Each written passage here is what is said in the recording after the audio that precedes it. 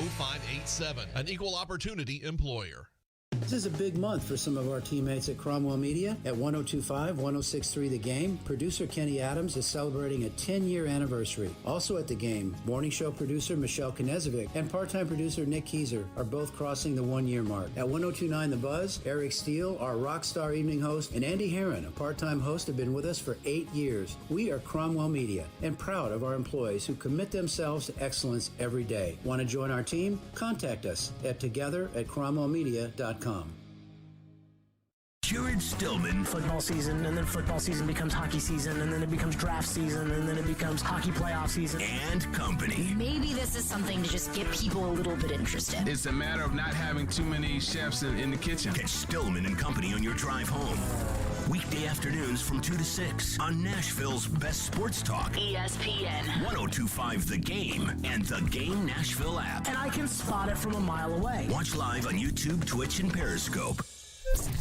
From the Hillside Medical Game Studios, WPRT-FM Pegram, WPUC HD2 Laverne. Nashville's exclusive home for the Nashville Predators. ESPN. 102.5 and 106.3. Terang, it's a high fly ball. The leading receiver. Awesome game seven. Checkered flag in the air. The Game. A Cromwell Media Station. Where you have a voice. We're one play away from an injury. He knows this. He's a study of the game. And we have strong opinions. He's been awful. I don't think they were trying, and that's why I feel the way I feel. This is Stillman and Company with Jared Stillman and Caroline Fenton. Presented by TriStar Moving on Nashville's best sports talk. ESPN. 102.5 and 106.3 The Game. And on the Game Nashville app. Stillman & Company is delivered by TriStar Moving, 102.5 The Game, streaming live on Twitter, Twitch, YouTube, and Facebook Live, thanks to the law offices of Amanda Gentry. And if you are looking at the stream, you'll see that I am trying to mess around with this microphone here inside the studio. You're doing it awfully gracefully as well. Well, I just want it, there's no point in being on a stream if your face isn't going to be on it, but these microphones, it's like, they're right in your face. There's no way to position them where they're not in your face. It's the most awkward little apparatus. Let me see the shot on your computer if you got it up. Let's see, is my face... Okay. Yeah, you look fine. First of all, we need to get this one out of the way. There we go. That's a game changer. Is that better? Yeah. That's much better. So, I do want to start on some football today. Caroline Fenton is here live from the Hillside Medical Game Studios. Caroline's here today. Hello, Caroline. Hello, how we doing? Outstanding. Ian is here today. Hello, Ian. What up, what up? I want to start on some football. ESPN has their yearly list that have come out, and I got to be honest with you. Mike Sando used to work for ESPN for years. He's now with The Athletic. And so Mike Sando will probably have his quarterback tiers coming out, I would guess, next week. But it used to be the quarterback tiers, and everybody would get talking every year. And then Mike Sando left. And when Mike Sando left, they put Jeremy Fowler in charge of this. And I just don't trust Jeremy Fowler's list for whatever reason. But Jeremy Fowler, maybe it's because I just always feel like Jeremy Fowler is like a average insider. There's a Washington Post about Schefter today, the article that came out that's, almost made me vomit about how great Schefter is and how he gets all the scoops and how it almost made me vomit. Anywho, Fowler has it. He's talked to executives, so coaches, scouts, players. They've surveyed more than 50 for their top 10 lists. There's 2 of them that have come out, running back and quarterback. Let's start on quarterback. It is surprising, though. Derrick Henry, number 1 on running back. So even though Jonathan Taylor got all the hype after Derrick Henry got hurt last year, Derrick Henry still number 1 at running back. But quarterback, here's the top 10 list. And I'm sure people have seen this. If you haven't, I'm sorry. But I'm going to start with this. Number 1, Aaron Rodgers. Any problem with that? Nope. Okay. Aaron Rodgers is number 1. Patrick Mahomes is number 2. Josh Allen is number 3. Tom Brady is number 4, though at the end of a game, I would want the ball in Brady's hands more than I would Rodgers. See, with those top 4, I think that you could arrange them in several different ways, and I probably still wouldn't have an issue with it. If you would have put Brady 2, Mahomes 4, Josh Allen 3, that's fine. Joe Burrow, number 5. Matthew Stafford, number 6. Justin Herbert, number 7. Boy, they love Herbert. Russell Wilson, number 8. Deshaun Watson made a return to the list this year. Deshaun Watson is number 9. And Dak Prescott rounds out the top 10 list at number 10. Then there's the honorable mention section. Lamar Jackson, Derek Carr, Kyler Murray, and one other quarterback received votes in the top 10 list, and that's Kirk Cousins. So that's asking over 50 league people, players, coaches, scouts, executives, you name it. Could be John Robinson, could be Johnny Joe that's filling this out. Could be Jim Lipfrit, who's a good man, but it could be Jim Lipfrit who's filling this out. I don't know. But there's one huge notable admission, not from the top 10, because I don't think any of us would argue top 10, but not even honorable mention or even receiving votes. Ryan Tannehill. So I want to start with this, which is, do you think everybody around the country, everybody around the league, let's just use the league since this is who this is, 50 people that earn a paycheck from an NFL organization that voted in this list, and not one of the 50 people put Ryan Tannehill anywhere 1 through 10. So that's that. Let's say if Zach Taylor, and I don't know if he did the list or not. I doubt he did, but maybe he did. They're all anonymous. If Zach Taylor did this list, he was Ryan Tannehill's coach in college, and he was his quarterback coach in Miami in the NFL. Normally, people vote for people they know. And it's like, number 10, it's coming down between Kyler Murray and Dak Prescott and Ryan Tannehill. And, Tannehill's my guy, and I trust Tannehill. Let me just go ahead and put Tannehill down. In fact, Tannehill was very high up the last 2 years on the honorable mention list. This year, he is not. Do you think people around the league feel the same way about Ryan Tannehill that we feel about Ryan Tannehill on this show? Because I would argue that the city of Nashville feels much differently about Ryan Tannehill than we feel about Ryan Tannehill. Although after the Bengals game, I think they pretty much felt exactly how we felt. And then over time, when realizing that Tannehill was their only option, the people who supported this team decided to change their opinions, like Adam in Portland, who, after the game, I was out on Tannehill, but now I'm in on Tannehill. But I want to start with this. Do you think people around the league view Ryan Tannehill out just completely outside of the orbit of top 10? That he's in the league in the class with Carson Wentz and Jimmy Garoppolo and give me some more bad quarterbacks. Jalen Hurts. Jalen Hurts. Boy, he sucks. Jalen Hurts. Tua. Yes. Like, is that how they see this team? Because conventional wisdom would tell you if that's where Ryan Tannehill resides, you got no chance to compete for the Super Bowl. And all of the sports books are telling us the Titans have no chance to compete for the Super Bowl. Now, the defensive tackle rankings, Jeffrey Simmons, number 2 in the league behind Aaron Donald. The safety ratings, I think Kevin Byard's number 3. The running back ratings, Derrick Henry's number 1. Quarterback, not even honorable mention. And I still think that the people who root for this team that listen to the show believe that they are Super Bowl contenders. And I think that they have talked themselves, talking about the Titans, they have talked themselves into thinking that they're Super Bowl contenders. They look at their team and they say, hey, look how close we got last season with all the injuries we had. And the fact that, our defense improved significantly, and Derrick Henry got hurt, and we overcame that.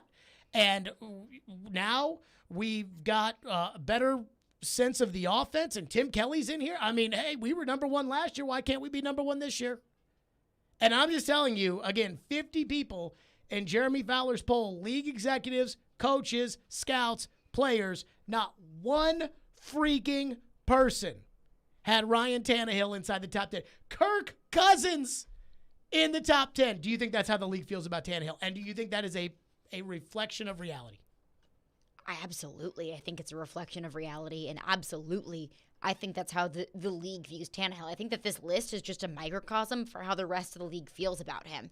But, I mean, let's go back to this time last year when we argued against it. Were campaigning about how Ryan Tannehill should be a top 10 quarterback. How the numbers just showed that he should have been a top 10 quarterback. But I think that what Ryan Tannehill did this past season, or the lack of what he did this past season, just goes to show that he does not belong in that group. Which is amazing because nobody in this town, I shouldn't say nobody, but most of the people that cover the team in this town completely excused it until the Bengals game.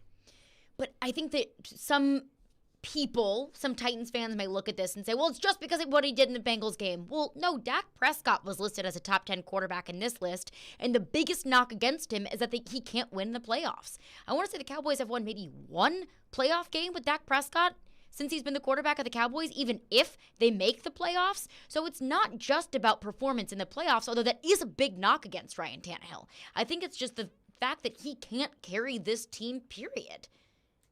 But when you get to the bottom of the list, can any of these guys carry their teams?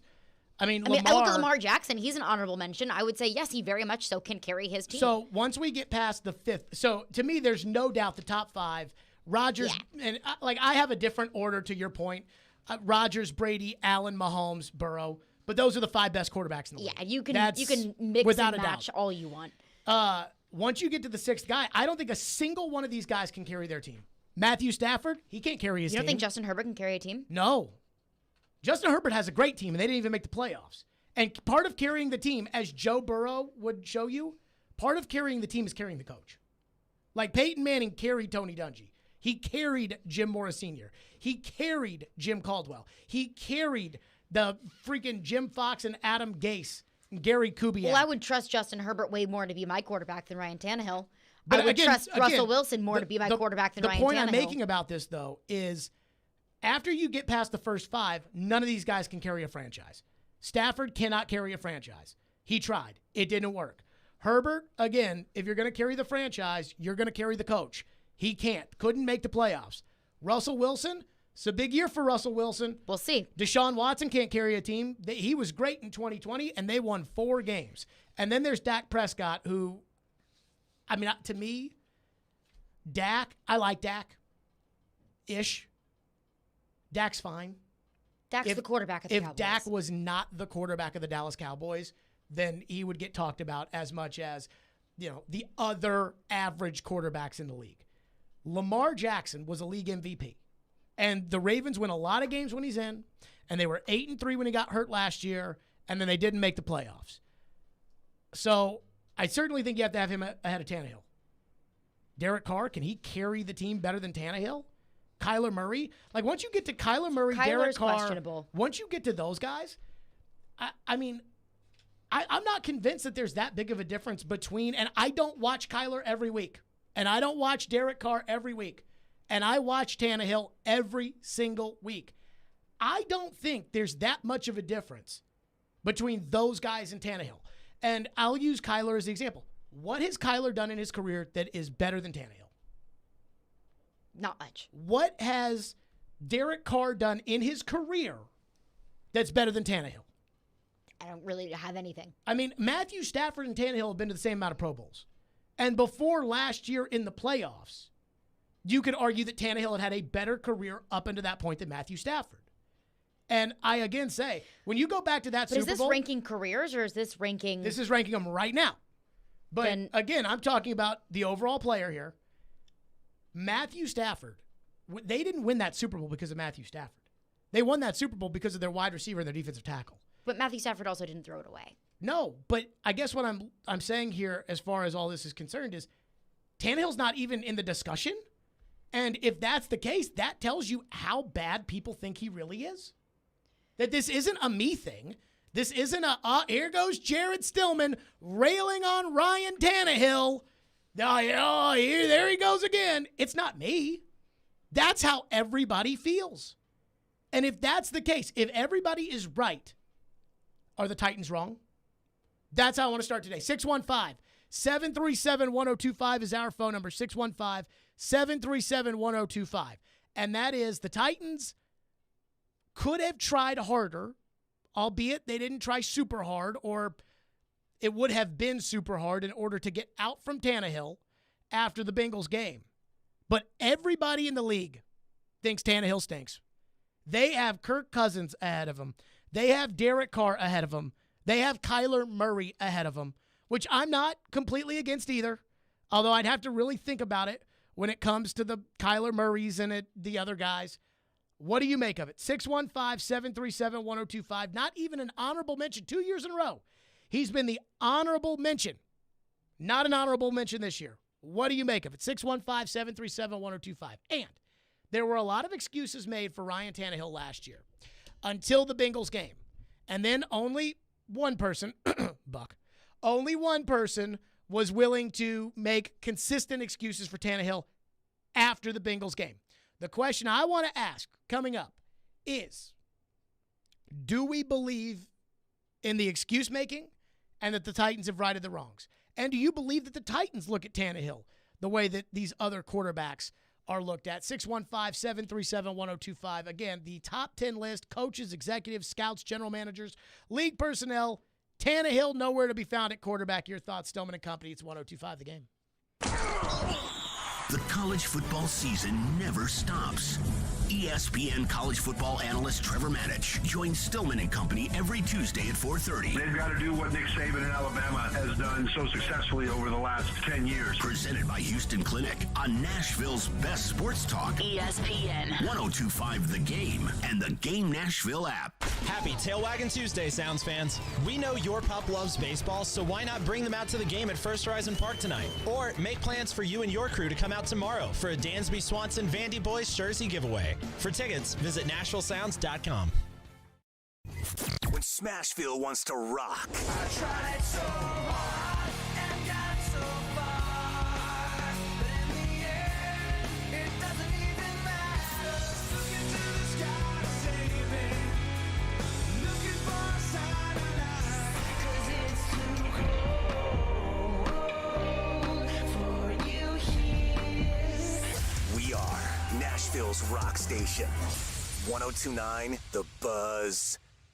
Erectile dysfunction ruins sex, but it's more than that. It harms otherwise good relationships. It destroys marriages. It can cause depression and anxiety, and it can be extremely hard on a man's self-esteem. This is Kim for the Tennessee Men's Clinic, and if you're suffering with ED, if it's affecting you, I want you to know that if you're like most men, we can treat it and get you back to the man you used to be.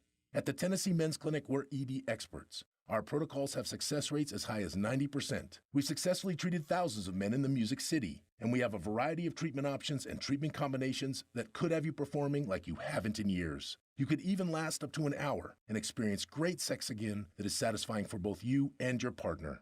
In treating your health, expertise matters, so make an appointment today. Your initial appointment is only $99 and includes blood work and a medical consult. Call 615-208-9090 or go to TennesseeMen'sClinic.com. Visit our website to learn more, including side effects. Treatments extra. Results vary. Hey, I'm Matt Saggio. I moved to Nashville in 2008 and seen this city grow each and every day. The entertainment industry is thriving, and it's exciting to work in. It's a lifestyle. I've been with Cromwell Media for almost 10 years now, and I'm proud to provide creative marketing ideas and develop solutions to help businesses grow and achieve their goals.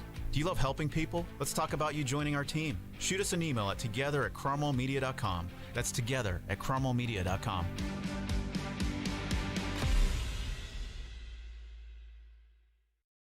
It's on. It's happening. Remember, you can watch us on YouTube, Facebook, Twitch, and Twitter. Get out of the way, I'm watching the game. Presented by the law offices of Amanda Gentry.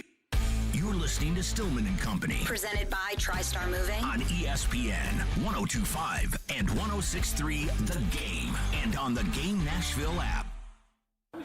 One season not as good as your 20 or 19 season? I think a lot of good and a lot of bad, and a lot of things went into it. You know, it wasn't one thing or another. You know, we broke down all the turnovers and what led to those, and it wasn't, you know, any one specific area that really jumped up. You know, it was just, you know, a little bit here, then you add the sum and you get the, you know, the big growth. So just taking a step back and reevaluating those things and, you know, seeing where I can improve upon going forward. There you go. That was Ryan Tannehill, QB1 of the Tennessee Titans. Not QB anywhere on the top 50 coaches, executives. I say top 50. The 50 executives, coaches, scouts, players poll run by Jeremy Fowler at ESPN. He did not make the top 10. He also did not make the honorable mention, and he did not even receive a single vote. 50 people.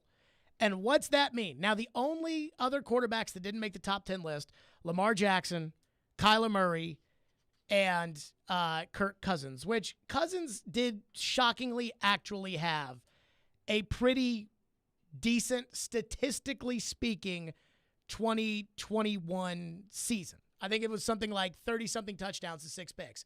Now, I can't even tell you how many Minnesota Viking games I watched last year, and in one of them, he literally threw the ball into the middle of the field with nobody standing there except for a Bears safety who intercepted it like a punt.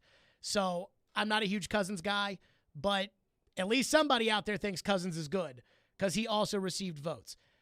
I do wonder this. Last year, I felt like there was a lot of excuse-making that was made for Tannehill, whether it was the offensive line, which was the lead excuse from Joe Rexrode, whether it was the wide receiver, which I think was probably the favorite in the clubhouse of the fans, and then there was a lack of a tight end. Jonnu Smith had 400 and something yards, and then there was the offensive coordinator stuff. And the offensive coordinator stuff, I thought was during the season.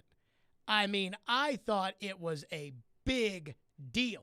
And now that the season is over and it's been the offseason, nobody has talked about the coordinator.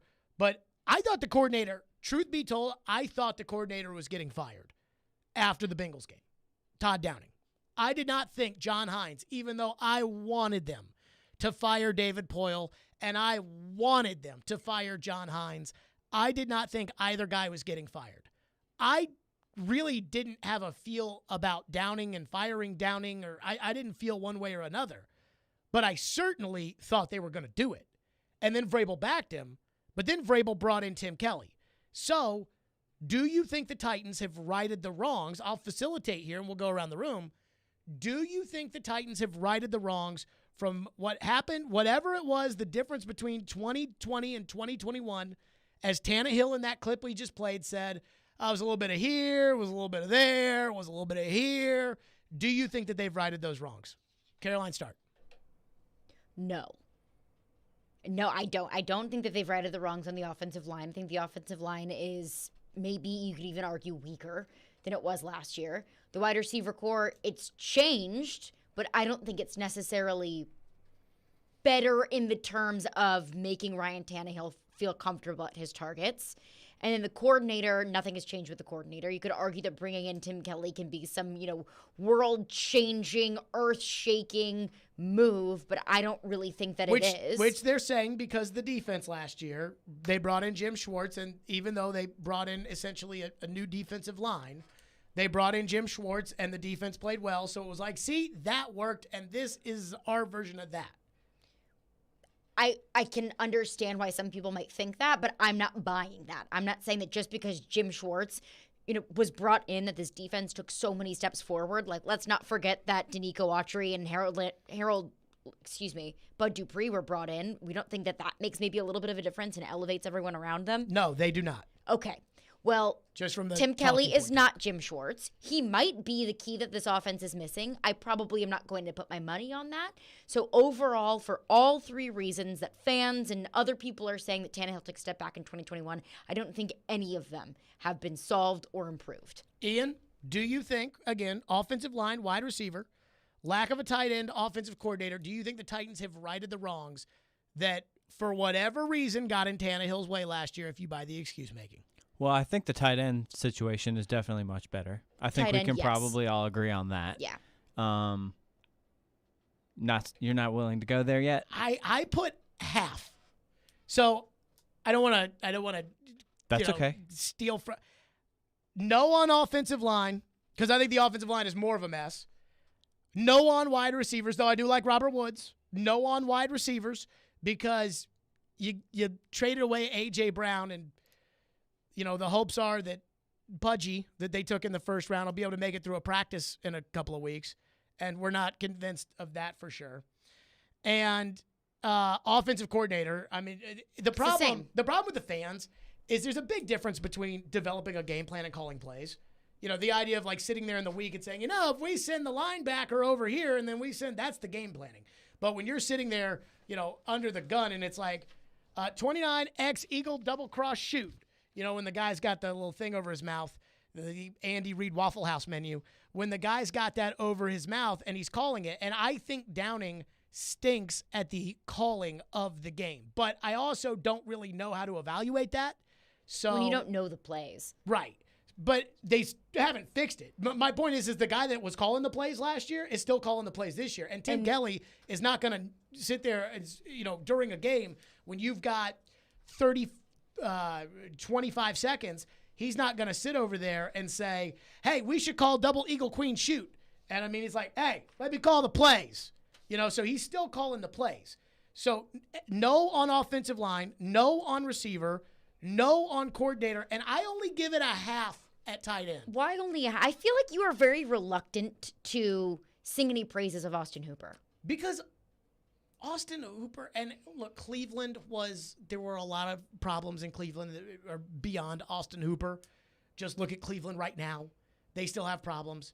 Oh, well, yeah, they created their own problems. Austin Hooper lit it up in an offense in Atlanta that threw the ball on practically every play, and they were so bad that they were behind in almost every game. And so they were behind in every game, and they threw the ball on practically every play, and he amassed 700-something yards in Atlanta. He goes to Cleveland, a team that wasn't losing as much and doesn't throw the ball as much. But also has a better running back. And he didn't put up any numbers. And the other tight end there did, because Njoku just signed a huge contract. And so I'm skeptical of that. I'm skeptical of a guy who had a good season, not a great season, one or two right there. Pull up his stats and see the difference between Atlanta and Cleveland. And not to say that Cleveland does everything right, because they don't. But do I think Hooper will be better than the crap they had out there last year? Yes. Do I think Hooper is a legitimate starting tight end in the NFL? It's hard for me to put my foot down and say yes, because nobody else was interested in bringing him in. Titans brought him in on a 1-year, $6 million deal. I mean, that was a bargain basement deal. What were his stats in Atlanta? Let's go 2019 Atlanta, 97 targets, 75 receptions, 787 yards. Okay, 6 touchdowns. And then what did he go his first year in Cleveland? First year in Cleveland, 70 targets, 46 receptions, 435 yards, 4 touchdowns. Okay, and what was it last year? Last year, 61 targets, 38 receptions, 345 yards, and 3 touchdowns. That bothers me. But isn't that to be expected, though, to take a significant step back when you join a team that, 1, doesn't throw the ball as much, and 2, has a legitimate starting tight end opposite you? Because he's not going to have a legitimate starting tight end opposite him. When he signed that money in Cleveland, I mean, that's real money. That deal in Cleveland, that was a deal. That was like Bud Dupree's deal here. And now, again, I think Bud Dupree made a huge impact on the defensive line, but the sacks numbers will tell you that Bud didn't. But the expectation in Cleveland, regardless of why, everybody can make an excuse about everything. I mean, I've worked with so many people in radio and that, our ratings stink because, and it's like, that's not why your ratings stink. You know what I mean? Mm-hmm. Everybody's got an excuse. 345 yards on the second year of a massive deal. It's not great. And that's what I'm supposed to get excited about, is 345 yards last year. You see what I'm saying? So I'm going to give it a half. I understand. It'll be interesting to see how they use him. Are they going to use him more as like a bigger slot receiver, or are they going to use him more as like the inline blocking tight end, or is that going to be Jeff Swaim? Don't you have to use him as a blocking tight end? Or if you don't use him as a blocking tight end, you're doing exactly what you did last year, which is telegraphing. The second that he runs off the field, it's, hey, defense, we're running. And you can't do that. I don't think you can do that. So this is the one thing I will say. Doesn't feel like they've righted the wrongs around Tannehill. As much as, everybody else made excuses for Tannehill. I did not. I thought Tannehill, more was put on Tannehill's plate, and I think Arthur Smith not being there hurt Tannehill, and I don't think there's another Arthur Smith just to go grab that can almost like a child cut his food for him and say, hey, this time this guy can be wide open in the flat for a touchdown. Hey, that doesn't exist. There's not just a coordinator they can go pick off and say, all right, you're in, Bob. But I think that was a big problem. But I think when Moore was asked of Tannehill, I think he kind of turtled. And I think maybe that he's maxed out here. And that even if they were to right the wrongs and they were to get him great receivers and a good offensive line and unless they, fix coordinator and not only fix coordinator, I have no idea if Downing's a bad coordinator, but literally get a guy that is as good as Arthur, then I think Tannehill's probably stuck in the not even receiving votes category, which is where he was 3 years ago when the entire league passed on him and he took a $10 million pay cut and he agreed to be Mariota's backup. And I think that's where Tannehill right now, that's where he's got to play himself out of. And I will say this. But I don't think the league views him as a backup. Just because he's not in the top 10 or in one of the 3 or 4 honorable mentions, doesn't mean that the league views him as a backup. I wonder how far away from backup the league views him. So Baker Mayfield, for instance. I think there's a pretty good chance he's going to be the backup this year. I think Sam Darnold? I think there's a legitimate chance he's going to be the backup. I would put my money on him starting. I mean, you've got 20 days to learn the playbook. You got a new coordinator, new receivers. They've said it's going to be a battle in camp. Now, maybe it's not. I could see the owner, who's kind of a doofus. I could see him saying, I want Baker in there. Mm-hmm. But if you're asking me who I think the better quarterback is, I think the better quarterback's Baker Mayfield. Yes. But if you're asking me who gives you a better chance to win, I don't think quarterback can, unless you're really, really good, I don't think quarterback can just show up. I think that's a position where you got to know. Plus, Baker is such a doofus, too. Like, I think he's going to get in his own way. But, I mean, look at the price for Baker. Seattle was like, we're good with Drew Lock and Geno Smith instead. And those are backups. I do wonder what the deal is with Seattle. Seattle was not interested in drafting any quarterback in this class, and they had numerous opportunities other than Pickett, who they had one opportunity and passed on. And they were not interested in trading for Baker Mayfield. But there has to be one explanation for that other than they think Drew Lock and Geno Smith are better than every quarterback in this draft. It may be that they don't think the difference between Drew Lock and whatever else it is that big big enough. That's worth paying money or picks for. But then, again, going back to the Tannehill thing, I mean, does the league view Mariota as a backup? Yes. Because Mariota is a starting quarterback right now and will be starting week 1. But I think we would all agree that Mariota is a backup He's quarterback. a backup with a starting job. I think the same thing about either Drew Lock or Geno Smith or whatever quarterback is going to start for Seattle. That is a backup quarterback with a starting job. I think the Mitch league, Trubisky, same way. I think the league looks at Tannehill. I don't think anybody, if you were to offer Tannehill, just straight up, if you were to say, and I this is some double talk because I have thought the other way before.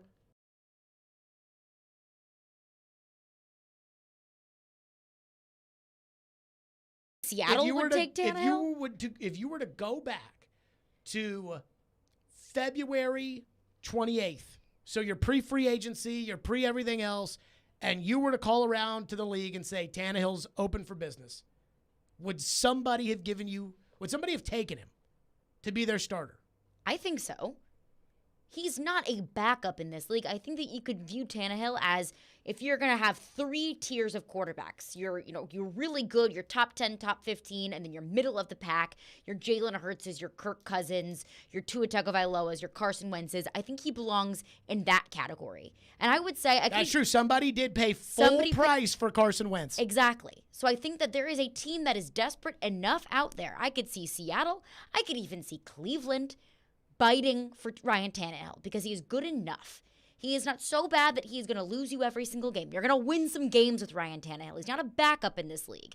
Now, is anyone going to pay top dollar trading first-round picks for Ryan Tannehill? No, because he's not elite. But he's good enough to be a starting quarterback in this league, and I think a few teams in this league would view him as such, as an upgrade over what they have now.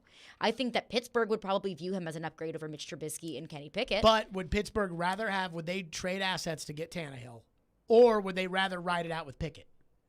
And I think they'd rather ride it out with Pickett. But if we're talking pre-draft. Sure, but I think they wanted Pickett the whole time. Because remember the Senior Bowl, that one picture of Mike Tomlin who was just like right behind Malik Willis? I mean, Mike Tomlin looked like when dogs sniff each other's rear ends. That was what Mike Tomlin. That's what he was with Kenny Pickett with Malik Willis. He was just stalking Willis the whole time. I remember asking Trevor and being like, Trevor, that doesn't make any sense. These guys are so secretive. It's like they hide everything. And then it was like, there's Tomlin at the Senior Bowl stalking Malik Willis. Tomlin went to dinner with Malik Willis before his pro day. Tomlin loves Malik Willis. Mel Kiper's mocking Malik Willis. With the 20th pick, the Steelers select Kenny Pickett. Yeah, and the Steelers were picking too late in the draft to be showing their cards. They didn't want anyone to know that they liked Pickett. They knew it the whole time. And I think that came from the owner. Because I wonder if the owner remembers that Dad forever lamented his decision to not draft Dan Marino, and was, I'm going to do better than Dad here and not make the same mistake twice. Your phones, 615-737-1025 is our phone number. Again, Tannehill did not make the top 10 list. Coaches, executives, scouts, players, Tannehill didn't make it. And so is it Tannehill's fault? And then if it's not Tannehill's fault, did the Titans do enough to help around Tannehill? I don't want to quote Vrabel to be great around Tannehill because Vrabel clarified and said that's not what that meant. But we'll get to you next. 615-737-1025 is our phone number. Hiller Plumbing, Heating, Cooling, and Electrical. Those are my guys. Hiller is celebrating the Home of the Free all July long with special deals for Hiller customers. This month only, take advantage of a free whole home surge protector and interest-free financing for 12 months with the purchase of a new whole home generator. Free programmable thermostat and interest-free financing for up to 48 months on select new HVAC units, and a free water sensor leak detector and interest-free financing for 12 months when you buy a new tankless water heater. All these purchases come with a free Happy Hiller Club membership, and their work is backed by the Happy will be your services free guarantee. And these deals are only happening in July, so you should call ASAP. That's Hiller Plumbing, Heating, Cooling, and Electrical. My guys, proud supporters of the Preds, the Vols and Vandy. Hiller, call the Happy Face truck today. Hey, Preds fans. Running across to make the save is Sarah. You can now hear Smashville's best sports talk. The backhander, he scores! And every Predators game on 106.3 FM. Oh, that was a thing of beauty. From downtown Nashville to Rutherford and Williamson counties. Duchesne with the overtime winner. Catch all the action on 102.5 and 106.3 The Game. Men, what if I told you that now you are able to get testosterone replacement therapy in the comfort of your own home? No more weekly trips to the doctor's office. We come to you 7 days a week, 12 hours a day. Be seen by a licensed medical professional in the privacy and comfort of your own home or office. You decide. Schedule your appointment today at CoolSpringsMD4Men.com.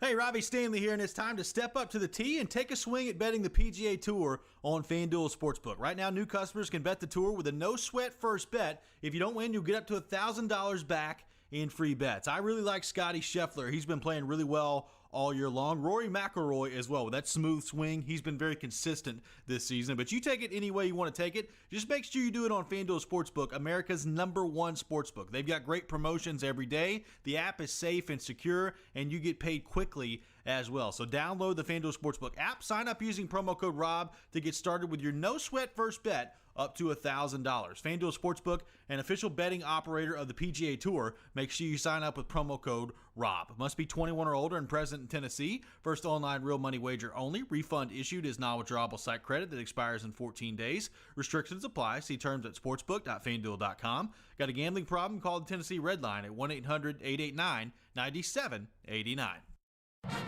Join MTSU head football coach Rick Stockstill and the Blue Raiders as they hit the street for the Blue Raider Blitz Caravan across the mid-state. Each stop will feature free food, giveaways, and a chance to hear from Coach Stockstill on the upcoming Middle Tennessee football season. To see when the caravan is in your town, head to mtalumni.com/blitz to register to attend. That's mtalumni.com/blitz. Geico presents Daily Affirmations. Repeat after me. Our thoughts are like the ocean. Our thoughts are like the ocean. Our thoughts create our reality. Our thoughts create our reality. We're thinking Geico offers claim service 24/7 with personalised attention from an assigned team. Geico offers claim service? I wasn't thinking that. We think it and it becomes our reality. So, what about washboard abs? Let's give it a go. Think really hard. Okay, abs. Yep, keep thinking. To manifest more Geico in your life, go to geico.com. Your home for Hit City is 94.9 The Fan. Your Nashville Sounds return to First Horizon Park to take on the Memphis Redbirds. Swing and a miss. Strike 3. Sounds win. Pregame at 6:50 on your home for Sounds Baseball. 94.9 The Fan and The Fan app. Hey, Nashville, Trey Wingo here. You're listening to Nashville's best sports talk, ESPN 102.5 The Game. What do you say to those who say it's your quarterback's fault? I'm sure you hear it. What do you say? Yeah, I mean, I think that's the easy answer. You know what I mean? I think that there's a lot that goes into it. You know, Ryan knows he has to take care of football, but everybody else knows that they have a job to do to provide, you know, a clean pocket. You know, we got to run great routes, and we have to go, you know, catch the football in front of our eyes. And those are all three things. And Brian's got to make great decisions. So those ultimately are what leads to interceptions, not just specifically in that game, but, you know, when you turn the football over or you fumble it, you know, chances are, you know, it's loose, or you're switching hands, or you're going to stiff arm, and the ball gets outside the framework of your body, and the second guy coming in, and you know, so there's all ways that we can protect that guy who has the ball. He's got a responsibility, but everybody else has a responsibility as well to protect him. There you go, Vrabel saying, hey, it's not just his fault. Everybody, we got to do everything. Somebody asked Vrabel a question during minicamp, and Vrabel was talking about, you know, as long as balls, you know, we got to make sure that we do what we're supposed to do. Honestly, it might have been me. I can't remember. And I remember Vrabel talking about how, you know, a ball, you know, hits somebody in the shoulder pad and pops in the air. You know, it's not really the quarterback's fault. And I'm like, yeah, he's talking about Chester Rogers, and not like the Vrabel, like what David Poyle and those guys do is it would be like, oh, it was all Chester Rogers' fault. They got rid of Chester Rogers. So now everything's good. That's not what Vrabel was doing. It tells us that 10 months later, Vrabel's still mad at Chester Rogers that he let the ball hit him in the shoulder pad and pop in the air for an interception. Well, of course he is. I mean, Vrabel is still legitimately upset about it. Like, just still wants to talk about it. I did promise phones. Again, the Jeremy Fowler ESPN list came out. Top 10 quarterbacks in the NFL, according to 50 league executives, coaches, scouts, and players. Ryan Tannehill, not on the list. He is not an honorable mention, which he was last year. He is not receiving votes, which he has each of the last 2 years. He's just nowhere, which means they have Kirk Cousins, who's receiving votes ahead of him, Kyler Murray, Lamar Jackson, Dak Prescott, those guys all on the list ahead of Tannehill, and Tannehill nowhere to be seen. With that, we go to your phones, which are driven by WilsonCountyHyundai.com. Jeremy texts in and says there is no righting the wrong around Tannehill. He is the wrong. I struggle with this because I believe that you cannot win the Super Bowl with Ryan Tannehill. And we will, full disclaimer to everybody, I do not think right now that the Titans can win the Super Bowl this upcoming season because Tannehill's the quarterback. And I do not think the Predators can win the Stanley Cup this year because their team's just not good enough. And if they go out there and the Titans start 8-0, we will be talking about Super Bowl contention. We will be talking about, well, you know, what do we think? I know they beat Buffalo on the road, but that game, the field goal kicker for Buffalo missed 3 field goals, and who knows if that'll have, you know, all that talk will come up, and we'll get all the people, what did you say, Jared? You said that Tannehill couldn't win the Super Bowl. And guess what? Until I see it, I have a hard time believing it. I'm not going to root against it, but I just can't get there. So that would be saying that he is the problem. If I were to say, you know, Ryan, that you can't win the Super Bowl with Ryan Tannehill. I believe this past season, and I will go to my grave thinking this whenever that day is, hopefully later rather than sooner, I will go to my grave believing that Ryan Tannehill cost the Titans the Super Bowl this year.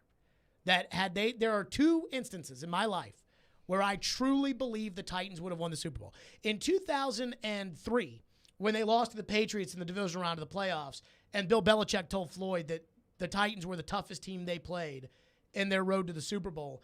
I'm not convinced the Titans would have gone into the RCA Dome the next week and beaten Indianapolis because Indy had smoked them in Indy earlier that year, and they had come to Nashville, and the Titans fumbled the game away. So it was close in Nashville, and it was a blowout in Indy, and I'm thinking it would have been another blowout. So I don't look at that team and think, if that hadn't happened, the Titans would have won the Super Bowl.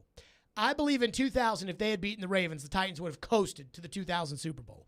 I believe last year, if they had beaten the Bengals, I believe the Titans would have dominated Kansas City at home. I don't even think it would have been a game. I think they would have crushed Kansas City, and then I think it would have been a game against the Rams. And it would have been tough, but I still think they would have beaten the Rams in L.A. And so that would be me agreeing with the texter that I do think Tannehill is the problem. But, I mean, look at the wide receivers right now. I do think that there's a good bit of Ryan Tannehill who is a product of his environment. Every time. It would be really easy to say that Ryan Tannehill was the problem in 2021 if all things considered were the same as 2019 and 2020. Mm-hmm. If he took a big step back with Arthur Smith, with the same weapons, with the same offensive line. But it's tough to compare the two whenever the instances were so different. I'm with you that I don't think that Ryan Tannehill can or will be a difference maker for this team in terms of making the Super Bowl or not, or winning the Super Bowl or not. But to say that he is the sole problem, I don't think is necessarily fair. Right. I don't think he's the sole problem. No. I think he's the biggest problem. Yes. And I do think that he is a product of his environment, and that does not make you an elite quarterback. What's next? Another texter texts in and says, to compare the talent pool of Atlanta and Cleveland and how they run their offenses isn't fair to Austin Hooper. He was like the 5th or 6th option in Cleveland. He will be more like the Atlanta version for the Titans. But when you sign for all that money, you sign to be a premium part of what your team does. Like when you sign that contract, if we were to go based off of talent alone, like talent at this point in their career, you can make a case that Nick Westbrook-Akina is a more useful wide receiver than Julio Jones. Julio can't run. Julio's always hurt. could catch. He could catch, but he can't run, and you can't trust him to run, and he does nothing else for you. Can't jump anymore. He can't do anything. Westbrook-Akina drops the football a little bit, dropped a huge touchdown against Pittsburgh, and, doesn't break tackles or anything like that, but you can make that argument. If you're paying somebody big money, though, you're going to give them every opportunity. You're going to give them every chance. And it's not like the Cleveland Browns on offense are so stacked that Kevin Stefanski offense is so good that they couldn't have used a little bit of help at tight end. That they couldn't have used a little bit of help and gotten more than 345 yards. It's like Jonnu Smith. I think Jonnu Smith has a lot of talent. I think Jonnu Smith was a good player for the Titans. I never thought Jonnu Smith was a great player for the Titans. And I never thought that Jonnu Smith was going to be the answer to the Patriots' problem. They signed Jonnu Smith, and they wanted Jonnu Smith to be their guy. And Jonnu cost him a game this past year. I don't know what happened, but I was listening to Boston radio, and they were talking about the Jonnu Smith game. But Hunter Henry, who was supposed to be the second tight end, because they paid Hunter Henry way less money than Jonnu. He balled out. Hunter Henry didn't have a problem catching the football. So I think, if you're good, you'll make plays in the NFL. Very few players. Derrick Henry, when he was on the bench behind DeMarco Murray, that's an example of a good player that is not getting the opportunity. Austin Hooper got the opportunity in Cleveland. Now, is it Cleveland's fault? I'm sure there's a little bit of Cleveland fault to that. But as far as just saying that, oh, yeah, this guy 1 year, $7 million on the 4th day of free agency after he couldn't get any better deal. This guy's going to be the answer to the prayers for the Titans. This guy is Frank Wycheck. I can't get there. 615-737-1025 is our phone number. There is one question I have about this list that I got to get to about this list. And we'll do that coming up next.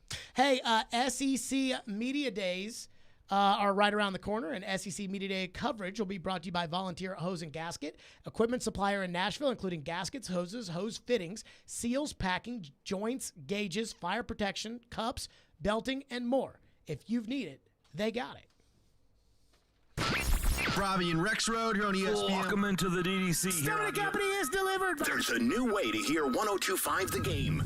Nashville's best sports talk on 106.3 FM. From downtown Nashville to Spring Hill on I-65 and to Murfreesboro on I-24. You now have two choices to hear our great sports programming. Get the extra point, no problem. And the Nashville Predators. Scores! Check out 106.3 now and save it as a preset. From the Fox 17 News Code Red Weather Center. I'm Fox 17 News Code Red meteorologist Dan Guthrie. Partly cloudy skies with isolated and scattered storms possible this afternoon and evening. High 94, heat index up to 101. This weather report brought to you by Hiller Plumbing, Heating, Cooling, and Electrical. Call the Happy Face Truck today. Calling a criminal defense lawyer or a divorce lawyer, you may think it's the worst day of your life. It doesn't have to be. If you have quality, competent representation who can guide you through a complex system, we can do that for you, despite if you've been arrested for a DUI or a robbery charge, whether or not you're going through a divorce or a post-divorce, or demanding your fundamental constitutional right to parent your children. 615-604-6263. AmandaJGentry.com. When you want to rock.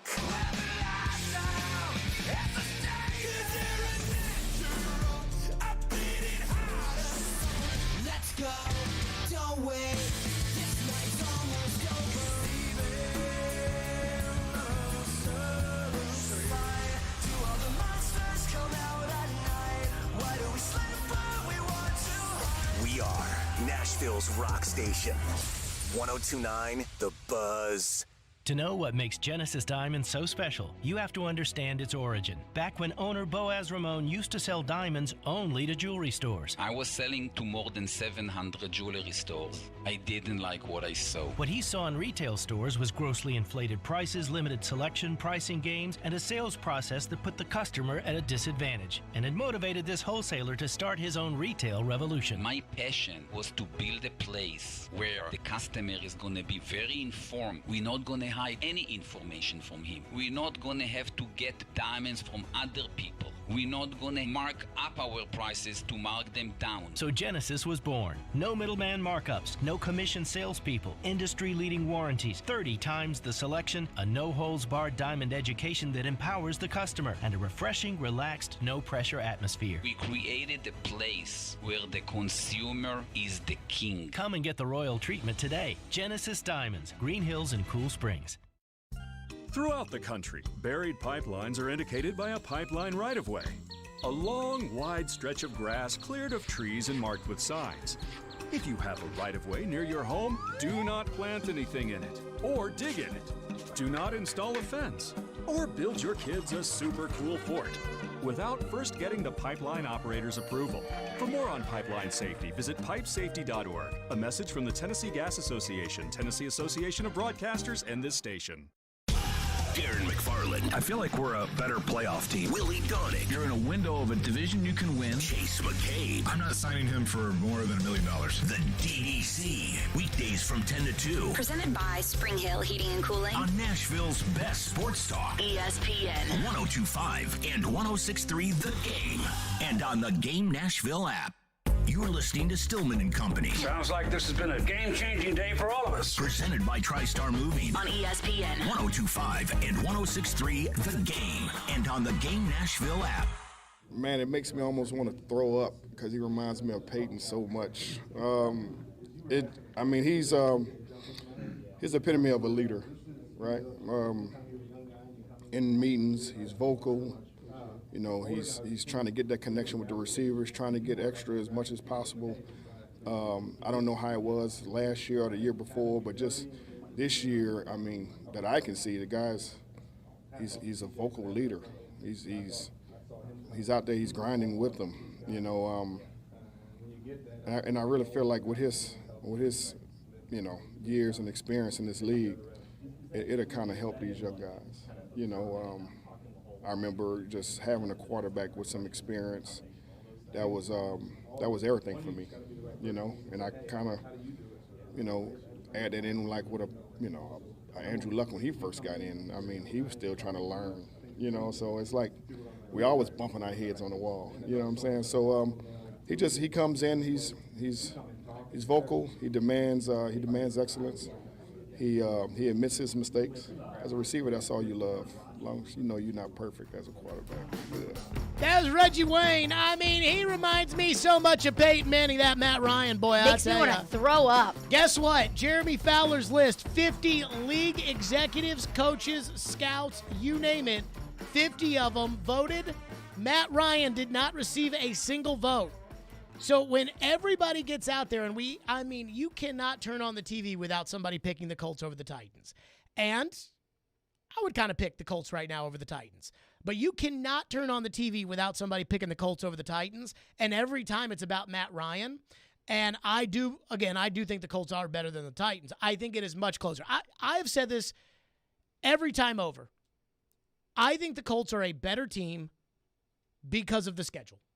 Because where you have to play Aaron Rodgers, Joe Burrow, and Josh Allen, you have to play quarterback 1, quarterback, I believe, 3 and 5 on the Jeremy Fowler list.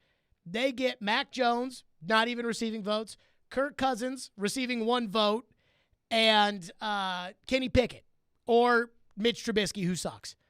So I do think that the Colts are better than the Titans simply because of the schedule. Now, I do think that may get wiped out by coach because the Titans have a better coach. But if Matt Ryan is supposed to be the answer to everybody's prayers, why is he not on the list? Why is he not on the list, Mark Dominic? Why is he not on the list, Pat McAfee? Why is he not on the list? Because, I mean, again, I don't watch Matt Ryan play.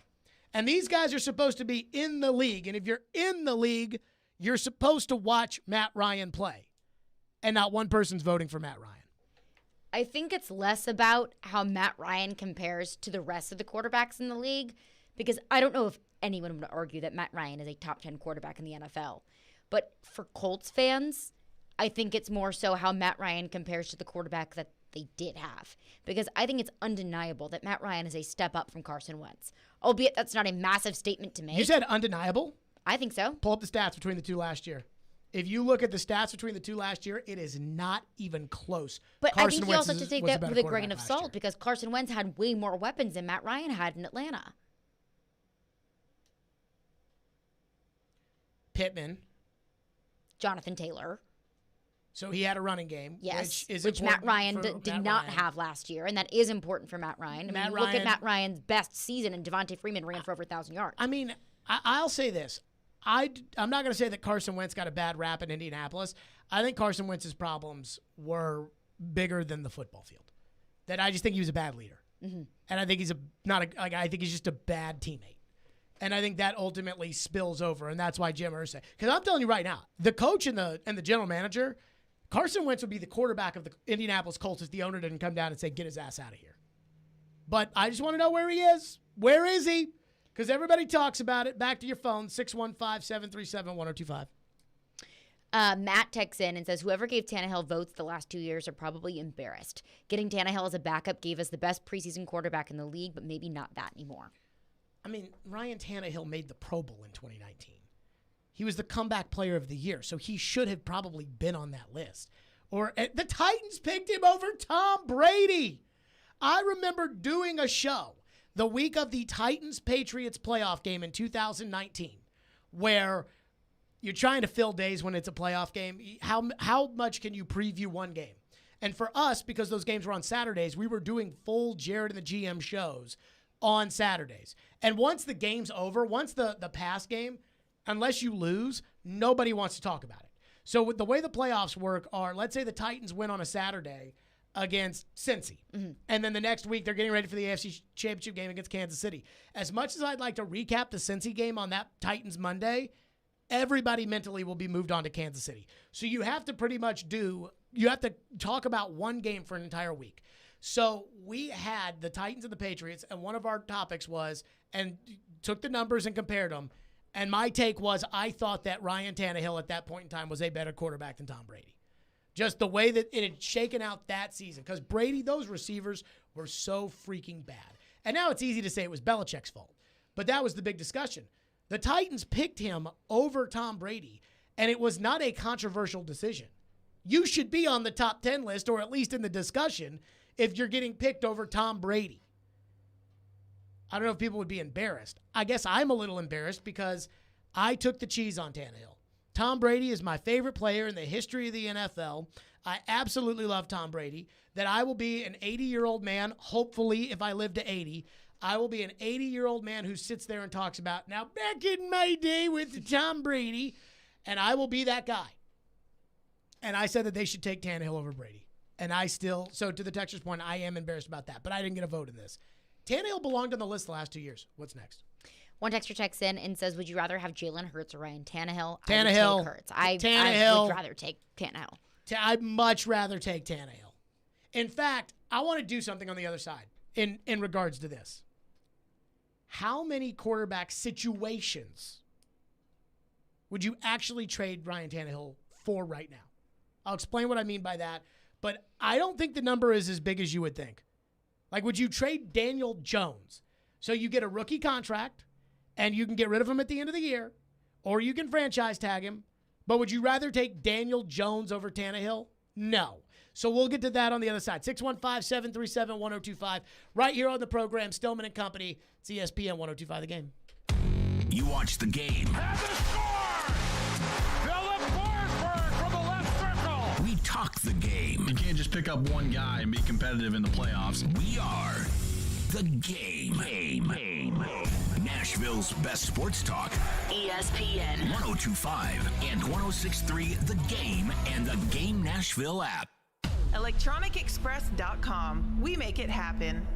Hiller's Home of the Free is back with more free giveaways than ever. This month, get a free programmable thermostat with select new HVAC systems. Get a free home surge protector with a whole home generator. Or enjoy a free water sensor leak detector with any tankless water heater. Better yet, we'll include interest-free financing and a free Happy Hiller Club membership with these purchases. Celebrate the Home of the Free with us at happyhiller.com. Call the Happy Face Truck today.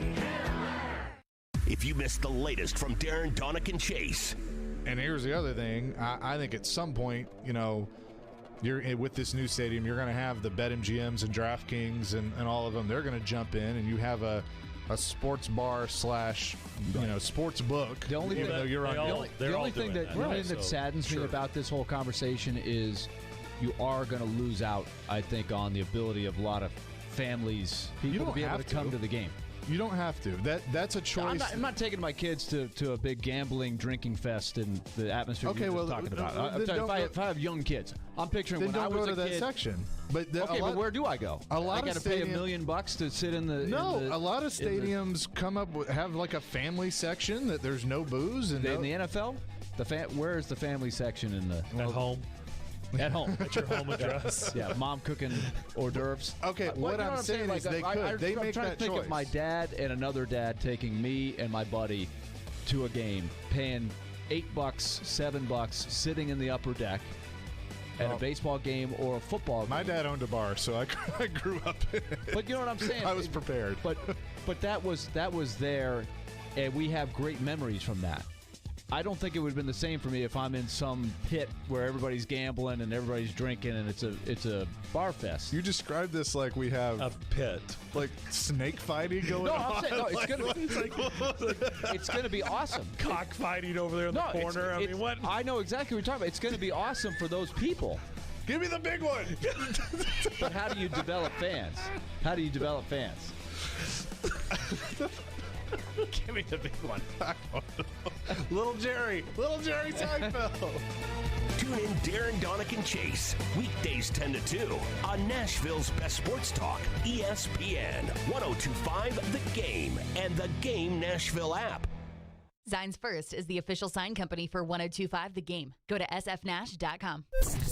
From the Hillside Medical Game Studios, WPRT FM Pegram, WPUZ HD2 Laverne, broadcasting on Alexa. I appreciate that. And other smart speakers. ESPN 1025 and 1063. Terang, it's a high fly ball. The leading receiver. Awesome Game 7. Checkered flag in the air. The Game. A Cromwell Media Station. Where you have a voice. We're one play away from an injury. He knows this. He's a study of the game. And we have strong opinions. He's been awful. I don't think they were trying, and that's why I feel the way I feel. This is Stillman and Company with Jared Stillman and Caroline Fenton. Presented by TriStar Moving on Nashville's best sports talk. ESPN 1025 and 1063 The Game. And on the Game Nashville app. Stone and Company is delivered by TriStar Moving, ESPN 1025. The Game should be live on Twitter, Twitch, YouTube, and Facebook Live. Max Hers, by the way, just rolling around here. I will say this. Just grinding. If I was a team and I had a position open and let me say the first person I would call is Max Hers. Now, that probably means that Max Hers, that might hurt Max Hers, my full endorsement, like Fred McGriff with Tommy Mansky. I hope it doesn't. I hope it helps Max Hers. But I love having Max Hers around. I just want everybody to know that, how much I appreciate Max Hers, how professional I think Max is, how hard I think Max works, how much. He does work hard. Let me just say this. But I don't want Max to leave. There are people, and I'm not saying that he should. There are people that I've worked with in my life that I, would say, like to their face, I'd be like, yeah, man, I hope things work out for you. But deep down inside in the back of my head, I would know that they wouldn't. And then there are some people that I'm like, I would stand on the table for this person. And I just want the world and the city of Nashville to know that Max Hers is that person. Can I get an amen? A freaking man. All right, there you go. All right, so I want to do this. Again, the Jeremy Fowler list is out of the top 10 quarterbacks in the NFL. League executives have picked them. League executives, coaches, scouts, players, 50 of them. It's Aaron Rodgers, number 1. Patrick Mahomes, number 2. I believe Josh Allen's number 3. Tom Brady's 4. Joe Burrow's 5. Matthew Stafford, 6. Justin Herbert, 7. Who's 8? Russell Wilson, 8. Deshaun Watson, 9. And Dak, 10. Dak Prescott, 10. Honorable mentions, Lamar Jackson, Derek Carr, Kyler Murray, and Kirk Cousins got a vote. So, with that, I will ask you, how many of these quarterback situations, it's easy to say, okay, I'd rather have this quarterback than Ryan Tannehill. But right now, the Titans are owed against the cap, not real money, but cap money, owed against the cap $38.6 million on Ryan Tannehill. After this year, they can get rid of him, $18 million on a dead cap charge.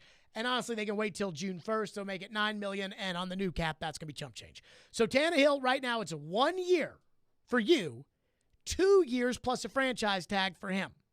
Now, I don't know because there's some void years, and maybe that means you can't franchise him. I don't know. So how many situations would you trade around the league? Like Aaron Rodgers has a $50 million per year salary, but for some reason it lowered the cap number, which means in future years it'll raise the cap number. But would you trade Aaron Rodgers' situation, the Green Bay situation, and be beholden to Aaron's bullcrap for Ryan Tannehill? It's a lot of money, and Aaron Rodgers does a lot of crying, but yes. Okay, the situation. Majority rules here. Ian? Everything else about the Titans stays the same, just switching quarterbacks and the teams, yeah. But you have to take on Rodgers' situation. So you've got that 3 years, and if he retires, you don't get any of the money back, and if he doesn't, whatever. Probably cool with it, yep. Okay, Brady, 1 year. And Brady's not giving Tampa anything. Brady is gone after this year. 1 year of Brady, Tannehill in your situation. I'd take 1 year of Brady any day. Probably Brady. Okay, I would too. $43 million for Josh Allen. I would do it. Yeah. Okay. Patrick Mahomes, $45 million a year. I would do it. Probably so. Rookie contract, Joe Burrow. That's easy. Absolutely. Rookie contract, Justin Herbert. That's also easy. Deshaun Watson, $240 million guaranteed. Absolutely not. I'll probably pass on that. I mean, to me, it's not a question of who the better player is. Oh, no. Deshaun's a better player. Deshaun's a better player. But that's the worst situation. I would argue that's the worst quarterback right? situation in the league. I'm not sure I would give any one guy outside of Joe Burrow $240 million guaranteed. And I wouldn't want to give it to Josh him. Allen? Yeah, probably. I would consider it Josh Allen. Probably Allen, Mahomes, Herbert. Yeah. Herbert. Now, here's an interesting one. Lamar Jackson. Lamar Jackson is a free agent at the end of the year. And he put on Twitter that he wants to get paid, but he doesn't have an agent. The Ravens don't know what he wants. But a lot of people want Lamar to be the guy to challenge a team, to make them pay.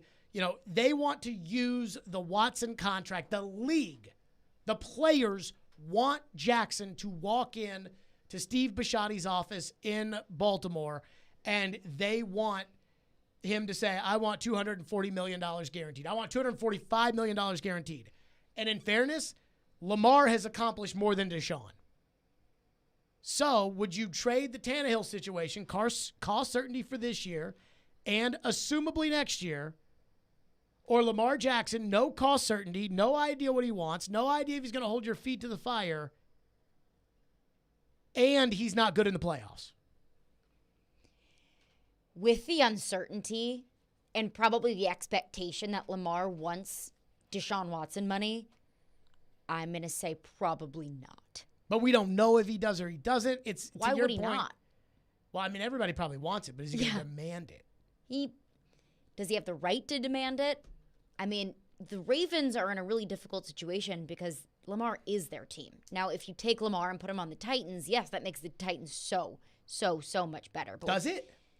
I think so. Does Lamar Jackson on this team make the Titans that much better? I just wonder how much they would really have to tweak the offense. They'd have to completely redo the offense. And on the fly like that, I'm out on Lamar Jackson. I mean, Lamar Jackson throws every pass to the tight end. You don't have a tight end. So you'd have to completely redo the offense for Lamar. And then the question is, if you take on Lamar, you have to give Lamar this massive contract. Can you win a Super Bowl, Lamar Jackson? He hasn't won one yet. Do you think he can win a Super Bowl? Yeah. Do you think he can win a Super Bowl? I'd say that's borderline. I don't think he can. Why not? Because it's the same thing with Tannehill. He's going to run into one of these quarterbacks, and he's not going to be able to beat him. He might be able to beat one of the quarterbacks, but he can't do it 4 times. He can't go up against 4 elite passers and beat them. Joe Flacco did it once when he went out there and he went up against Manning and Brady in back-to-back. He went up against Luck, Manning, and Brady in the AFC playoffs en route to the Super Bowl. But people forget this. Joe Flacco hit a Hail Mary to come back and beat Denver. A ball to Jacoby Jones. I don't know what the corner and the safety were thinking, but Joe Flacco hit a Hail Mary. I don't think Lamar can make that throw. So I don't think Lamar put into a similar situation, even though I think Lamar is a better quarterback than Joe Flacco. Oh, yeah. I do not think that Lamar can beat Luck, Manning, and Brady 3 weeks in a row, just like I don't think Tannehill can. And that's why I don't think the Titans can. I would go with Tannehill. I would go with Tannehill's situation over Lamar Jackson. The situation, yes. Ian? I could buy that. Okay. Derek Carr. Derek Carr is going to be $40 million a season, but it's a weird how you get to $40 million. So it's not actually $40 million exactly, but it's $40 million over the next 3 years. Carr, cost certainty, and they can get out from it after, I think, the second year. They just have to give him $7 million cash. Derek Carr and his situation, or Ryan Tannehill and his situation? See, at the break, I wrote my yeses, my nos, and my fringes, and Derek Carr was my number 1 fringe because I don't think that he is that much better than Ryan Tannehill to make $40 million a year. So I would just stick with Tannehill at that point. Ian? That is a tough one. I feel like Carr might be an upgrade as far as just a thrower of the football, And I guess he would be a little bit more money. He's a little bit younger, right? Yes. I might lean Carr. I'm Carr. I think Carr does not get enough credit for how he carried that team to where he carried them last year. And I think that showed me some big gumption points. And even though there's a little pee down the leg worry that I have with Carr, it's not as big as Tannehill. I think Carr can go out there and throw for 350 yards against these quarterbacks. I don't think Tannehill can. So I'm Carr. Now, he's got a great tight end. Stafford just signed an extension with the Rams. Stafford did not choose to break the bank. I don't know how long the extension is, but the Rams are kind of stuck with Stafford, which they wanted to be anyways. Stafford situation or Tannehill situation where you can get out from under it? So how much is Stafford making a year? I don't know, but to me, I'm not even sure how much I care about that as much as I care how locked in are you to that person, and they're pretty locked into Stafford. See, that's difficult because, yes, Matthew Stafford did win a Super Bowl with the Rams, but I think that was motivated by all of the pieces around him, and he just made all the right moves to not mess it up. Pick one. Stafford. Ian. Stafford. I don't think this is hard either. Stafford. Dak Prescott, $40 million a year for the foreseeable future. Tannehill, 1 year. I mean, I don't think Dak is anything special, so I would lean Tannehill. Ian? I think I'm going Dak. I'm going Dak too, only because I know Tannehill can't. I believe that Tannehill can't win the Super Bowl. I'm not convinced Dak can, but I do wonder if you gave Dak the team that the Titans have, where they run the ball a lot, which is what they did with Dak when he got in the league. He's got safe targets he can throw the ball to, like Robert Woods. Safe targets, solid defense, and the one thing that Dak will never have as long as he is the quarterback of the Cowboys, a competent coach. Mm-hmm. I will go with Dak Prescott situation over Tannehill. This one to me is easy. Kirk Cousins situation or Ryan Tannehill? Tannehill. Tannehill. Fully guaranteed money the to Vikings Cousins. are so tied to Kirk They Cousins. could not get out of the Cousins deal. So what they did, instead of getting themselves out of the Cousins deal or taking it on the chin and taking a $56 million cap hit, is they gave him another fully guaranteed year. It's unbelievable. These people are so afraid of Kirk Cousins that he is essentially an owner of the team. Like, he basically has equity in that team at this point. And I want no part of that. Here's a good one. Kyler Murray and his situation, he wants $50 million a year and is going to be a crybaby about it. Kyler Murray or Ryan Tannehill's situation. Again, we are discussing, would you rather have their situation, and the player is part of it, but the situation is another part of it. Tannehill, easy. Kyler Murray is a crybaby, and Kyler Murray will cry if he doesn't get what he wants. Here's what gets me about Kyler. He hasn't won anything in this league. No. Like, not any. Like, Lamar Jackson's won a league MVP. Deshaun Watson's been to the playoffs a bunch. Trying to think of who else cries. And those guys didn't even cry. Those guys haven't done it. Derek Carr, Derek Carr was almost league MVP, but he wasn't. But the biggest crybaby of them all. But he's at least accomplished stuff. Right. But Kyler hasn't done anything. Kyler has not done anything. I don't think that Kyler is anything special. I don't think the Arizona Cardinals are special with Kyler I think Murray the at the coach quarterback. is a doofus. And Kyler wants to get paid, and Kyler already cried. I want nothing to do with the Kyler Murray business. I don't think Vrabel could deal with Kyler. I think Vrabel would hate Kyler. Why does everyone love Kyler? I don't know. TV loves him. Now, here's two good ones. Jared Goff and his situation. And I think there's money that's owed to Jared Goff, but I don't think that it is a lot of money owed to Jared Goff, because I think the Rams paid a huge part of that money owed to Jared Goff. In fact, there were reports at the draft or whatever that the Lions are kind of always looking to upgrade, but then they never pull the trigger. Jared Goff let's just say that the Lions are not tied to Goff at all. Jared Goff or Ryan Tannehill. Situation, if they're not tied to Goff at all, I would lean Goff. Ian? I'm more tempted to just ride out Tannehill and start over. Oh, my God. I am a much bigger believer in Goff. You love Jared Goff. I don't love Jared Goff. I do not love Jared Goff. I do think this. I think Jared Goff has talent, which I don't think anybody would deny. Yep. And I think Jared Goff got a bad deal. I think everybody looks at Jared Goff like he's some crap bum loser because Belichick totally sliced up McVay and him in the Super Bowl.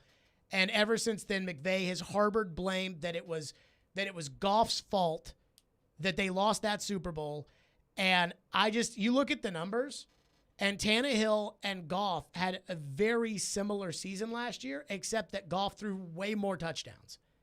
I mean, I think Goff is actually pretty good.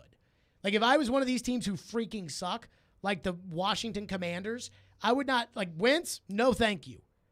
But Goff, I mean, I think you can win some games with Jared Goff. Can you win the big one with Jared Goff? You got as close to winning the big one as possible, and he had the gift of the referees in order to get there. I'd be willing to give Jared Goff another chance. Now, I've never watched Jared Goff every week. Mac Jones and his situation, rookie contract to Ryan Tannehill. I know it's a rookie contract. I would just stick with Tannehill. Ian? I don't know. That's intriguing. Mac Jones has only done 1 year. Hasn't really proved much yet. Didn't really put up great numbers. I think for the win now, I'd probably lean Tannehill. Oh, guys. Oh, guys, you guys are nuts. You go with Mac Jones simply because of the rookie contract, no? Well, it's a rookie contract. Yeah. That's the number one selling point. Two things Mac Jones does for me. One, Mac Jones is on a rookie contract. And that is, like Mac Jones could develop into a really good player. Like this could be a year that Mac Jones could really take off. Yeah. And so the potential of Mac Jones being a really good player is intriguing to me. Here's the second thing. I know Mac Jones can do what he's told. I know that Mac Jones, will do whatever the coach tells him to do. Because the two coaches he's played for are the coaches that tell you what to do. And neither coach has been looking for too much out of Mac Jones. And Mac Jones has succeeded every time with those two coaches. Who's the coach here? I think the coach here would love the quarterback to just do what he's told and not make mistakes. And I think that's all they want Tannehill to do. And I don't think Mac Jones throws 3 interceptions against the Bengals in the playoffs. And I do wonder if with Derrick Henry's running the ball and everything else, I do wonder if Mac Jones is not, I've never seen him pee down his leg. I've never seen it. And so he had played in all those big games that one year at Alabama. He played in big games last year as a rookie. And I've seen Tannehill crap away games. Too many. And I've got a rookie contract. And I have potential that Mac Jones could be the franchise. There's no potential that Tannehill could be the franchise here. I have legitimate potential in Mac Jones being the franchise. This is easy for me. See, it's just, for me, I don't think Mac Jones, what he did this past year is enough to make me say I want to take on that situation. He made the playoffs as a rookie. He's on a rookie contract. He's making like $4 million. But how much of that was Mac Jones? That's what we're asking the quarterback here to do. Is, dude, just don't screw it up. That's all we're asking Tannehill to do, and he can't do it. That's my point. Is so with Jones, I get the potential of Mac Jones perhaps being a great quarterback. Would you agree? Would both of you agree? There's a legitimate chance here that Mac Jones could be a great quarterback in the NFL. Could be, yeah. Ian? Great. I don't know. I guess so. Very good. Good. Year yes. 2 always shows us. And he got in shape, supposedly. So He'll have a new coordinator this year, so that will show us some more. And you know who it's going to be too, right? I don't think so. Joe Judge. Oh my so gosh. T's and P's from Mac. T's and P's. Let's pick this up on the other side with your call. 615-737-1025 is our phone number. 615-737-1025. Stillman and Company on 1025 The Game. Join 1025 and 1063 The Game and Newton Motor Group this summer to help kids in Middle Tennessee. We're teaming up with Souls for Souls to provide shoes to children experiencing homelessness in Nashville and the surrounding area for back to school. Our goal is to raise $20,000, which will provide 1,000 pairs of shoes for kids. To help, go to thegamenashville.com/shoes. Let's do some good this summer. Newton Motor Group is a proud sponsor of Souls for Music City. Newton Motor Group, the best car deals in Nashville. Start at Newton. Visit thegamenashville.com/shoes. Staples has everything you need for school at prices that won't hold you back. Don't send your kids back to school. Send them forward at Staples, the working and learning store. Is your mattress keeping you up all night? Tossing and turning? Needing a new mattress but don't know where to go? Well, shop at Social Furniture today, where they sell comfort. They have all of the top brands like Sealy, Stearns & Foster's, Simmons, Serta, and Purple Mattress. Social Furniture offers sofa beds, loft beds, twin beds, queen beds, king beds, kids beds, and beds for your whole family. There's no waiting, and they have same-day delivery. Visit Social Furniture in West Nashville at 5412 Charlotte Avenue. Forget the big box store. Shop local. Shop social. Finding great candidates to hire can be like, well, trying to find a needle in a haystack. Sure, you can post your job to some job board, but then all you can do is hope the right person comes along, which is why you should try ZipRecruiter for free at ZipRecruiter.com/radio. ZipRecruiter doesn't depend on candidates finding you. It finds them for you. Its powerful technology identifies people with the right experience and actively invites them to apply to your job. You get qualified candidates fast. So while other companies might deliver a lot of hay, ZipRecruiter finds you what you're looking for. The needle in the haystack. See why 4 out of 5 employers who post a job on ZipRecruiter get a quality candidate within the first day. ZipRecruiter, the smartest way to hire. And right now, you can try ZipRecruiter for free. That's right, free at ZipRecruiter.com/radio. That's ZipRecruiter.com/radio. ZipRecruiter.com/radio. When Smashville wants to rock.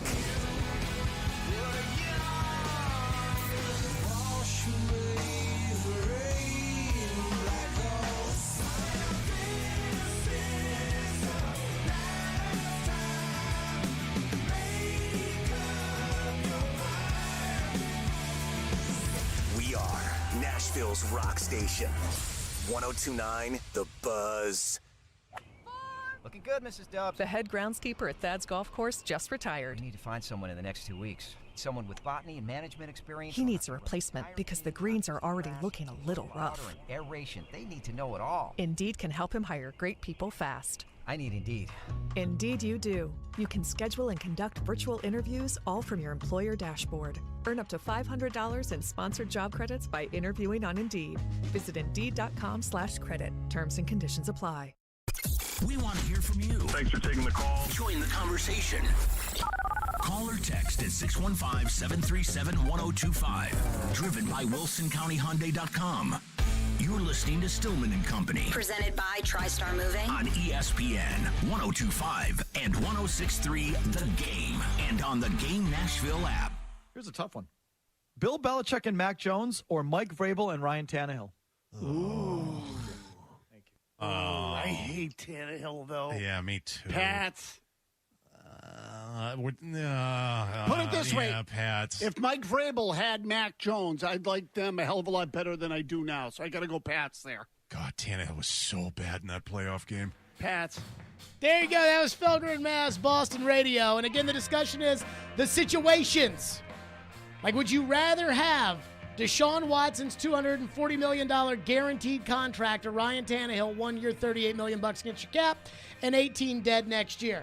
See, Matt Jones is where we got stuck on. You two said Tannehill over Jones. I'd take Jones in a heartbeat, only because I got potential, I got a rookie contract, and I don't know Jones won't pee down his leg.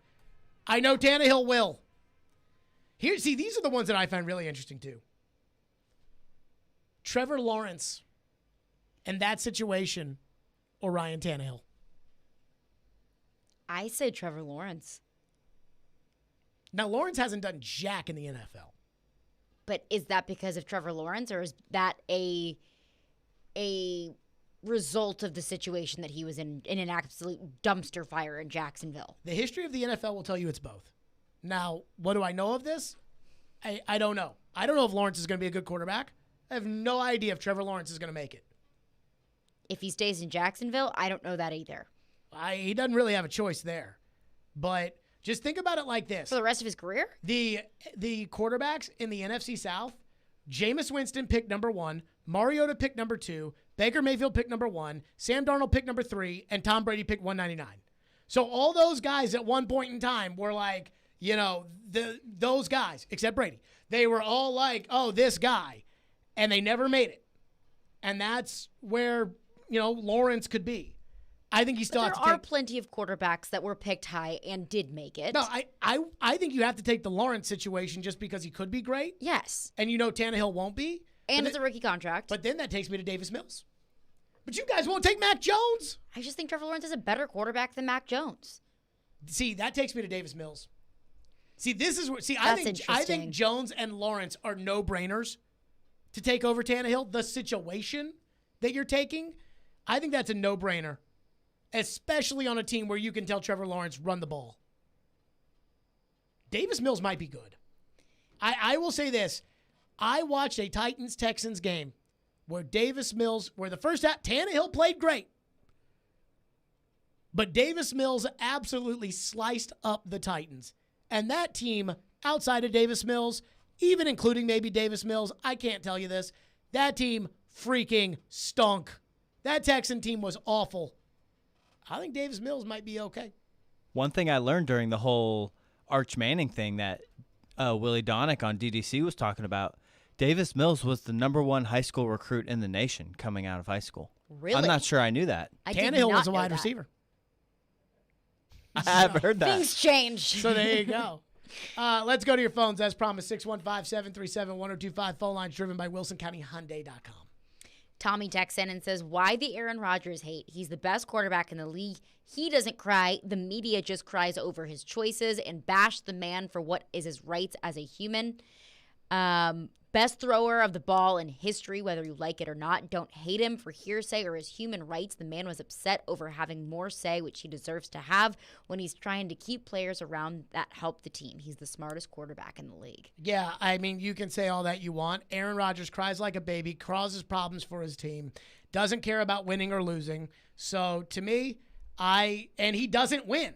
I mean, at the end of the day, when it comes to which guys on these lists do I trust, The two guys of my favorites of this list, not who I think is the best quarterback, but the guys that I like the most, Brady and Burrow. And what do those two freaking guys do? They win. They win. And I understand that Aaron Rodgers might very well be the best quarterback in the league right now, but he's also the CEO of losing in the NFC Championship. Oh, I mean, Justin Herbert.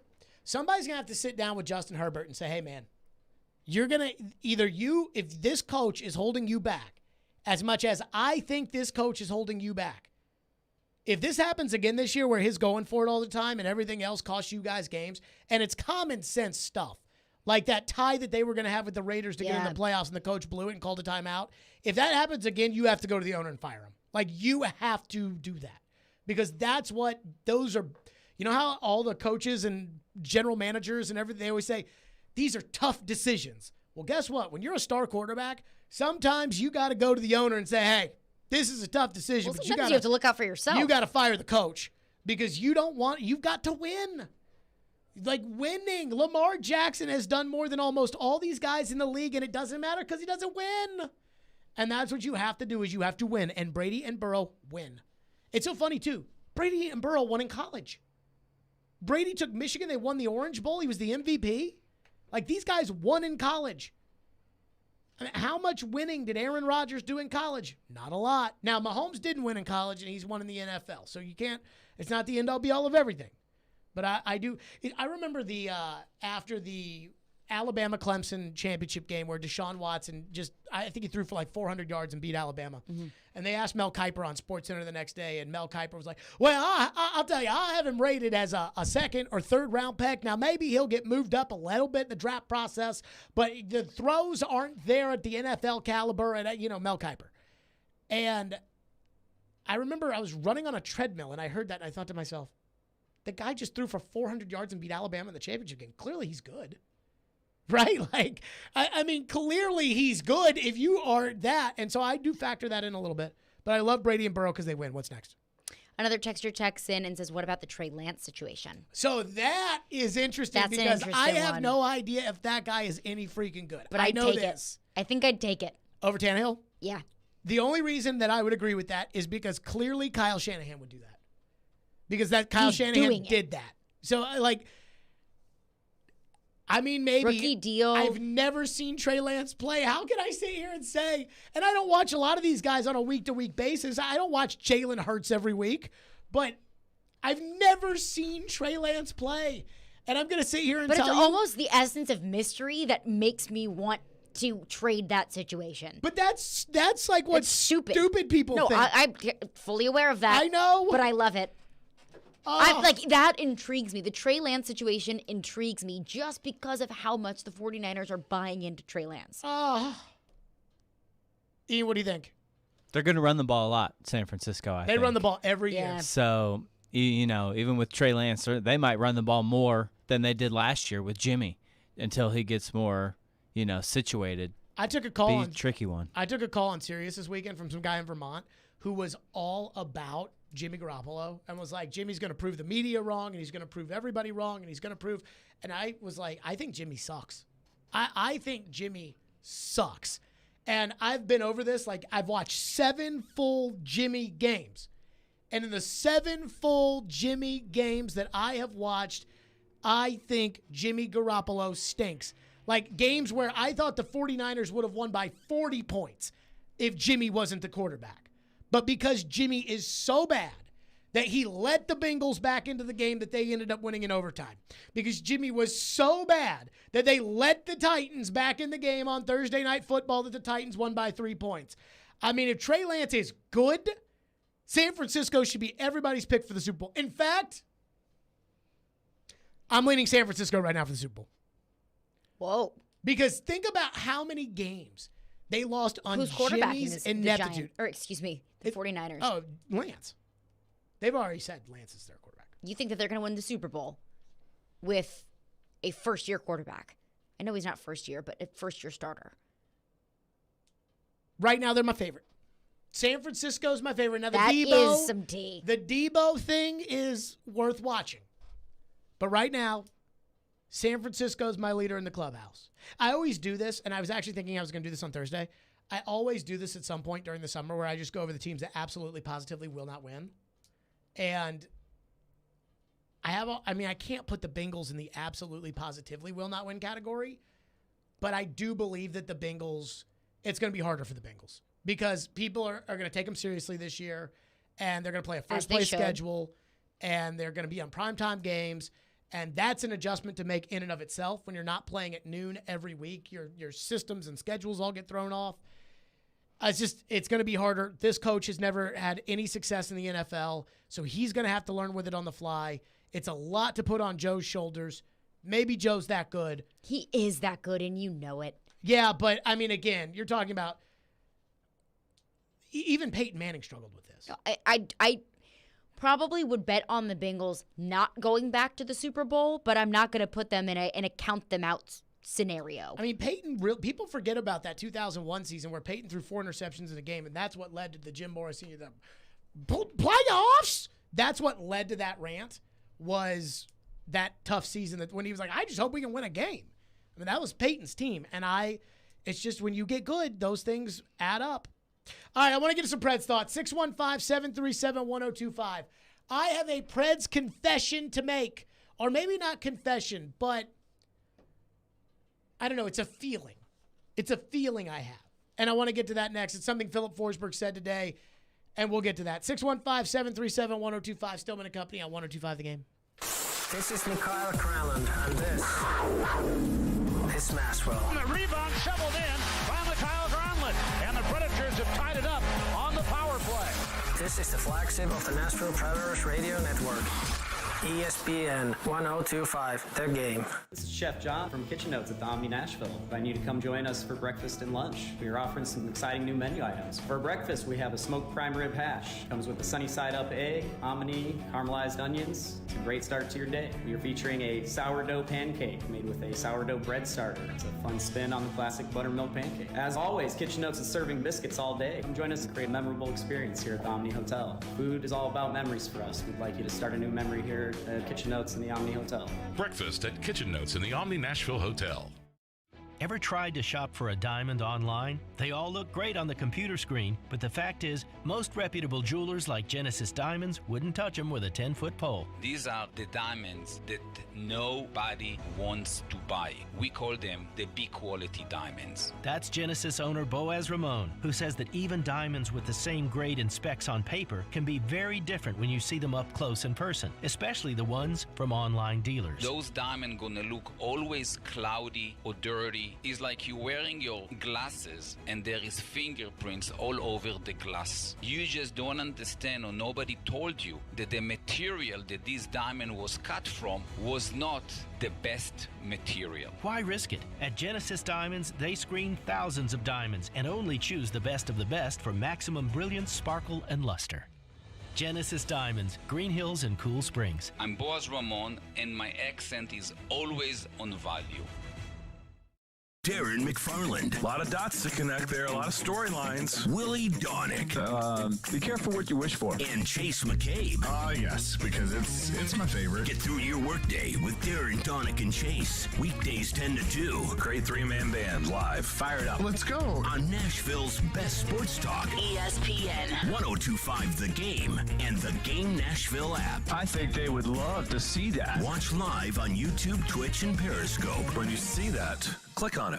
Back in 1949, Dr. Houston began the tradition of treating athletes for common sports injuries. Today, the sports medicine physicians at Houston Clinic Orthopedics continue his legacy. Whether you play at school, in a league, on a professional team, or just enjoy being active, Houston Clinic Orthopedics physicians are there to help you stay in the game. Common sports injuries include tears, strains, sprains, and instabilities of the knee, shoulder, and ankle. Houston Clinic Orthopedics is located where you work and live. Visit tn.houston.com to book your appointment online. When experience matters, trust Houston Clinic Orthopedics.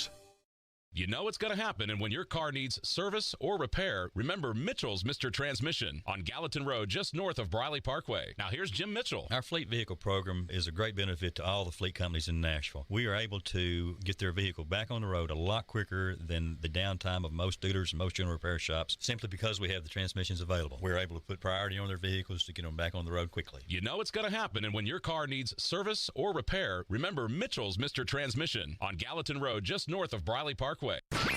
Robbie and Rex Road here on ESPN. Welcome into the DDC. Stillman Company is delivered. There's a new way to hear 102.5 The Game. Nashville's best sports talk on 106.3 FM. From downtown Nashville to Spring Hill on I-65 and to Murfreesboro on I-24. You now have two choices to hear our great sports programming. Get the extra point, no problem. And the Nashville Predators. Scores! Check out 106.3 now and save it as a preset. Hey, Nashville, this is Eli Gold, voice of the Alabama Crimson Tide, and you're listening to Nashville's best sports talk, ESPN 102.5 The Game. Phil, how important was the no move for you to get this deal done? The no move is obviously something that we're yeah, I mean, we like that part. We want to be, like I said, we want to be here, but we also, like the security of being here. You know, you can, I think it's obviously more of an off the ice standpoint. You know, you can take the next step as a couple, and you can take the next step in the city. You can, feel a little bit more freedom there. And obviously being able to be on the same spot for almost guaranteed on the contract is something that gives you a lot of security, like I said, and that I think that in the end will make you play better, just feel more comfortable and everything like that. There you go. That was Philip Forsberg yesterday. I think we all know the no move clause was a big deal to him. It was funny because Adam asked today about, the Arvidsson and Ellis situations and if that's why he wanted the no move. And he's like, well, I didn't say those players specifically. But there was something that Forsberg said today on the morning show with Robbie and Adam, who did a good job until Adam asked him about the bachelor party, and it wasn't the last question. That grinded my gears. I'm okay with it on the last question. I'm not okay with it in the middle of the interview. So tell me about the bachelor party. Ha, ha, ha. Make that the last one, and then, all right, congratulations, see ya. No, not let's go further in. But anywho, that's my one minor critique of what I find to be a very entertaining program with Adam and for Joe. I'm sure Adam will write that down. I guarantee you he's listening right now. So hey, Adam. There was one thing that stood out to me that I was like, whoa. And when Poyle or John Hines say something like this, every time I write it off as complete and total bullcrap. And as we, learned yesterday, David has absolutely no problem with lying to our faces. Forsberg today was asked about the Ryan McDonough trade, and I thought his answer, whatever I believe, I am conflicted. I have a confession to make because I think I believe Forsberg in this cut. Here's what he said. It does a lot. I mean, like I said, especially going into last season, you weren't really sure what direction this franchise is going to take with, like I said, some of the moves we made. And then credit to all the guys on the team, we steered the ship back in the right direction. That could have gone either way, and we made an uncertain situation into a good season. I mean, we made the playoffs and had exceptional performances from many individual players and kind of put, like I said, the team back on track. And now this move, trading for an older, but like you said, very still elite defenseman, in my opinion, that's something that you want as a player in the middle trying to get to the middle of your prime. You want to see that commitment from the team. It's different if we have him and we trade him away for a pick or something. Then, like I said, we're trending the wrong direction. But in my opinion, that shows that we're here to compete again, and that's what me and obviously the other core players in our team, we all want to win, and that's what we have to do. I believe him. I believe that he thinks that this team is heading in the right direction. When David Poyle says something like that, I don't believe it. And I don't know if it's because I've just heard so much talk from David, or if it's because decisions David has made have yielded such little fruit that it's like, oh, David said it. Okay, I don't, if I turn my back to it. And then Forsberg says it, and I'm like, I think he believes that. The coach says something. I mean, with the coach, he just says the same thing over and over and over again. It's hard for me to really tell if the coach is telling you his true feelings or if the coach is just sticking to the script.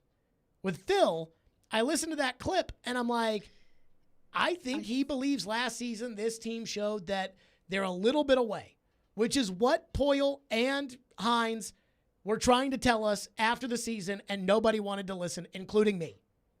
And I do not think that they're close.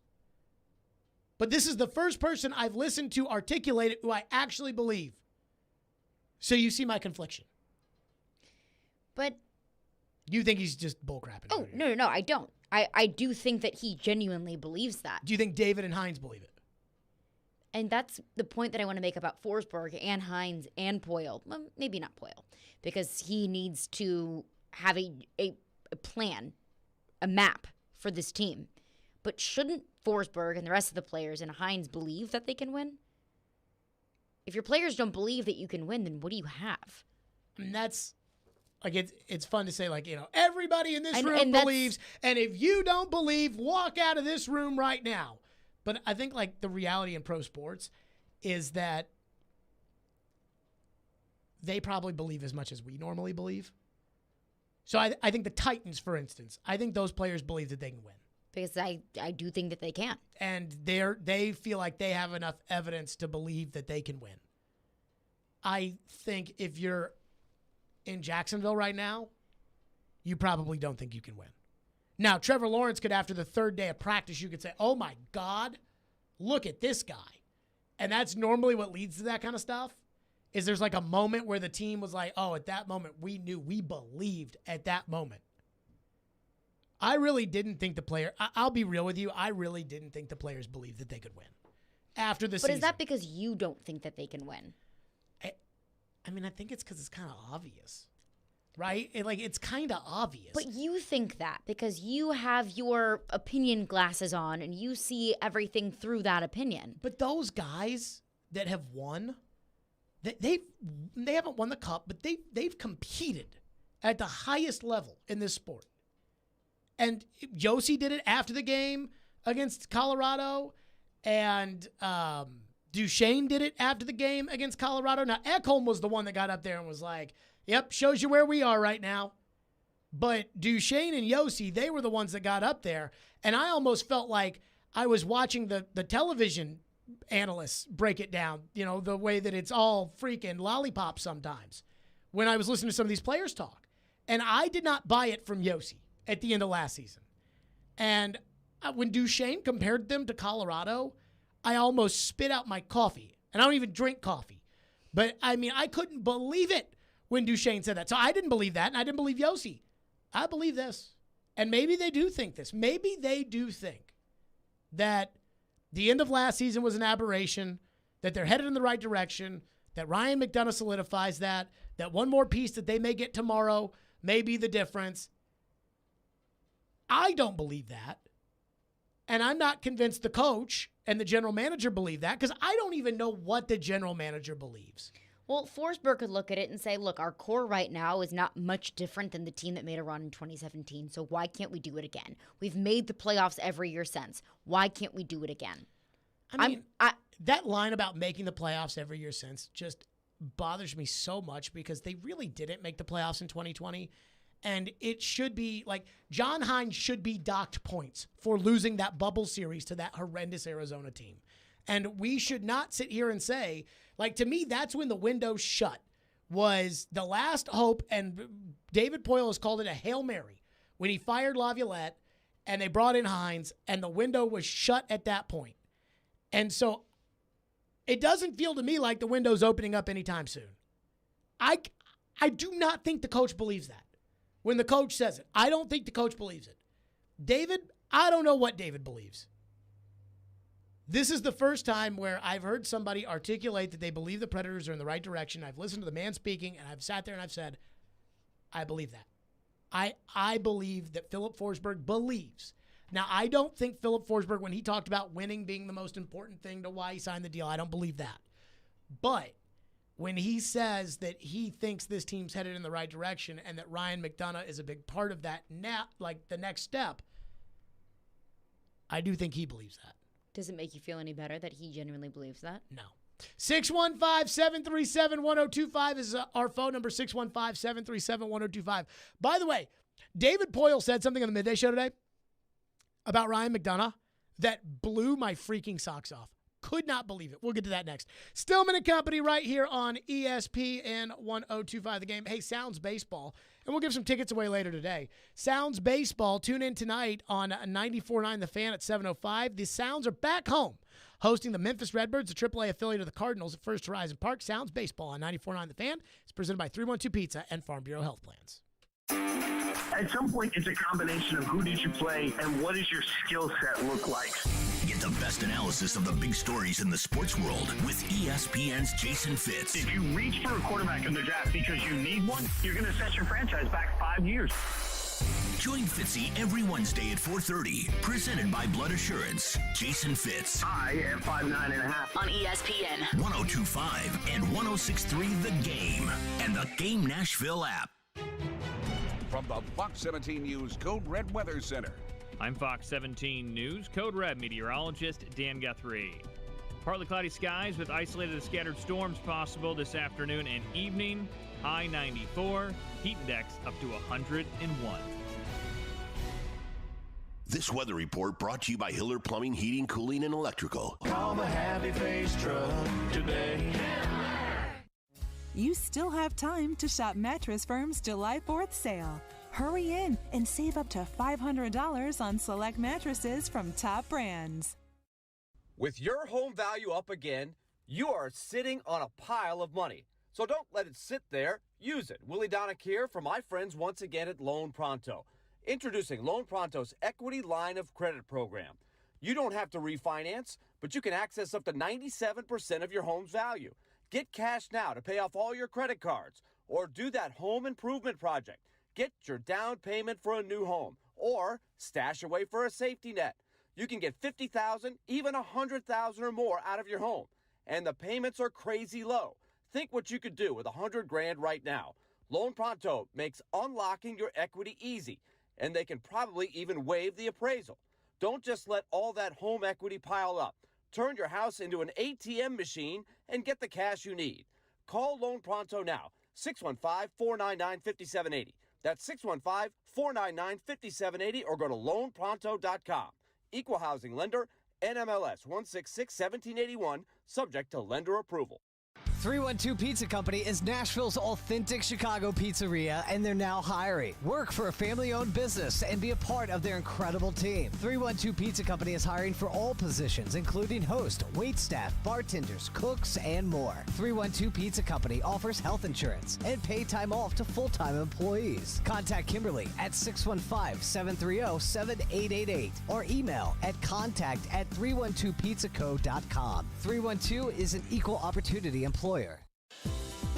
Blood Assurance, the only nonprofit blood centers in Middle Tennessee, invites donors to give the gift of life with your blood donation and receive $20 gift cards now through July 15th. Plus, all donors can enter to win Atlanta Braves tickets and a one-night stay in Atlanta. For more information, go to bloodassurance.org/homerun. Find it in your heart to donate today at Blood Assurance, your local community nonprofit blood centers. Robbie Stanley. To avoid non-contact injuries and not repeat last year, Joe Rexroad. Just wait until next year's national TV schedule comes out. Robbie and Rexroad. Mornings from 6 to 10 on Nashville's best sports talk. ESPN 102.5 and 106.3 The Game and on the Game Nashville app. You're listening to Stillman and Company. Sounds like this has been a game-changing day for all of us. Presented by TriStar Moving. on ESPN 102.5 and 106.3 The Game and on the Game Nashville app. How'd the Ryan McDonough thing come together? Was it something that was on your radar, or was that out of nowhere? No, that was out of nowhere. I got a call from Ryan's agent that can't put the days together. Let's say it's Sunday. In the afternoon, and just saying that McDonough was going to be traded or put on waivers, or they just had to get out of it. You know, I called Julian Brisebois, the general manager. He confirmed it. So I said, let me think about that. Monday morning in the office, we just talked about it. I mean, there's nothing about the player. It was all about his salary, his cap, 4 years, and fitting this in and doing things going forward, all those type of things. And we just jumped on it based on, knowing Ryan a little bit from my USA hockey days, obviously knowing him as a hockey player, having a Stanley Cup winner, how he plays, how he competes, the leadership part of it. It solidified our defense. We don't have much coming in our defense, with all due respect. So now we've got 3 high-end guys with Roman, Eki and McDonough. And we got some good young guys with Fabro, Carrier, Lazan, and we still got Mark Borowicki. So I love our goaltending with Juice. I love our defense. So it was a quick decision, but I think obviously it was for us a real good, solid decision, and I think we're going to get some great benefits for having McDonough on our team. I could not believe that he said that. That answer today got me. The Ryan McDonough. So was that on your radar, or did that? Nope, that just big came surprise, to us. actually. That just came to us. We were shocked by it. We were, we got a call from his agent, and his agent said that they had to trade him. So then I called Julian Brisebois, and he said, or whatever the general manager in Tampa's name is, I called Julian Brisebois, and we talked about it for a little bit, and then we talked it over, and we decided, okay, go ahead with it. Wow. Another thing for me was the admittance, the doubling down of there was no plan B, C, or D. After I gave him the benefit of the doubt yesterday, that I said he had to have had a plan. He had to have had a plan. Nope. Forsberg was the plan all along. It's little stuff like this that drives me insane because this is how he's running the team. That the one good move, we said no more bad moves, no more bad players. And so they make a trade to get a good player. And even though Ian last week brought up that they could have probably gotten a little bit more out of Tampa in this deal, and they didn't, okay, fine. But at least he got a good player. At least we've been ragging on him for forever because all these trades, first-round picks for Ryan Hartman and Fiala for Granlund, and all these trades have freaking sucked. And so he makes a good trade, and we get excited about the good trade. And then he goes out there and says, yeah, they brought it to me. Oh, my God. It's almost like the fact that he would admit that is so embarrassing. And think about this. This is how the team is being run. The guy makes a big signing, and he gets up there and tells everybody he had no backup plan if that signing didn't work. And then to your point, doubles down. That is not good management, if that is in fact true. He gets up there and he tells the midday show, yeah, that big player acquisition that people are excited about, yeah, we didn't do any work on that. It just came to us. Pretty lucky. Great. You know what? When things come to you, like that's how the Bengals drafted Joe Burrow, because it came to them. Because they were bad enough. They didn't do at anything the right special time to be able to get Joe Burrow. They were just bad. Special. It came to them. And with Poyle, it's like this move just came to him. I would prefer a general manager that is going out and finding the deals to make. And this general manager's like, nope, they came to me, and they asked me, do I want a good defenseman for free? And I said yes. Way to go, David. And I don't know at this point if I'm just so anti-David that every little thing he does drives me insane. I think that's probably a good bit of truth there. I think I'm approaching it. But everything that this operation does, it almost feels like pure incompetence all the time. Well, I think another thing for me is, if the Ryan McDonough trade, if he seeked it out or if it came into his lap, it still happened and it's still a good deal for the Preds. I'm pro the McDonough deal. But it makes me think, what are some other slam dunk deals that the Predators could have made, but they just didn't land in David Poyle's lap? So what other deals could they have gone on their own and found? Yes. That's a very fair question. Because if he's going to say, well, this move that we all were excited about and makes the Predators a better team in 2022, 2023, if that landed in your lap, then what if he did a little bit of fishing? You know what's amazing? This team is almost capped out. Like, they have enough room for one player forward. maybe. And this team is almost capped out. And as far as going out and signing a free agent, and not re-signing one of your own guys, the most David has ever spent is $8 million a year for Matt Duchene. After that, it's Jason Arnott and the center from Pittsburgh, Bonino. Nick Bonino. Nick Bonino made $4 million a year. So David Poyle does not go out and sign other players off of other teams. He just signs his own players. Well, if your team is not good enough, you just sign your own players because you're comfortable with your own players, then you're going to keep having the same results over and over and over again, which your own players have provided for you. And that, I got to be honest with you. Today, I heard him brag in the midday show about how Kimmel, the first-round pick, they had him ranked 7th on the board, and they never get top 10 players because they're too good to be able to pick in the top 10.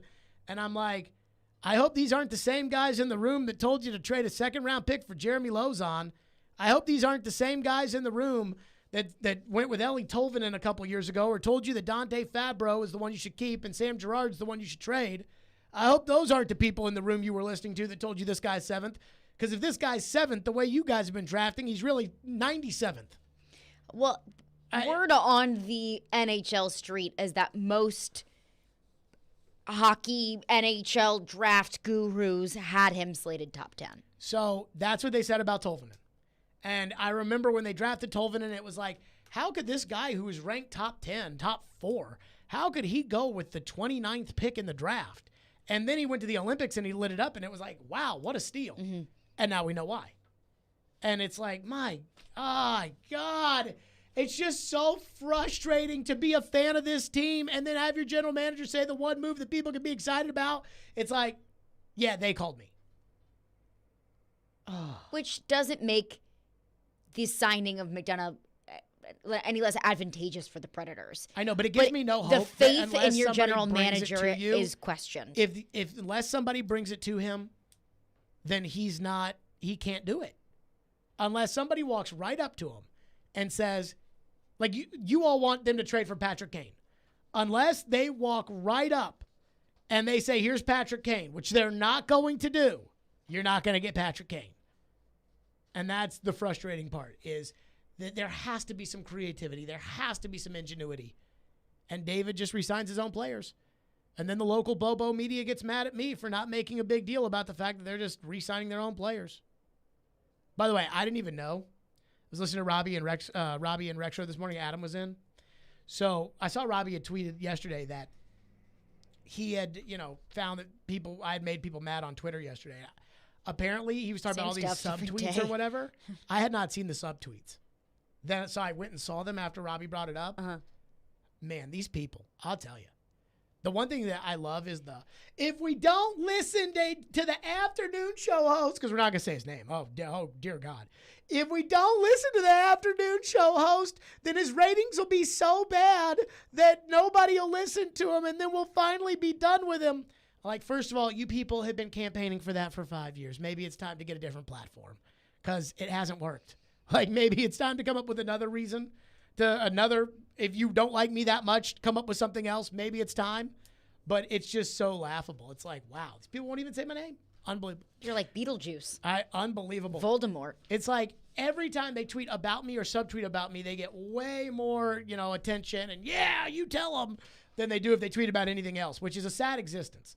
The existence of, man, the only way people will pay attention to me is to talk about Jared Stillman.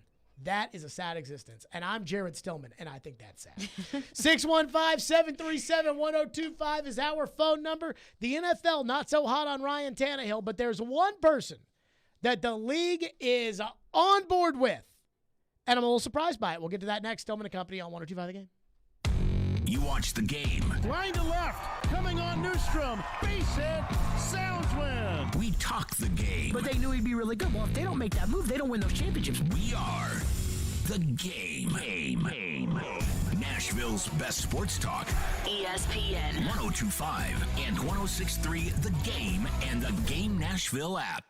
ElectronicExpress.com. We make it happen.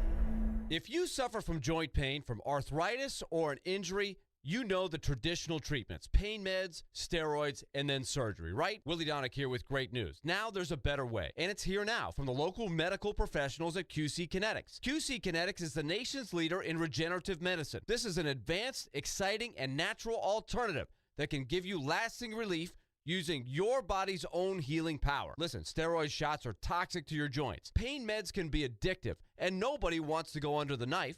It's 2022, and those old ways are out. The new way is in. Regenerative medicine, restoring and repairing damaged joint tissue using natural biologics. No drugs, no downtime, no surgery. QC Kinetics and their protocols can address any pain in any joint and give you the quality of life you deserve. So call the local medical professionals at QC Kinetics now. 615-249-4024. 615-249-4024. That's 615-249-4024 for QC Kinetics. This is a big month for some of our teammates at Cromwell Media. At 102.5, 106.3 The Game, producer Kenny Adams is celebrating a 10-year anniversary. Also at The Game, morning show producer Michelle Knezovic and part-time producer Nick Keyser are both crossing the 1-year mark. At 102.9 The Buzz, Eric Steele, our rock star evening host, and Andy Herron, a part-time host, have been with us for 8 years. We are Cromwell Media and proud of our employees who commit themselves to excellence every day. Want to join our team? Contact us at together@cromwellmedia.com.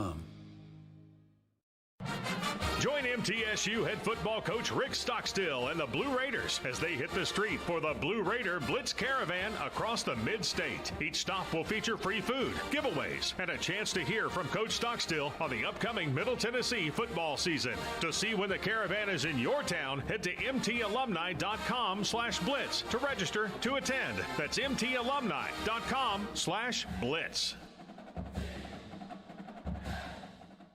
The Electronic Express Summer Clearance Sale is here. This week, get a Samsung 65-inch 4K TV for $599 or a Frigidaire 4-piece kitchen package for $25.99. Save up to 50% off in every department at Electronic Express. Computers, appliances, 4K TVs, housewares, furniture, mattresses, and more. Don't miss out on an XPG gaming laptop for just $899 or a Whirlpool washer and dryer for $499 each. Shop in-store or online with free financing. Electronic Express. We make it happen. From the Hillside Medical Game Studios, WPRT-FM Pegram, WPUC HD2 Laverne. NASCAR is back. Kyle Larson returns to Nashville Speedway, a winner. Nashville's exclusive home for NASCAR.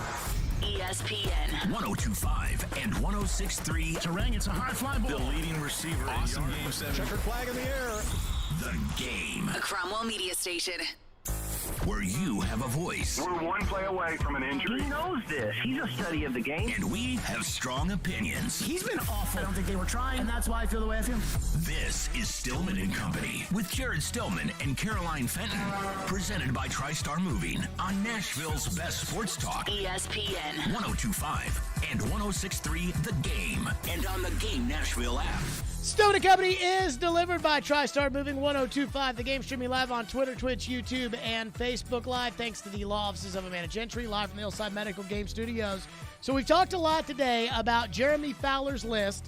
He talks to 50 league executives, coaches, scouts, and players to stack the top 10 players at 11 different positions. Running back has come out, and I was surprised, but the number one running back in the NFL is still the defending champion from Alabama, Derrick Henry. Ding, ding, ding, ding, ding, ding. Derrick Henry placed number one on the list. They write at ESPN.com, Jeremy Fowler writes, quote, Henry and Jonathan Taylor tied for the most first-place votes this year. So the league thinks it's probably about even. That Henry and Taylor. Can we let the music go? It's just going on and on and on and on. Are you not feeling it? No. Are you? I think you're still worked up talking about Boyle. Is the music? I mean, it's like 5 minutes of music. It's still going on. He's got to ease it out. Does it always you go can't on just this abruptly long? stop? I'd say the open. That's pretty typical. Yeah. Really? That might have gone on maybe 15 seconds longer. You got yourself all worked up in a tizzy talking about David Boyle. I'm seeing it. I'm like sitting here. I'm like, man, I've been talking for 2 minutes and this music's still going on. Anywho, I digress. Jeremy Fowler writes, quote, Henry and Taylor tied for the most first-place votes this year, but Henry won out on composite scoring. He was pacing for a 1,900-plus yard season in 2021 before a foot injury cost him 9 regular season games. We know that. Quote, one NFL coordinator, I'd still give him one more year at the top. He's the constant for that offense no matter who's around him. I still trust him to make it happen above anyone else. You can give him the ball 30 times and he won't disappoint. An NFC executive said, I go Henry because everyone knows he's running the ball and their offensive line has been injured and it largely doesn't matter. So that's Derrick Henry, number one. Now, again, tied with first place votes with Jonathan Taylor, which I was surprised that Jonathan Taylor did not win this vote simply because Taylor is younger, Taylor is not injured, and this is a what have you done for me in the immediate past league. Jonathan Taylor, quote, you go into the game with the Colts and say, don't let him kill you. Make the quarterback beat you, an NFC executive said. He's number 1, 2, and 3 on the game plan. He's only going to get better, an AFC scout said, and his breakaway speed can change the game at any time. An executive also said, I like him a lot. I just think he's set up for success more than most. And he has a better offensive line, I think, for run blocking. They've got Quentin Nelson and Ryan Kelly. You would have to say they've got a better run-blocking offensive line than Derrick Henry has. Nick Chubb is 3, Dalvin Cook 4, and go on and on. Derrick Henry, though, technically, even though he tied with Jonathan Taylor for the most first-place votes, Jonathan Taylor loses to Derrick Henry. Derrick's lowest ranking on this list, by the way, was 6. Taylor's lowest ranking was 7. I don't know how you could rank Jonathan Taylor as the 7th best running back in the NFL and have any credibility, but I digress. What do we make of Derrick Henry still being the number 1 running back in the league? Are you buying it? Are you selling it? Do you think he will be the number 1 running back in 2022? Honestly, when I opened up this article, I fully expected it to be Jonathan Taylor for the exact reasons that you just listed. Oh, I thought Titan fans were going to get so triggered today that Jonathan Taylor's ranked number 1, Derrick's ranked number 4, or something like that. I fully expected that. And I was honestly a little bit shocked to see Christian McCaffrey listed so high. He's listed at number 7 on this list. But I was surprised that Jonathan Taylor wasn't 1. I was surprised that Jonathan Taylor wasn't 1 just because he's healthy, just because he's younger, and just because he came off of such a monster season. And just because also a lot of the national discussion that I've heard talking about, Titans versus Colts, Jonathan Taylor versus Derrick Henry has always been Jonathan Taylor because he is younger and healthier. But at the end of the explanation for Derrick Henry, I think speaks volumes because in a nutshell, it says Derrick Henry has been able to do more with a worse offensive line. That the offensive line has been injured. The offensive line has kind of been a rotating cycle over the past couple of years, and Derrick Henry has still been able to win the rushing title.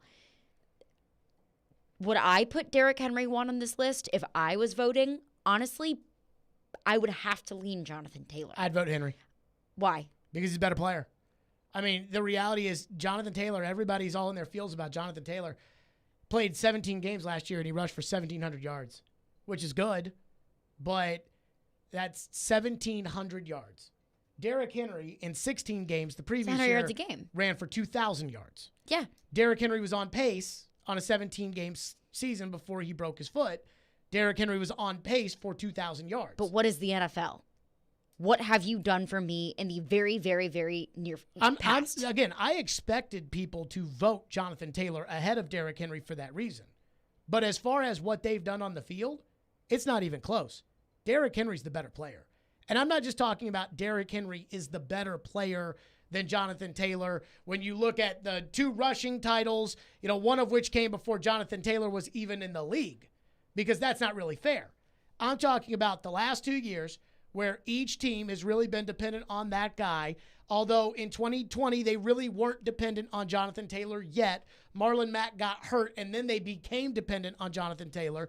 Last year was a year where they were legitimately dependent on Jonathan Taylor, and he delivered. But when they were largely dependent on him with problems at the quarterback position and a lack of faith in the quarterback, and to the point of this where they really built it around the running game, and it was option A, B, and C was give the ball to Jonathan Taylor. Jonathan Taylor got 1,700 yards. When the Titans did this for Derrick Henry, they got 2,000 yards. When the Titans did this for Derrick Henry last season in a 17-game season, he was on pace to run for 2,000 yards. On top of that, the Titans built around Derrick Henry. The Colts built around Jonathan Taylor. They win more than the Colts. They have won more consistently because of Derrick Henry. And when you go to the head-to-head last season, it wasn't like either team was hiding what their game plan was going into those 2 games. And the Titans still beat the Colts. And Tannehill was god-awful in both of the Colts games. And so, to me, I don't even think it's if Derrick Henry hadn't gotten hurt, this wouldn't even have been that close. And I know you could say, well, if he did, but he did. But again, I'm talking about right now, Derrick Henry's a better player. Jonathan Taylor, what has Jonathan Taylor carried the Colts to? What has Jonathan Taylor taken the Colts to? Derrick Henry won the division for the Titans last year. So I don't think that I do not believe that it is comparable between the two. That at the You don't peak, think it's comparable? At the peak, Jonathan Taylor at his best is 1,700 yards, and they don't make the playoffs. Derrick Henry at his best is either 2,016 games or on pace for 2,017 games. Derrick won the division last year for the Titans. Jonathan Taylor did not. But I'll say the same thing that we were talking about with the quarterbacks. Is this a career ranking or is this a right now, today ranking? Well, and it's a right now, today You can only ranking. go off of what happened last year, right? You can't look at a guy like Trevor Lawrence and say, well, I think Trevor Lawrence is going to be better than Dak Prescott. And then because of that, even though it could be this year 2 is when quarterbacks pop, and with a legitimate conscience, you can't say Trevor Lawrence is going to be better than Dak Prescott because you just haven't seen anything that would lead you to believe that other than, well, I didn't say it was. It could. But that's what you're saying is you're talking about right now. Right now, Derrick Henry's a better player. Derrick Henry won the division for his team last year. Derrick's injury happened in the second Colts game. The division was over. I want to say that the Titans were like minus 800 to win the South after they won the second Colts game on Halloween.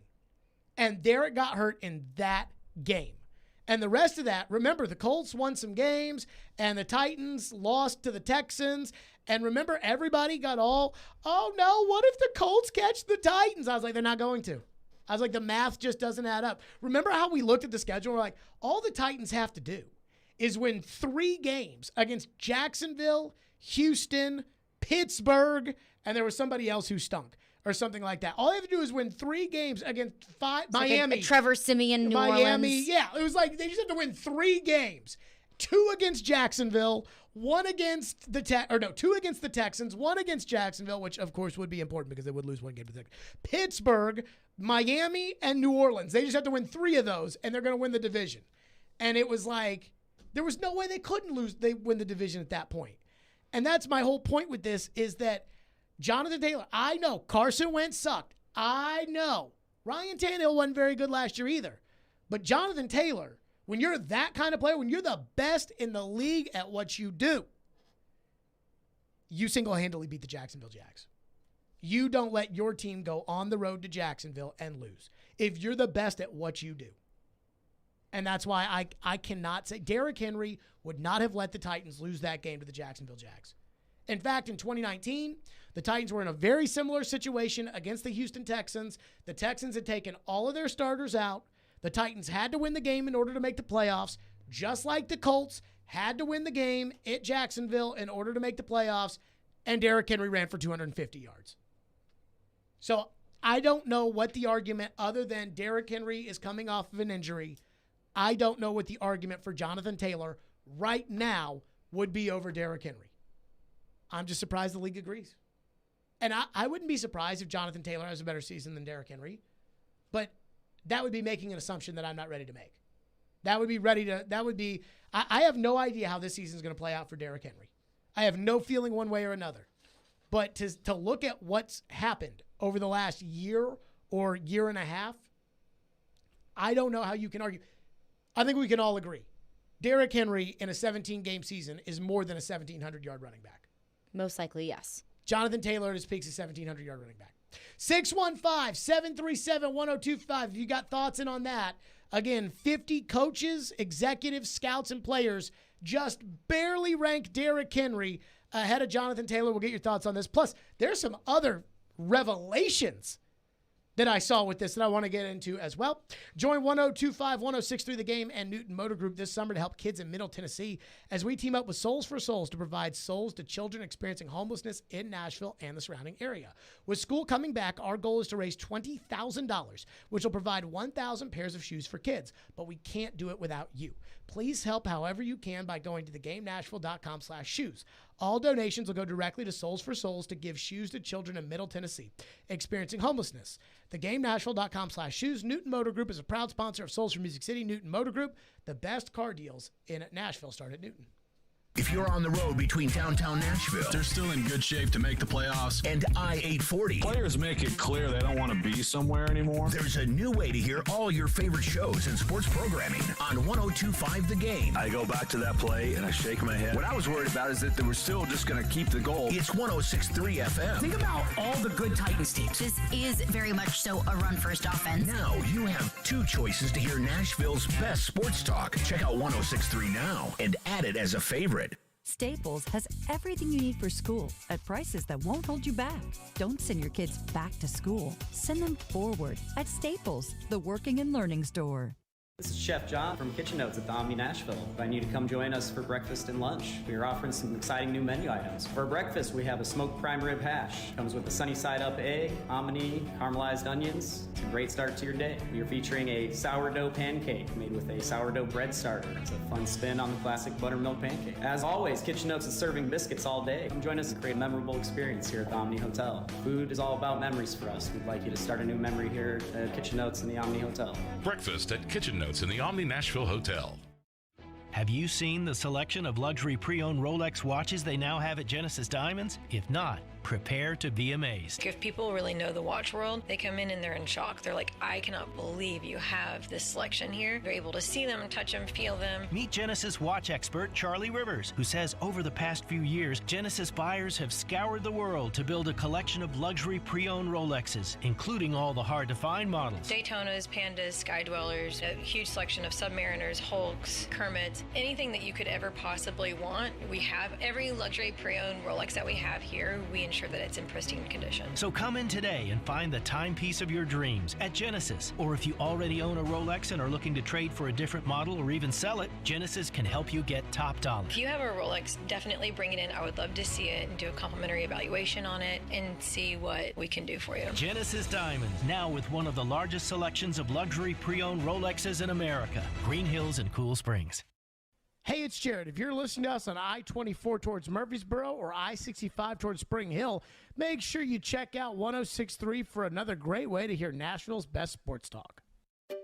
Finding great candidates to hire can be like, well, trying to find a needle in a haystack. Sure, you can post your job to some job board, but then all you can do is hope the right person comes along, which is why you should try ZipRecruiter for free at ZipRecruiter.com/radio. ZipRecruiter doesn't depend on candidates finding you. It finds them for you. Its powerful technology identifies people with the right experience and actively invites them to apply to your job. You get qualified candidates fast. So while other companies might deliver a lot of hay, ZipRecruiter finds you what you're looking for. The needle in the haystack. See why 4 out of 5 employers who post a job on ZipRecruiter get a quality candidate within the first day. ZipRecruiter, the smartest way to hire. And right now, you can try ZipRecruiter for free. That's right, free at ZipRecruiter.com/radio. That's ZipRecruiter.com/radio. ZipRecruiter.com/radio. Never miss a moment of the show. What is this? Check it out. Subscribe to the Stillman and Company podcast on iTunes, Spotify, and wherever you get your podcasts. You're listening to Stillman and Company. Presented by TriStar Moving. On ESPN 102.5 and 106.3 The Game. And on the Game Nashville app. Ryan had, when he came back, he said that loss to the Bengals, it put him in a dark place to the point where he had to do therapy and things like that. I'm not saying you had to do that, but what did you do to kind of like work through such a disappointing loss, being as though the opportunity you guys had? Yeah, it definitely was tough. Actually seeing Ryan, I think like back in March, we both had a signing in Alabama. We was talking about it, and he was saying he was in a dark place, and I was like, I felt the same way. Just tough, and we all expected it to do more and play a lot better, and we just weren't good enough. And they were the better team. But anytime like that, a loss always hurts when you feel like you got everything promised, everything in front of you, and you just fall short. So it was tough, but definitely fueled me in the off season. I sound like a broken record because we keep doing the same thing, but all you can do is let it fuel you and get ready for the next one. That is the number one running back in the NFL, Derrick Henry, according to Jeremy Fowler's survey of 50 NFL league executives, coaches, scouts, and players. Derrick Henry edging out Jonathan Taylor at number one. And I will say this. Here's what surprised me looking at the list. Derrick Henry's number one. Jonathan Taylor's number two. We've already been over them. Nick Chubb, 3. I don't have a problem with that. Dalvin Cook, 4. Isn't Dalvin Cook in some hot water off the field? Is he?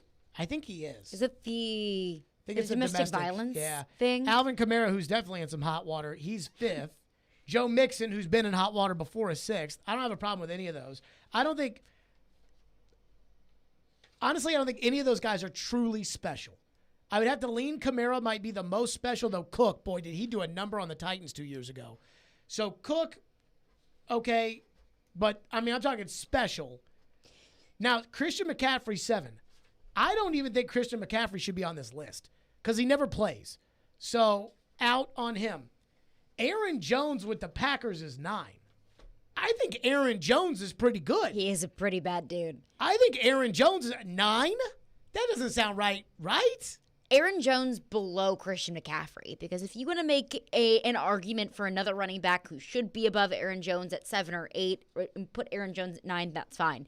But below Christian McCaffrey, I don't think is fair. Christian McCaffrey is always hurt. If this were my list, I would have Aaron Jones like 4th or 5th. I think Aaron Jones is awesome. Then Javonte Williams of the Denver Broncos is 10th. Question for both of you guys. Who the hell is Javonte Williams? That's a very good question. Because if you would have asked me, Caroline, who is the Denver Broncos running back? Might have to phone a friend. You have to play fantasy football. Well, yeah, I do play fantasy football. Like, this was 3 or 4 years ago. You know how during the playoffs I'll watch a game of the team the Titans are about to play, and then I'll say, this is what I saw watching this game. I watched a Ravens-49ers game before the Titans-Ravens playoff game in 2019, and I was talking about whoever the hell this Mostert is. If they give him the holes that they gave, if Derrick Henry gets the holes that Mostert got, he's going to run for 300 yards in this game. And Ian was like, yeah, you got to play fantasy football to know who Mostert is. So, but to put him above Austin Eckler? You know who Javonte Williams is? I do. I've never heard of this guy. And somebody ranked him 2nd. Well, he shared a lot of the carries with Melvin Gordon last year. Do you think if Derrick Henry and Melvin Gordon played on the same team that Derrick Henry would share carries with Melvin Gordon? Well, he was a rookie. Well, Derrick Henry's ranked 1st and he's ranked 10th, so... I know, but somebody ranked him 2nd, which means that they either ranked him one spot behind Derrick or they ranked him ahead of Derrick because Jonathan Taylor got the same amount of first-place votes as Derrick. But to put him above Austin Eckler... Eckler's pretty good. He's pretty now, dang good. Here's what I like. 2 guys that got honorable mentions here, and I think shouldn't. Saquon Barkley. Always hurt. Nope. Forget about him. Hurt, and his team sucks. Ezekiel same thing with Elliott. Christian McCaffrey. He's always hurt, and his team sucks. And I said he shouldn't be on there. But why is he on this list? Ezekiel Elliott. This one's my favorite. This is an NFC exec. He's still a good player, but that burst he once had just doesn't seem to be there. You know why? He has no burst. Because he's chunky? Because he got fat. Phone lines are driven by WilsonCountyHonda.com. What do we have?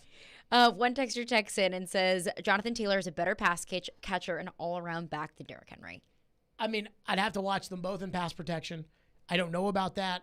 I know this. At the end of the day, and I talk about the importance of Bud Dupree, and Bud Dupree didn't get sacks last year, but it's like Jeffrey Simmons wanted to lose a little bit of weight. Why did Jeffrey Simmons want to lose a little bit of weight? Because Jeffrey Simmons wants to go sack the quarterback. Because you know that in order to be in the upper echelon in the NFL of any sort of defensive line position, you have to make plays. Warren Sapp made plays. Vince Wilfork didn't. He's going to end up in the Hall of Fame as a nose tackle, but he was never treated like Aaron Donald. And so I think with running backs, I would agree with you, this whole all-around running back thing.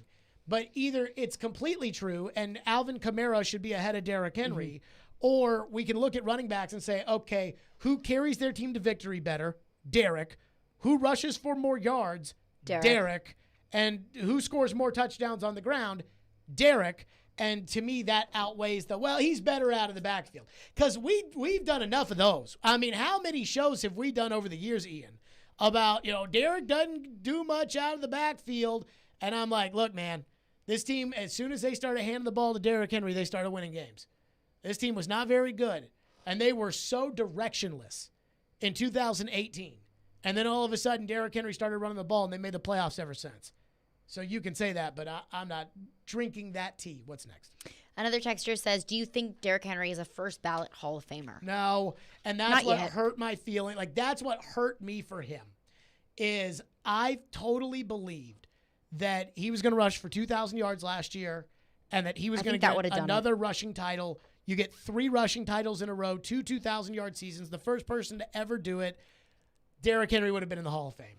And I was hurt for the Titans when he got hurt because I didn't know what that meant for their season, but I was hurt for him because it was right. Like Canton was right there.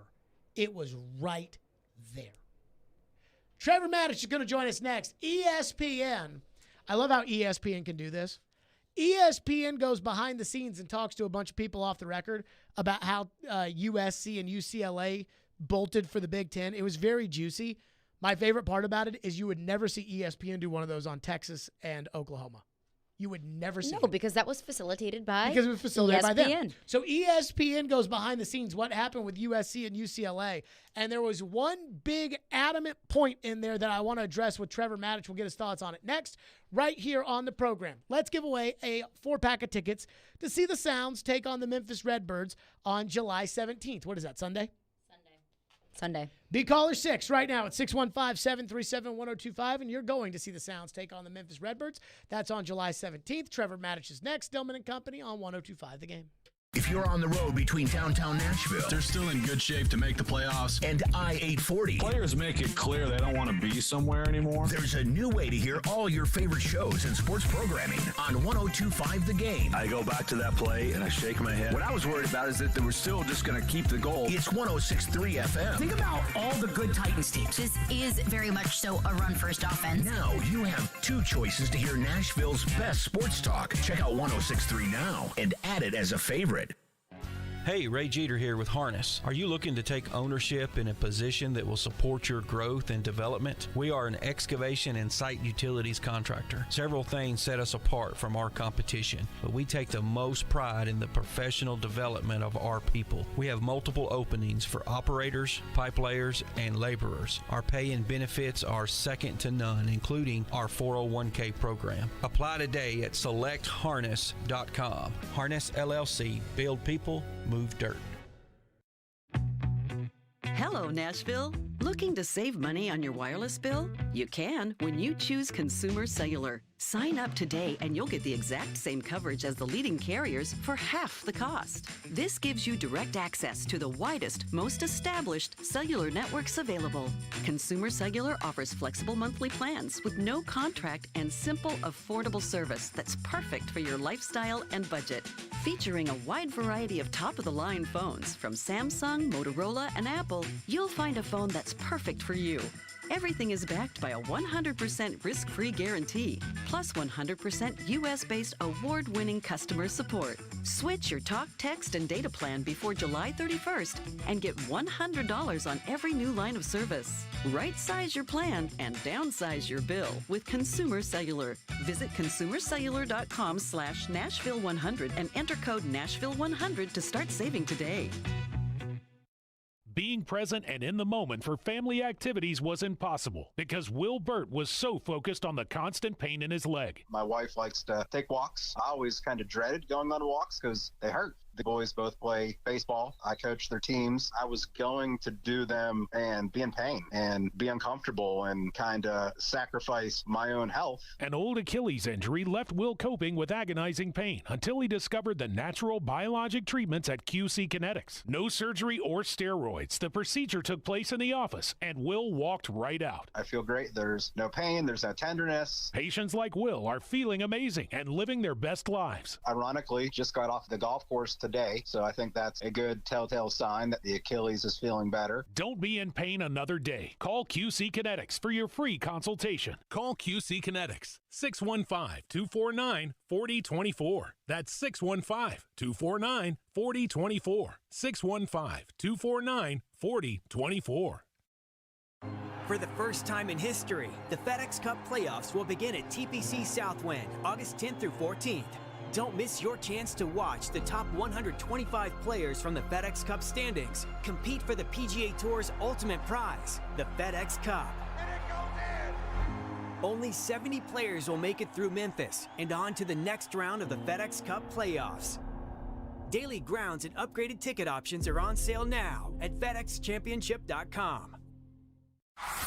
Your home for Hit City is 94.9 The Fan. Your Nashville Sounds return to First Horizon Park to take on the Memphis Redbirds. Swing and a this, strike three. Sounds win. Pregame at 6:50 on your home for Sounds Baseball. 94.9 The Fan and The Fan app. Hey, Nashville, this is Paul Feinbaum, and you're listening to Nashville's best sports talk, ESPN 102.5 The Game. Stillman and Company, ESPN, has a just wild article up where Andrea Adelson, who I actually know and kind of like, Kyle Bonagura, who I've never heard of, and Adam Rittenberg all put together and talked to all different kinds of sources about the USC-UCLA move from the Pac-12 to the Big Ten. And it is juicy.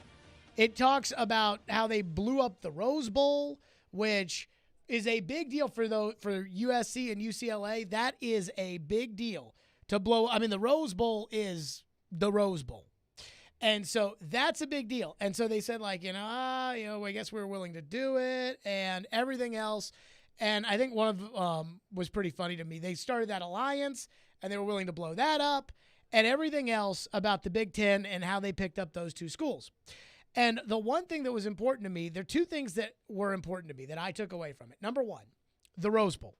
Because the Rose Bowl is a big deal and was always a big deal to both the Big Ten and to USC and UCLA. I mean, Floyd used to sit in this exact chair and talk about what an honor it was to play in the Rose Bowl as a freshman and play for a national championship. And I thought to myself, if they're going to be willing to do away with the Rose Bowl, are they going to be willing to do away with the basketball tournament just for the sake of making money? And that affects me as a fan. The second thing that I thought was interesting was that the Big Ten, according to sources in this ESPN article, the Big Ten is planning to stand pat and not add anybody else for the foreseeable future, in the immediate future, unless Notre Dame were to decide to go and join the Big Ten. And Notre Dame last week told Heather Dinich that right now they're not interested in joining the Big Ten, keyword or phrase, right now. Trevor Maddich joins us, presented by Houston Clinic Orthopedics, when experience matters. Trev, your thoughts. Let's start with the Big Ten. The Big Ten sources telling ESPN they are done for now with adding teams unless Notre Dame wants to get involved. What do you make of that? Do you buy it? And if you do buy it, how long, and your thoughts? I do buy it, because the Big Ten wasn't really even looking to expand when they added USC and UCLA. Mm-hmm. Andrea Adelson, Kyle Bonagura, and Adam Rittenberg have a terrific article up on ESPN.com that says that the Big Ten didn't go looking for those schools. UCLA and USC independently, for their own reasons, contacted the Big Ten and kind of fleshed out whether or not the Big Ten would be interested in adding them. And they even didn't find out that the other were looking into the Big Ten until later in the process. And so the Big Ten wasn't hell-bent for leather to expand. At the same time, now that they've done it, if Notre Dame decides to join, then they may as well go whole hog. Mm-hmm. They may as well add another couple of teams, and because the ACC is locked up right now in grant of rights, broadcast, rights contracts, they'll probably go out west and pick up most likely Oregon and Washington, and then just hold on from there. Because if they're going to expand with Notre Dame, there's no reason then to, just do a little bit more. They might as well do all of it. And if they ask Washington, Oregon, Stanford, Cal to join, Utah, they join in a heartbeat. So right now, the Big Ten can do everything they want to do. They say that they don't want to expand any more. I believe them, but Notre Dame holds the cards on that one. If Notre Dame decides it's in their interest to join the Big Ten will not hesitate a minute. So you're telling me that Notre Dame right now is holding the dam together for college football? Well, in some ways they are, but also Notre Dame is at the mercy of what the SEC and the Big Ten are doing, because Notre Dame can stay independent as long as they have access to a college football playoff like they do now. Mm-hmm. And if everything stays like it is, if there's no more expansion, there's a 12-team playoff, and there's access for everybody top to bottom, the only reason Notre Dame would join a conference would be money, and they're making enough money. I don't think money would necessarily entice them unless the money was just absolutely gargantuan. And so really the reason Notre Dame is at the mercy of those other two conferences is if they decide to split off from the rest of college football, form their own consortium with their own commissioner, with collective bargaining with players and possibly a revenue-sharing deal with the players, and have their own playoff, their own national championship game, and leave everybody else behind. Notre Dame would have to, they'd be forced to join one of those conferences, because one of the most important things to Notre Dame as an independent is that they have access to the national championship. And they wouldn't have access to the real national championship if the SEC and the Big Ten go off on their own and create their own playoff to the exclusion of everybody else. So on the one hand, Notre Dame is at the mercy of what the SEC and Big Ten decide to do. But on the other hand, like you mentioned, Jared, the Big Ten is at the mercy of Notre Dame in some ways, because if Notre Dame decides to join them, then the other schools that are hoping to join the Big Ten have a much more open path to get there. If I'm the ACC, I do everything I can to get Notre Dame in my conference, right? But with what? So that's what I'm going to ask you. This is if you're the ACC, because I think that the way the playoff is now, and it's weird because I don't really know who's in charge of the playoff. I know there's all these presidents from these universities that are technically in charge of the governance of it, but it sounds like the Big Ten and the SEC, if they get fed up enough, they'll just start their own playoff themselves, and that could be a whole mess in and of itself. But what I guess I'm asking you, Trev, is if the ACC were to get Notre Dame, I think that would make Notre Dame or the ACC a power conference at not the same level as those two, but good enough to warrant a playoff spot. If I'm the ACC, do I not look to make a deal, even though history will tell you that these things over time normally don't work, and we saw this with the Longhorn Network, and it pissed off Texas A&M.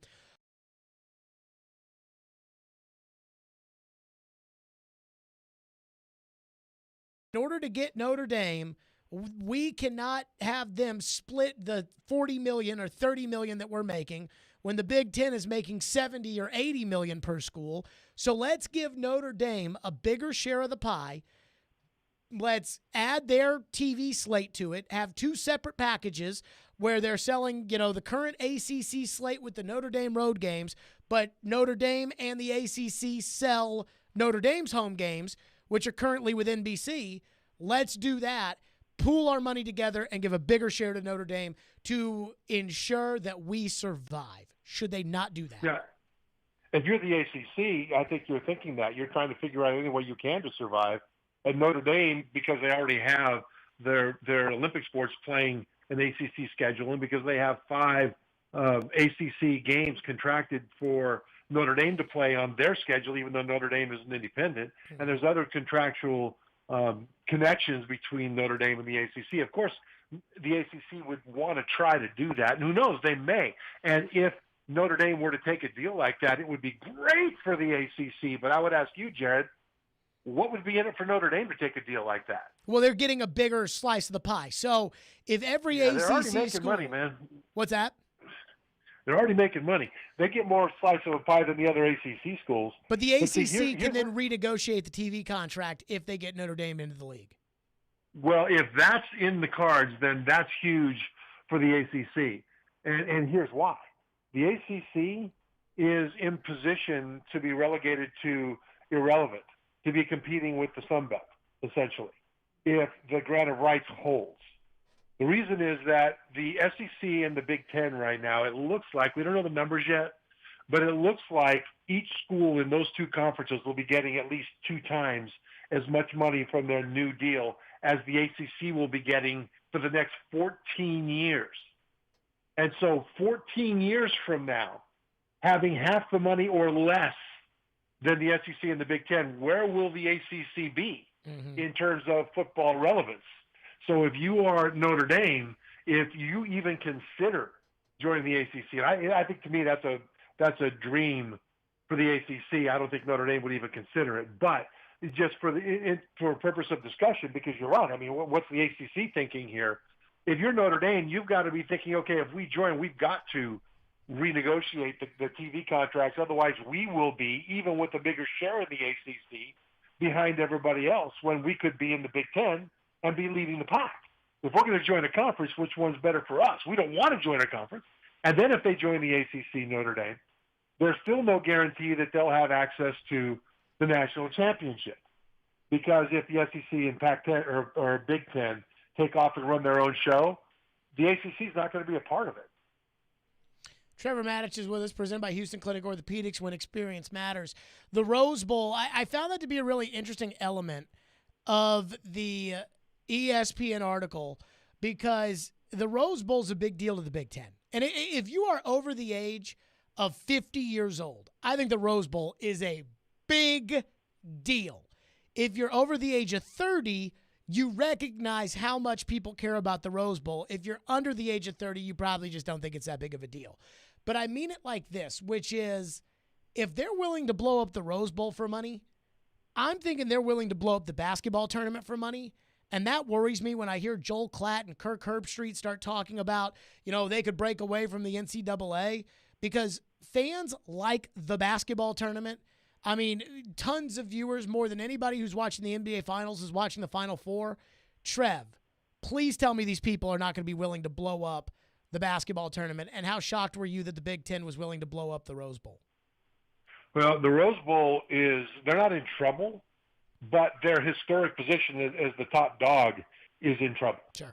Because right now the Pac-12 is in trouble. The Pac-12 might not exist as we know it.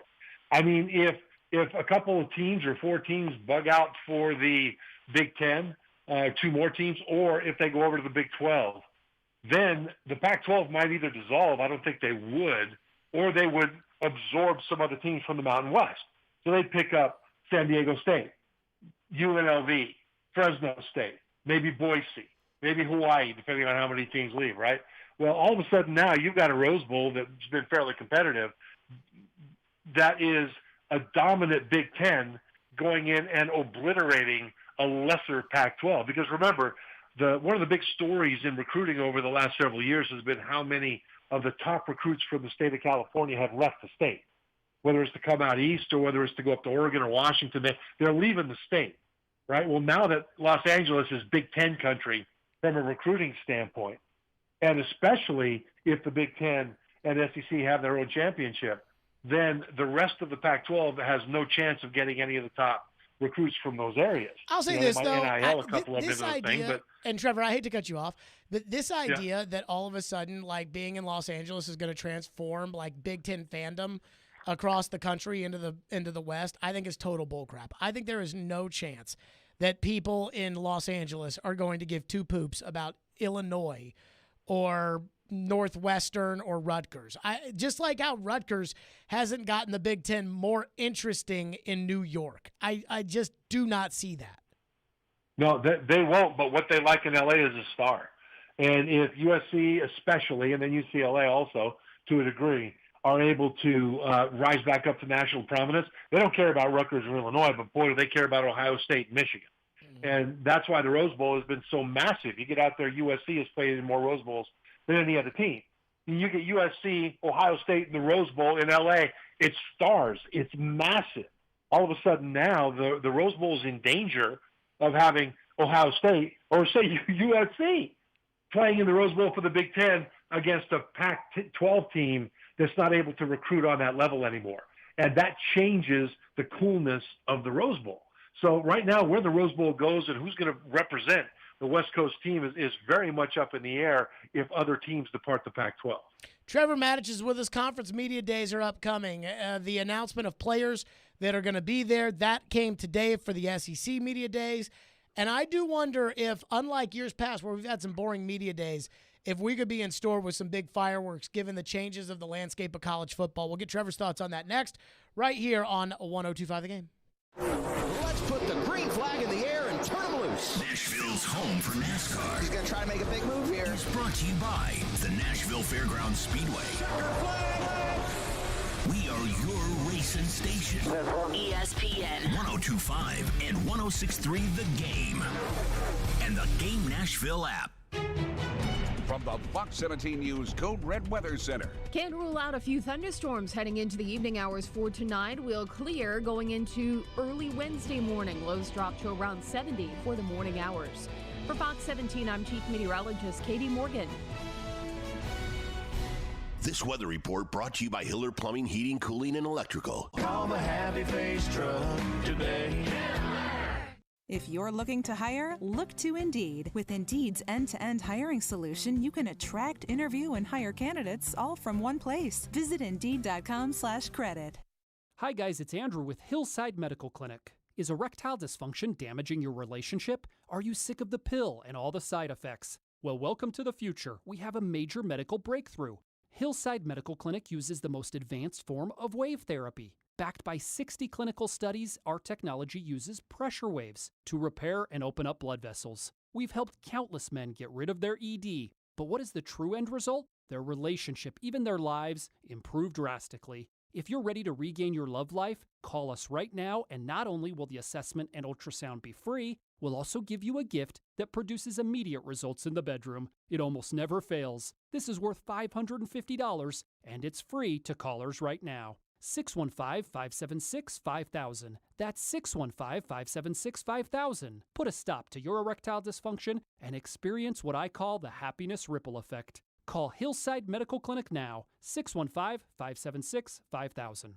Our diamonds are direct from the source, direct from the cutters. There's no middlemen, there's no markup. Meet Ben Wilkes, 10-year jewelry professional at Genesis Diamonds. We've got everything from half a carat all the way up to 15 carats and everything in between. So I never have to go looking for something. And if you're in search of that one-of-a-kind designer ring, lots of times they come in and she's got a very specific picture, something that she wants, and she's shocked and amazed when I go right to a case and pull exactly what she's been looking at out. And beyond the best price and selection, every customer at Genesis gets one-on-one personal attention with no hidden agenda. Every customer that I've ever worked with has my personal cell phone number. It doesn't come from an automated system. It is person-to-person interaction. We're not on commission, so what that means is regardless of what you buy or don't buy, I'm paid the same. Genesis Diamonds. Here you get more, you get bigger, better, you get prettier. The quality, the selection, transparency, customer service, it can't be touched. It's unmatched. Green Hills and Cool Springs. Darren McFarland. That's the most personality I think I've heard. Willie Donick. Give me credit. I said it. Chase McCabe. I still talk to people outside of this building. The DDC. Weekdays from 10 to 2. Presented by Spring Hill Heating and Cooling. On Nashville's best sports talk. ESPN. 102.5 and 106.3 The Game. And on the Game Nashville app. You're listening to Stillman and Company. Sounds like this has been a game-changing day for all of us. Presented by TriStar Moving. On ESPN. 102.5 and 106.3 The Game. And on the Game Nashville app.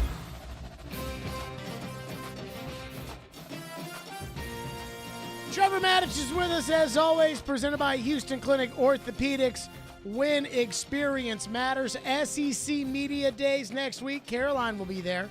And the players were announced for each team that's going to be participating, all 14 SEC teams, Oklahoma and Texas not included.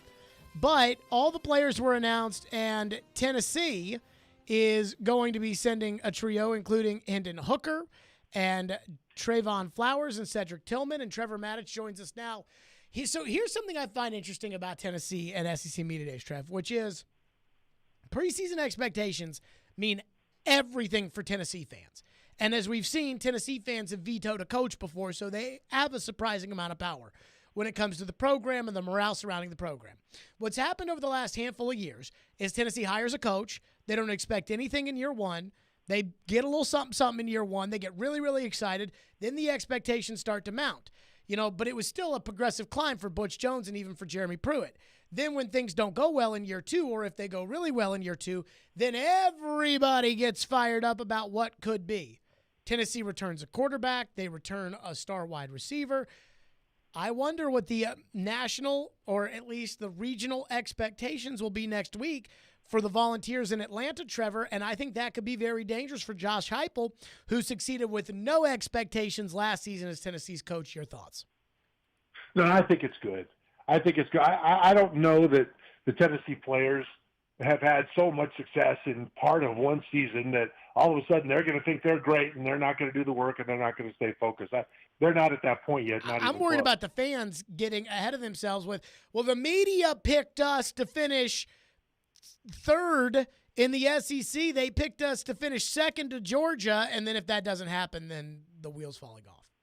Yeah, well, I want my fans thinking that way. I mean, I don't want the fans thinking the negative that, oh, well, we're not going to be very good, and if we win more than 7 games, I'll be happy, but I don't know. I want everybody excited.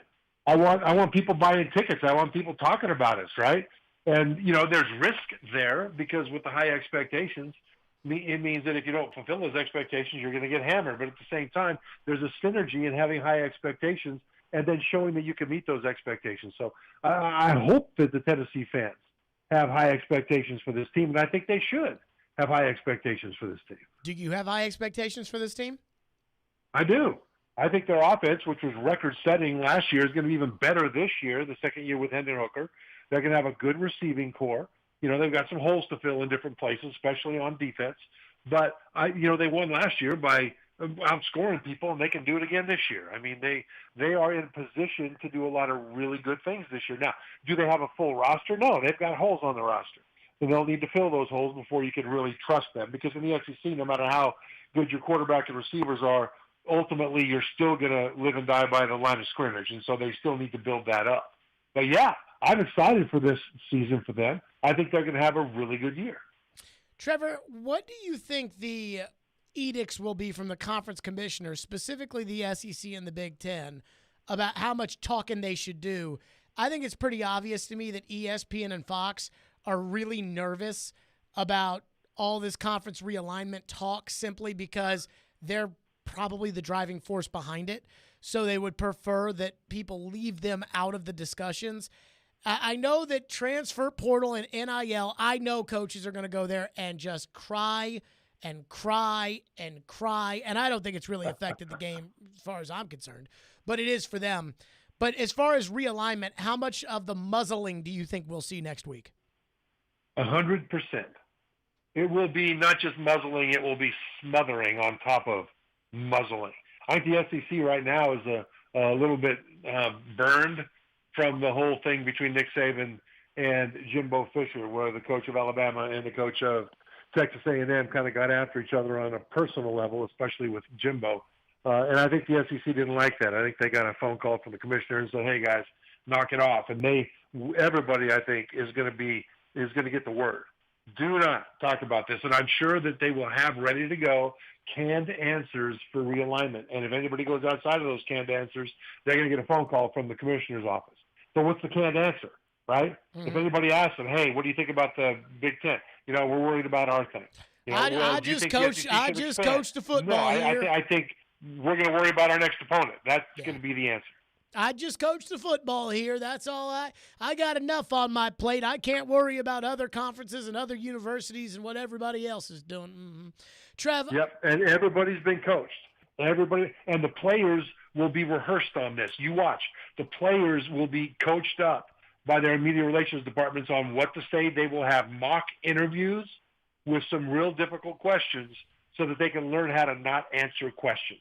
And so you're going to find less coming out of these interviews at SEC Media Days from a standpoint of anything outside of the SEC than we've ever seen. Trev, to that point, Trevor Maddich, presented by Houston Clinic Orthopedics, when experience matters. I do not enjoy hearing coaches complain about NIL or transfer portal. I don't like it.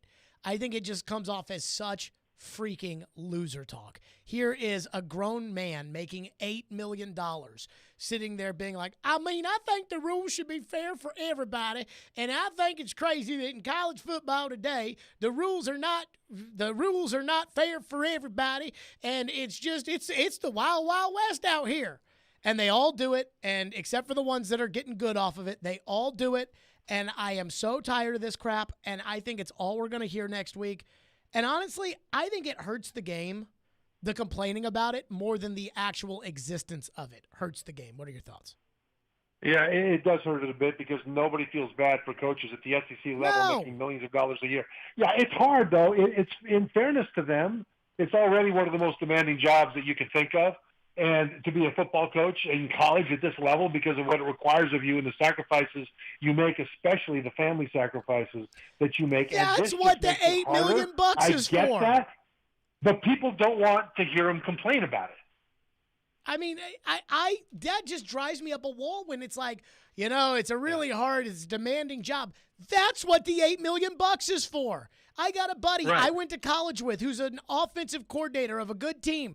And guess what? He's on a freaking yacht in Turks and Caicos right now. Why? Because he's an offensive coordinator of a top 25 program. You know who's not on a yacht and in Turks and Caicos right now? Every other person I went to college with. Like, that's what it's for. That's what it drives me. So you want to be on that crazy. yacht with them. I should be. I really should be. Because you can do the show from there. His wife went to college. Although, in fairness to those guys, if they're asked the question, well, what's it like now? And they just tell you the truth, hey, it's harder, this is why. That's different from complaining about it. So just because the coach talks about it doesn't mean they're complaining. Yes. And the complaining drives me nuts. Trevor Maddich, presented as always by Houston Clinic Orthopedics. When experience matters. Talk to you from Media Days next week, Trev. Thanks, Sharon. Yep, Trevor Maddich joining us on the program here. I am so tired of the complaining. It's just too much for me. It's like, it's not fair. Like Nick Saban talks about it's not fair. Like Nick Saban. Nothing's ever been fair in the SEC since Nick Saban entered it. Nick Saban is, and I love Nick Saban. I consider Nick a friend. But, he probably feels the same. Don't be talking to me about fair. It's unbelievable. That's not fair. Okay. 615-737-1025. The NFL has spoken their opinions on Ryan Tannehill. Do we agree? Disagree? Where should Ryan Tannehill feel welcome? We'll get to that next, right here on Stillman and Company on 102.5 The Game. You love the game. Duchesne scores! Titans touchdown! We live the game. He's more of a physical receiver. Are you looking for him? Is he making plays? We are. Terang, it's a high fly ball. The leading receiver. Awesome game set. Checkered flag in the air. The Game. Nashville's best sports talk. ESPN 102.5 and 106.3 The Game and the Game Nashville app. ElectronicExpress.com. We make it happen. Hey, Willie Donick here. Are you feeling the sting of higher interest rates and higher costs? Those credit cards and other loans are costing more and more every month, and inflation is making everything else more expensive. Your home can save you right now. Your home value is up, and there's a ton of cash in it that you can access with Loan Pronto. Loan Pronto specializes in zero-cost cash-out home refis. You can get tens of thousands in as little as 2 weeks. Pay off those 23% rate credit cards and other loans. Consolidate everything into one super low payment. People who do this usually cut $800 or more from their monthly budget. If your home mortgage rate goes up a point or so, it's offset by your credit card rate going to zero. So call Loan Pronto now and unlock that equity and wipe out the bad debt. Do it now. You can even skip your next 2 house payments. Call 615-499-5780 or go to loanpronto.com. That's 615-499-5780. Equal housing lender, NMLS 166-1781, subject to lender approval. Golfers, swing into Edwin Watts Golf Shops for the new Ping I-525 irons and Glide 4.0 wedges. The Ping I-525 irons have a forged steel face, allowing for dynamic distance and a greater feel. The next generation Glide 4.0 specialty wedges are engineered for high-spin performance with a lower launch. Get a free custom fitting today. Edwin Watts Golf Shops, home of the 90-day satisfaction guarantee, and shop us online at worldwidegolfshops.com. Jump into the thrill at Bally's Evansville Casino. Play to win with lots of slots and live and electronic cable games. Visit the High Limit Room for an elevated experience. Take a break with a cold tap house brew or a snack at the deli. For more elegant dining, check out the flavors, river views, and music at Kavanaugh's. Enjoy a relaxing stay at the Bally's Hotel or the luxurious Legends Tower. Plan your casino getaway at Bally'sEvansville.com. Gambling problem? Call 1-800-9-WITH-IT. Get in on the conversation at 615-737-1025. The Game text line is driven by Wilson County Hyundai. Online at wilsoncountyhyundai.com. If this were a Reese's TV ad, you'd be staring at a Reese's peanut butter cup. And sure, my voice is peanut buttery smooth, but still, you need to see the peanut butter cups, right? No? I can really just say Reese's and you'll go get some? Okay, Reese's. Reese's. Reese's. Really working, actually. Reese's. Reese's. I'm on to something. Reese's. Reese's. Reese's. From the Hillside Medical Game Studios, WPRT-FM Pegram, WPUC HD2 Laverne, Robbie and Rex Road to DDC. Stillman and Company, Nashville's best sports talk. ESPN 102.5 and 106.3. Terang, it's a high fly ball. The leading receiver. Awesome game 7. Checker flag in the air. The Game. A Cromwell media station. Where you have a voice. We're one play away from an injury. He knows this. He's a study of the game. And we have strong opinions. He's been awful. I don't think they were trying, and that's why I feel the way I feel. This is Stillman and Company with Jared Stillman and Caroline Fenton.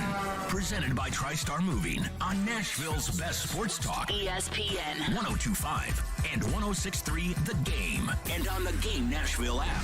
Stillman and Company is delivered by TriStar Moving 102.5. The Game streaming live on Twitter, Twitch, YouTube, and Facebook Live. Thanks to the law offices of Amanda Gentry, live from the Hillside Medical Game Studios. What chart you looking at, Ian? Oh, just checking out the 94.9 The Fan chart here for VSiN. Ah, interesting. The Gambling Channel. We do run the Gambling Channel shows on 94.9 The Fan. So, ESPN, Jeremy Fowler got 50 league executives, 50 combination of league executives, scouts, players, and coaches. And they put together the top 10 list, which they do every year. Ryan Tannehill, in the 3 years that they have done this list, Ryan Tannehill has never made it to the top 10. But he was an honorable mention over the last 2 years. This year, not only is he not an honorable mention, he's not even a receiving votes. Did not even make the receiving votes category. And so, here you go. Aaron Rodgers, number 1. Patrick Mahomes, number 2. And again, these are league personnel. This isn't somebody's list. This is just, this is just the way that they voted it. Josh Allen, number 3. Tom Brady, number 4. Joe Burrow, number 5. Matthew Stafford, 6. Justin Herbert, 7. Russell Wilson, 8. Deshaun Watson, 9. Dak Prescott, 10. Honorable mention. Lamar Jackson, Derek Carr, Kyler Murray, receiving votes, Kirk Cousins. Basically, the league is saying that they don't think that anybody outside of that group even belongs in the discussion for top 10. Do you agree that Ryan Tannehill does not belong in the discussion of top 10? The discussion? Yes. I think he could belong in the discussion. Do you think it's unfair? But I don't think he's a top 10 quarterback in the league, no. But Ian, I think that he belongs in the discussion. Do you think it's unfair that he's not in the discussion at all for top 10 quarterback? I don't guess so. It's probably fair. No. The discussion? Nope. And Kirk Cousins is in the discussion. I know. So here's what I did. And I hate doing this because everybody's like, all right, well, here's my list. So here's my list. Okay. Rodgers. Mm-hmm. Brady. Yep. Which, I was thinking about Allen, Mahomes. I'm like, Brady led the league in passing last year. Brady, you can make an argument for Brady at number 1. I'll go Brady at number 2. Rodgers, Brady, Allen, Mahomes, Burrow, fair, Herbert, Deshaun Watson, Lamar Jackson. I mean, look, Lamar Jackson wins a lot of games and is a former league MVP. I was a little shocked to see he was not in the top 10. I mean, I think Lamar Jackson, I think he's the 8th best quarterback in the league. Derek Carr, Stafford, Dak Prescott, Kirk Cousins. Okay. Kyler Murray, and I hate Kyler Murray. Jared Goff. Okay.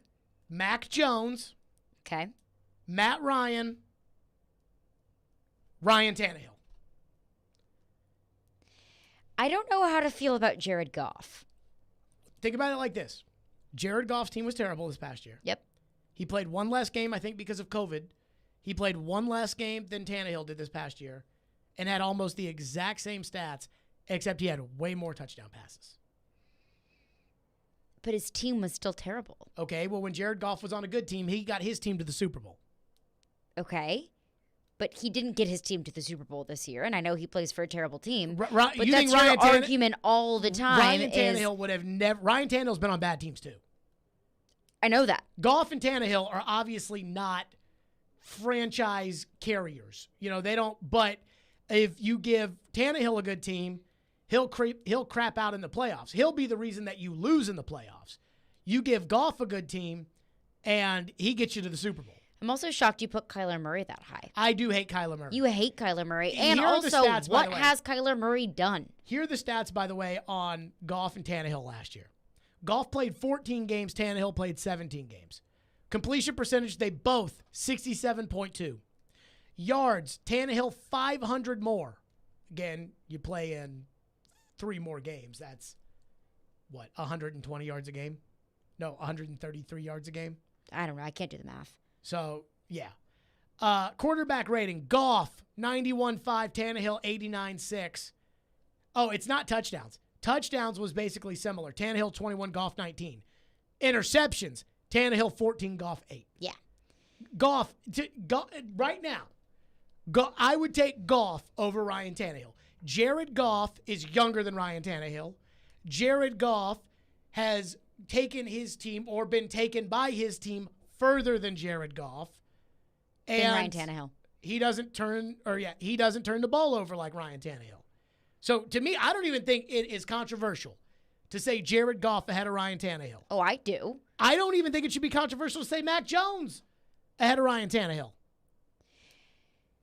I understand that Mac for the record, here's who I have below Tannehill.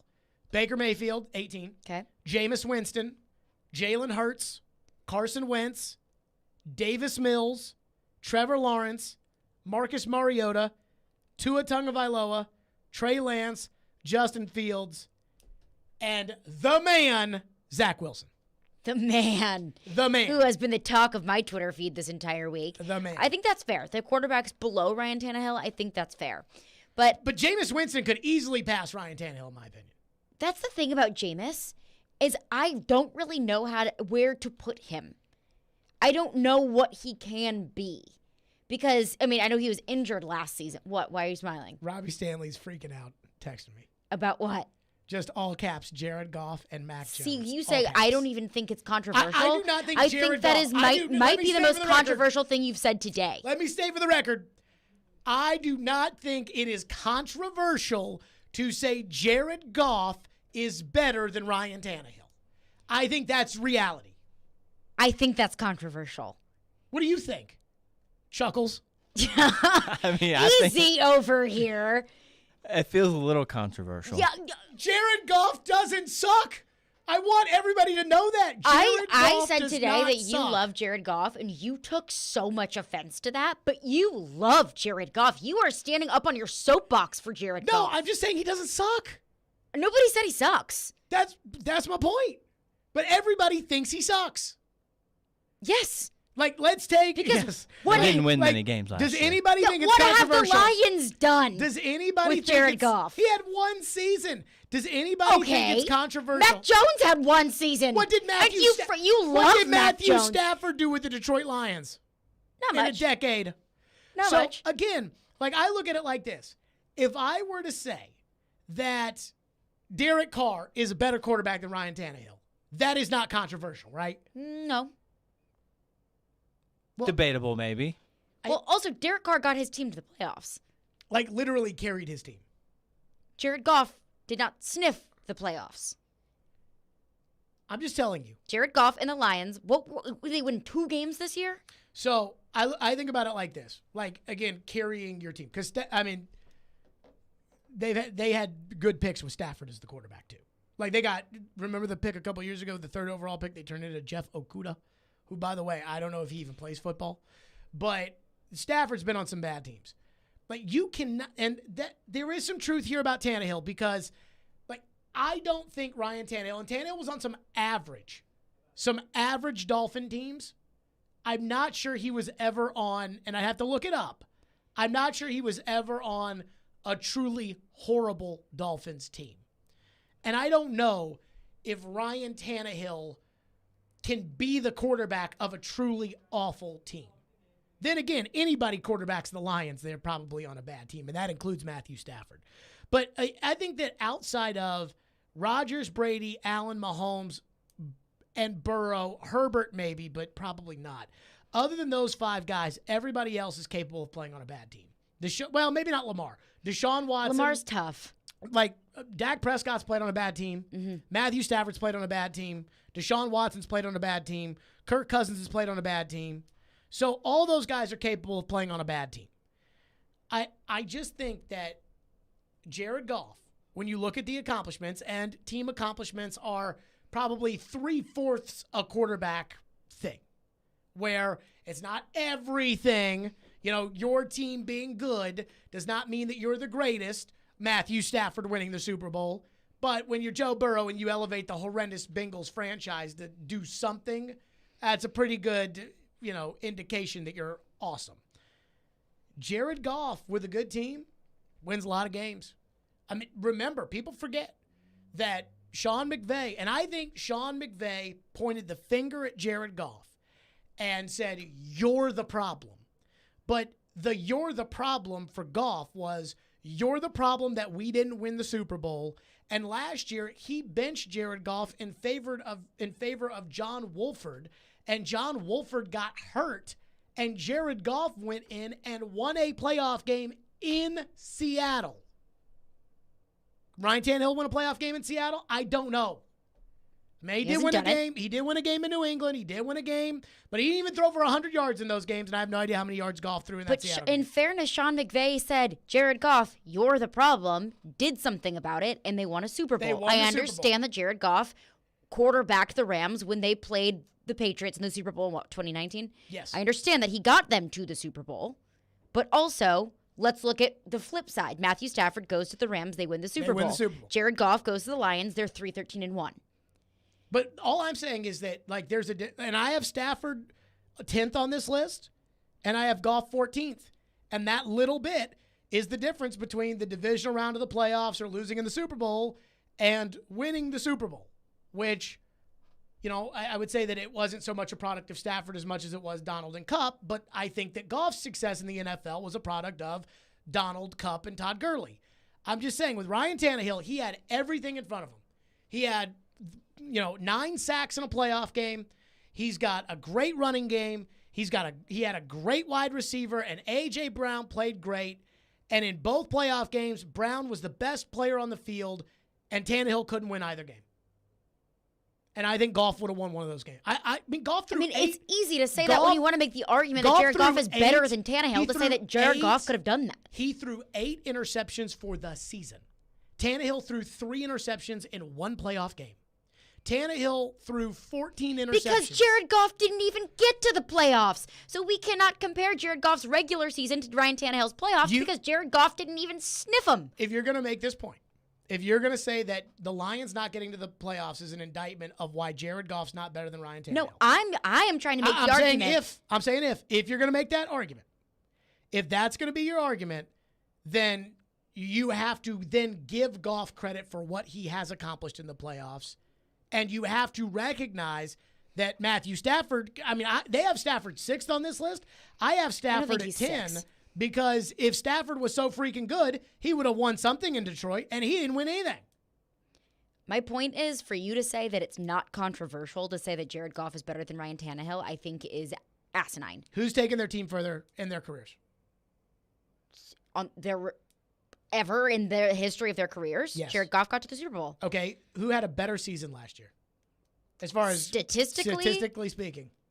Statistically, Jared Goff. But okay. Who won more games? Who got to the playoffs? Ryan Tannehill did. No, the team got Tannehill to the playoffs. The team got Jared Goff to the Super Bowl. Right. My point is that if the team is doing that, if you put Jared Goff on this team, he would be doing the same or better than this quarterback. Because this was a good team. You can't say that. Except that when he was on a good team, they got to the Super Bowl. Tannehill didn't.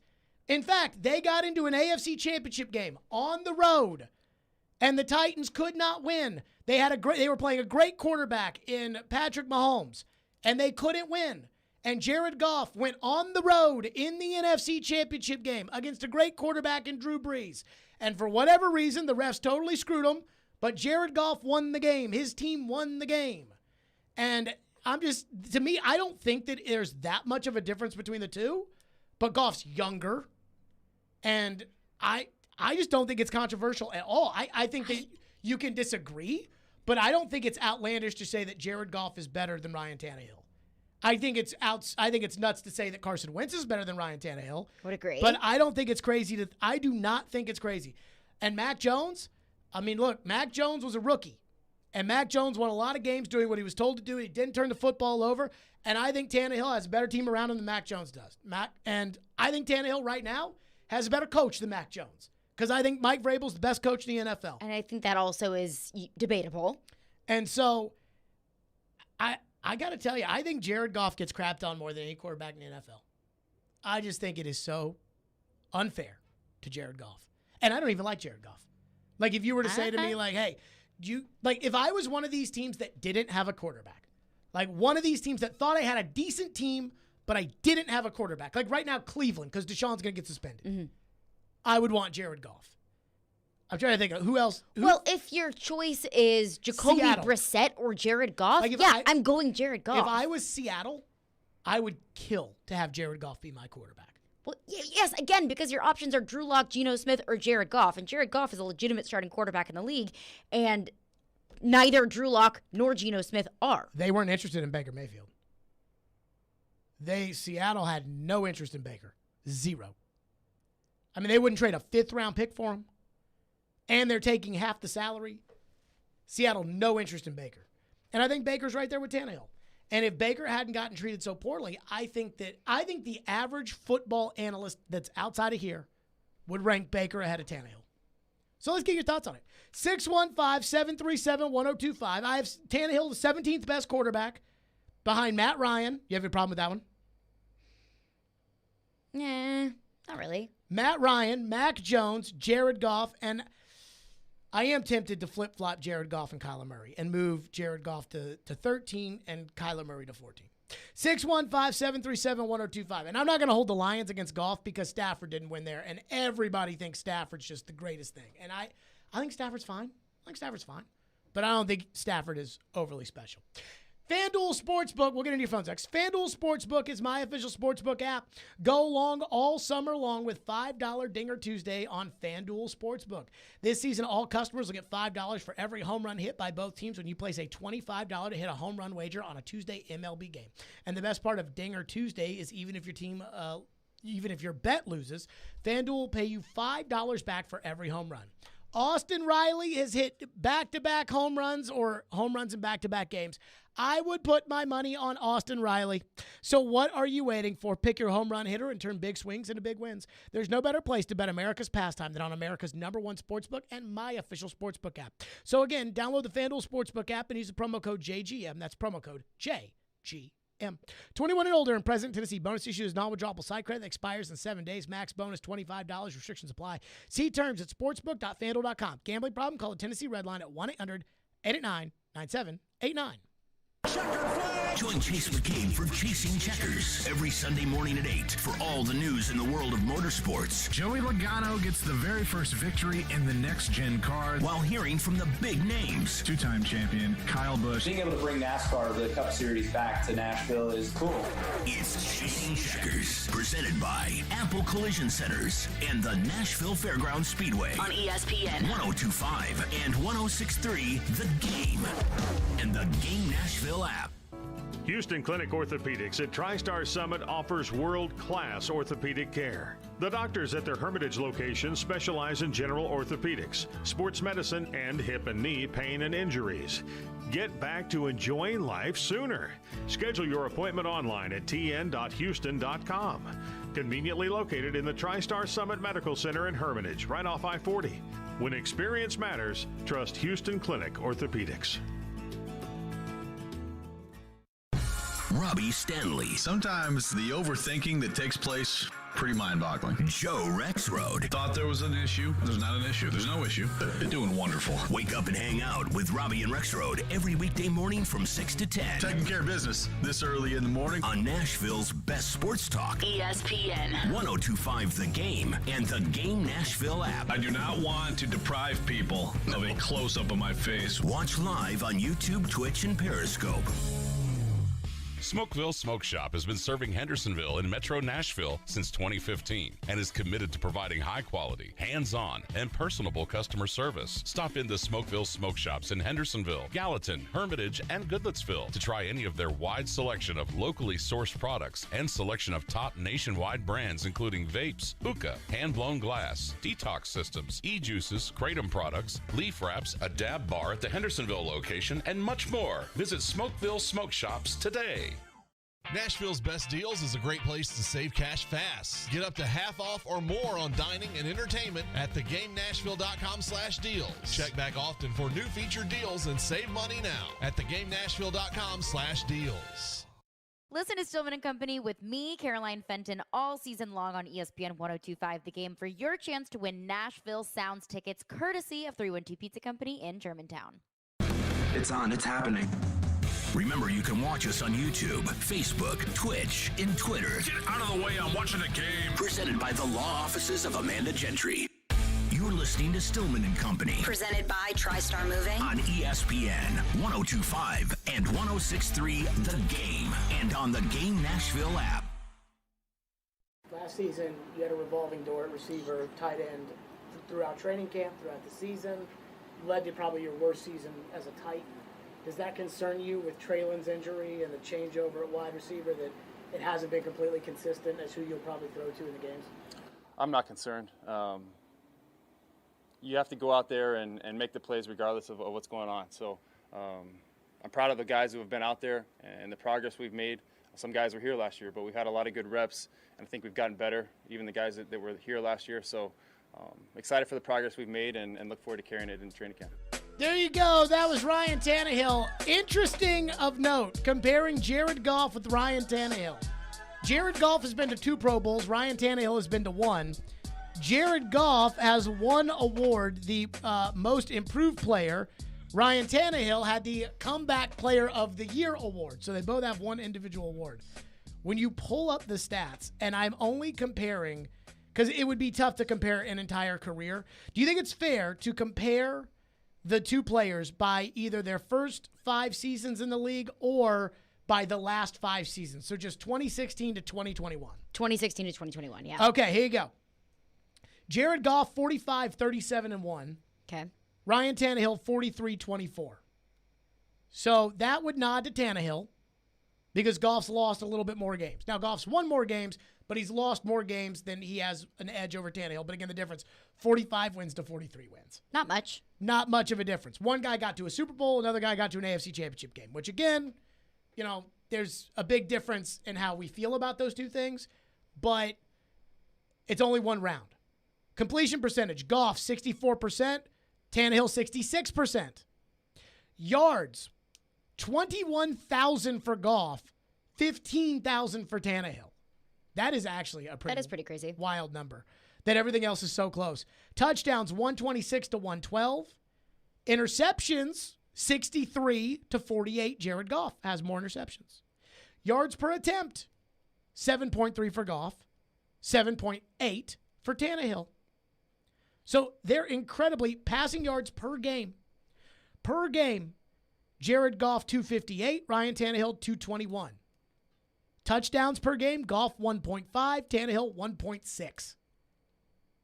I mean, it's almost like they're practically the same player. The stats are very, very similar, other than was it passing yards? Yeah, passing yards 21,000. Very, very different. And of course, the Titans are very much so a run-first team. I know, but they run the same offense, or they did. You know, now with the Lions, I don't think Goff runs the same offense, and Tannehill didn't run that offense with the Dolphins. But think about the weapons Tannehill had in Miami, too. He had Kenny Stills and Jarvis Landry and Gesicki, and, I mean, he had some dudes, but just it's pretty crazy to me that the one big gaping hole is the yardage. But I don't think it's controversial to say that Jared Goff's better than Tannehill. Let's go to your phones as promised, unless you have a thought. Well, I think it's the public perception of when you're the quarterback for the Lions, you just automatically suck. And, you know, with Matthew Stafford, that's something that I talked about at the break, was Matthew Stafford's public perception, good quarterback on a bad team. And I think that it was, and him going to the Rams just solidified, okay, good quarterback, just put him on a good team. But I think with Jared Goff, The fact that the Rams wanted him out so badly, and then he went to the Lions and lost, which is not something exclusive to Jared Goff. I think several other quarterbacks would go to the Lions and lose.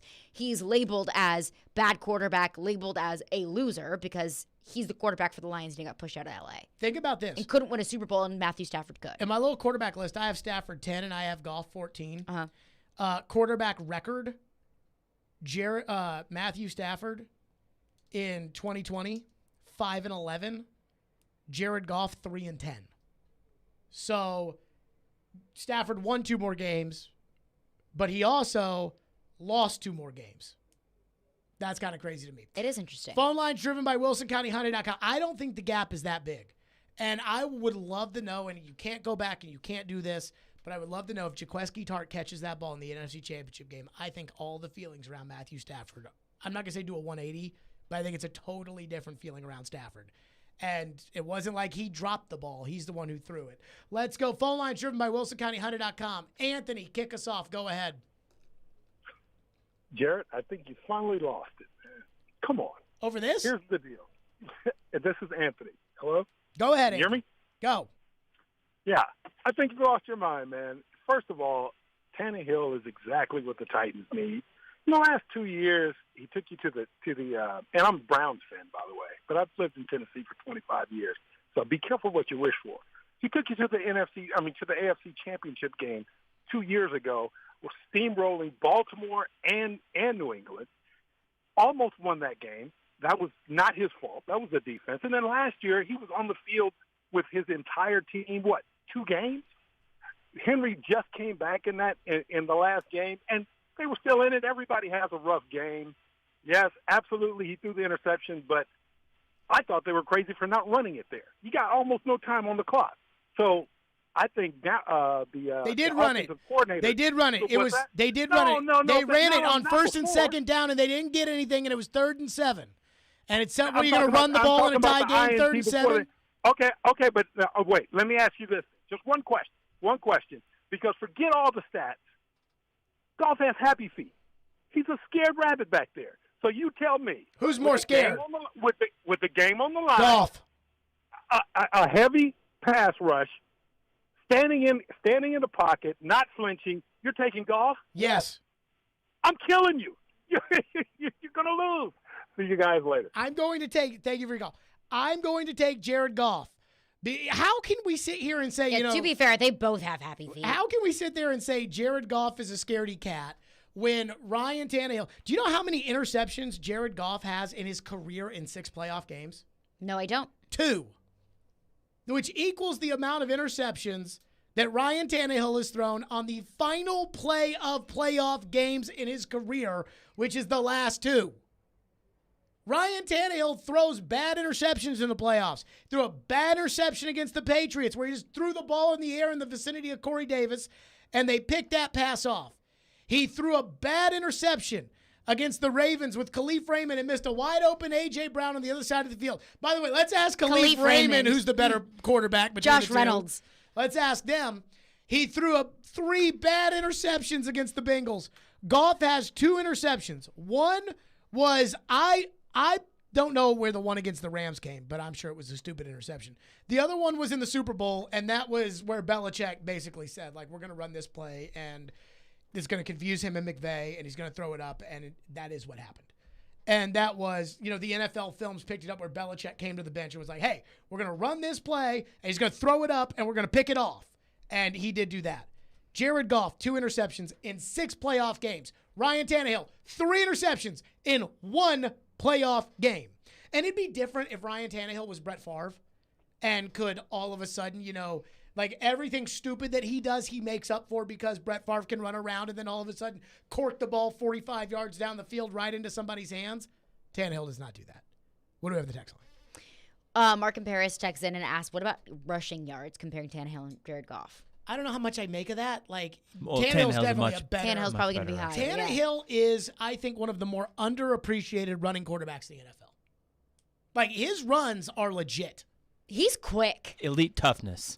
I don't know, but when they pulled that little hidden ball trick against the Packers in the snow a couple years ago, he went running to what was that, a 90-yard touchdown run? I mean, he's not Marcus, but he's not far from Marcus. He's got wide receiver speed. He does have wide receiver speed. Again, I'm not sure how much I really care about that. Like Lamar, if we're doing that, you got to shoot Lamar up to the top because that's like the Derrick Henry one. Saquon Barkley catches the ball better out of the backfield. And Saquon Barkley's always hurt, never rushes for any yards, and his team stinks.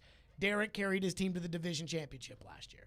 So that's kind of how I feel about running quarterback. Unless Tannehill's running is so good that it can overcome some of his other flaws, it's not a deal breaker here.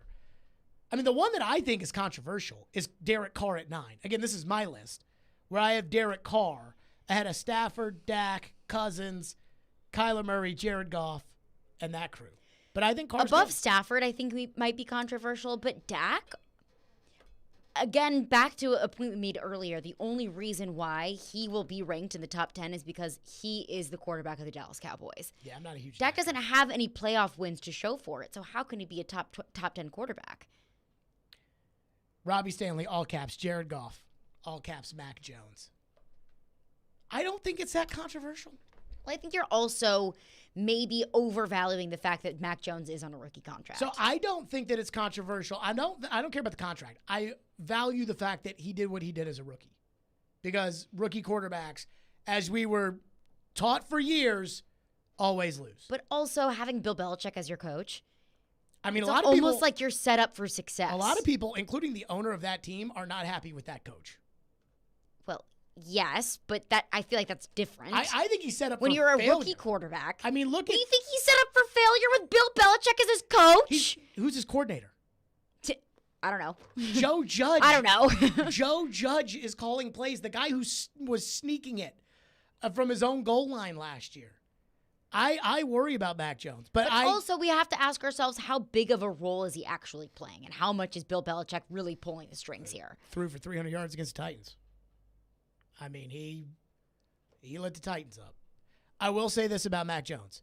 With Jones, there is legitimate superstar potential. Like, there is a chance. I don't know how great of a chance. There is a chance that Mac Jones is going to be a superstar. Year 2 is always when these guys pop. He had a good year as a rookie. And it wouldn't be the first time that the quarterback that was picked 3rd of the top 3 quarterbacks or 4th of those top quarterbacks or whatever ends up being the best one.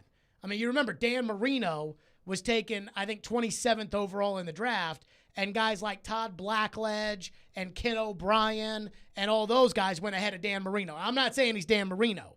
I'm just saying, like right now, I think Mac Jones, if I had to take one of those guys to win a game today, I would take Mac Jones today. I also would take Davis Mills over Trevor Lawrence to win today because I've seen them both play, and right now, Davis Mills looks like a better NFL player. But that doesn't mean that I think Davis Mills is going to be the better NFL player. But I'm not going to rule it out either. 615-737-1025. We didn't get to a bunch of your phones there, so we'll get to your phones next. One more segment of your wonderful phone calls on Stillman & Company. It's ESPN 1025 The Game. Hey, Preds fans. Running across to make the save is Sarah. You can now hear Nashville's best sports talk. The backhander, he scores! And every Predators game on 106.3 FM. Oh, that was a thing of beauty. From downtown Nashville to Rutherford and Williamson counties. Duchesne with the overtime winner. Catch all the action on 102.5 and 106.3 The Game. The Electronic Express summer clearance sale is here. This week, get a Samsung 65-inch 4K TV for $599 or a Frigidaire 4-piece kitchen package for $25.99. Save up to 50% off in every department at Electronic Express. Computers, appliances, 4K TVs, housewares, furniture, mattresses, and more. Don't miss out on an XPG gaming laptop for just $899 or a Whirlpool washer and dryer for $499 each. Shop in-store or online with free financing. Electronic Express. We make it happen.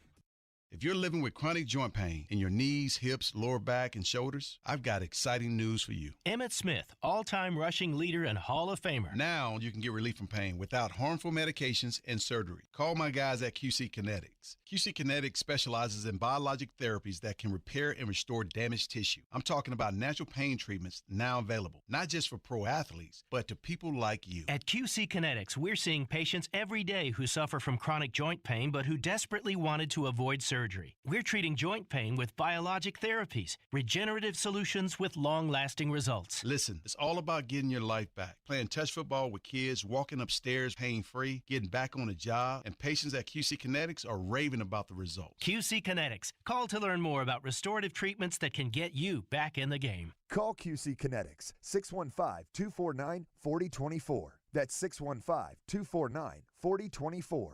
QC Kinetics, 249-4024. This is a big month for some of our teammates at Cromwell Media. At 102.5, 106.3 The Game, producer Kenny Adams is celebrating a 10-year anniversary. Also at The Game, morning show producer Michelle Knezovic and part-time producer Nick Keyser are both crossing the 1-year mark. At 102.9 The Buzz, Eric Steele, our rock star evening host, and Andy Herron, a part-time host, have been with us for 8 years. We are Cromwell Media and proud of our employees who commit themselves to excellence every day. Want to join our team? Contact us at together@cromwellmedia.com. When Smashville wants to rock.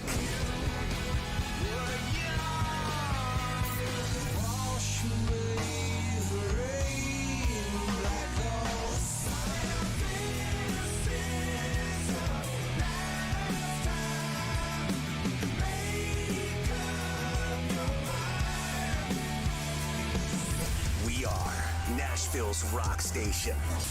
102.9 The Buzz. Get in the zone, AutoZone. Welcome to AutoZone. What are you working on today? Starting trouble. No one likes that. We'll get you set up for some stronger starts. You might just need a fresh charge, and we'll take care of that free of charge. But if it is time for a new battery, we've got replacement batteries that'll fit your needs, starting at just $69.99. You can learn more about our battery selection at AutoZone.com. That's what makes us America's #1 battery destination. Get in the zone, AutoZone. Claim based on data from the NPD Group 2021. Robbie and Rex Road here on ESPN. Welcome into the DDC. Stillman Company is delivered. There's a new way to hear 102.5 The Game. Nashville's best sports talk on 106.3 FM. From downtown Nashville to Spring Hill on I-65 and to Murfreesboro on I-24. You now have two choices to hear our great sports programming. Get the extra point, no problem. And the Nashville Predators. Scores! Check out 106.3 now and save it as a preset.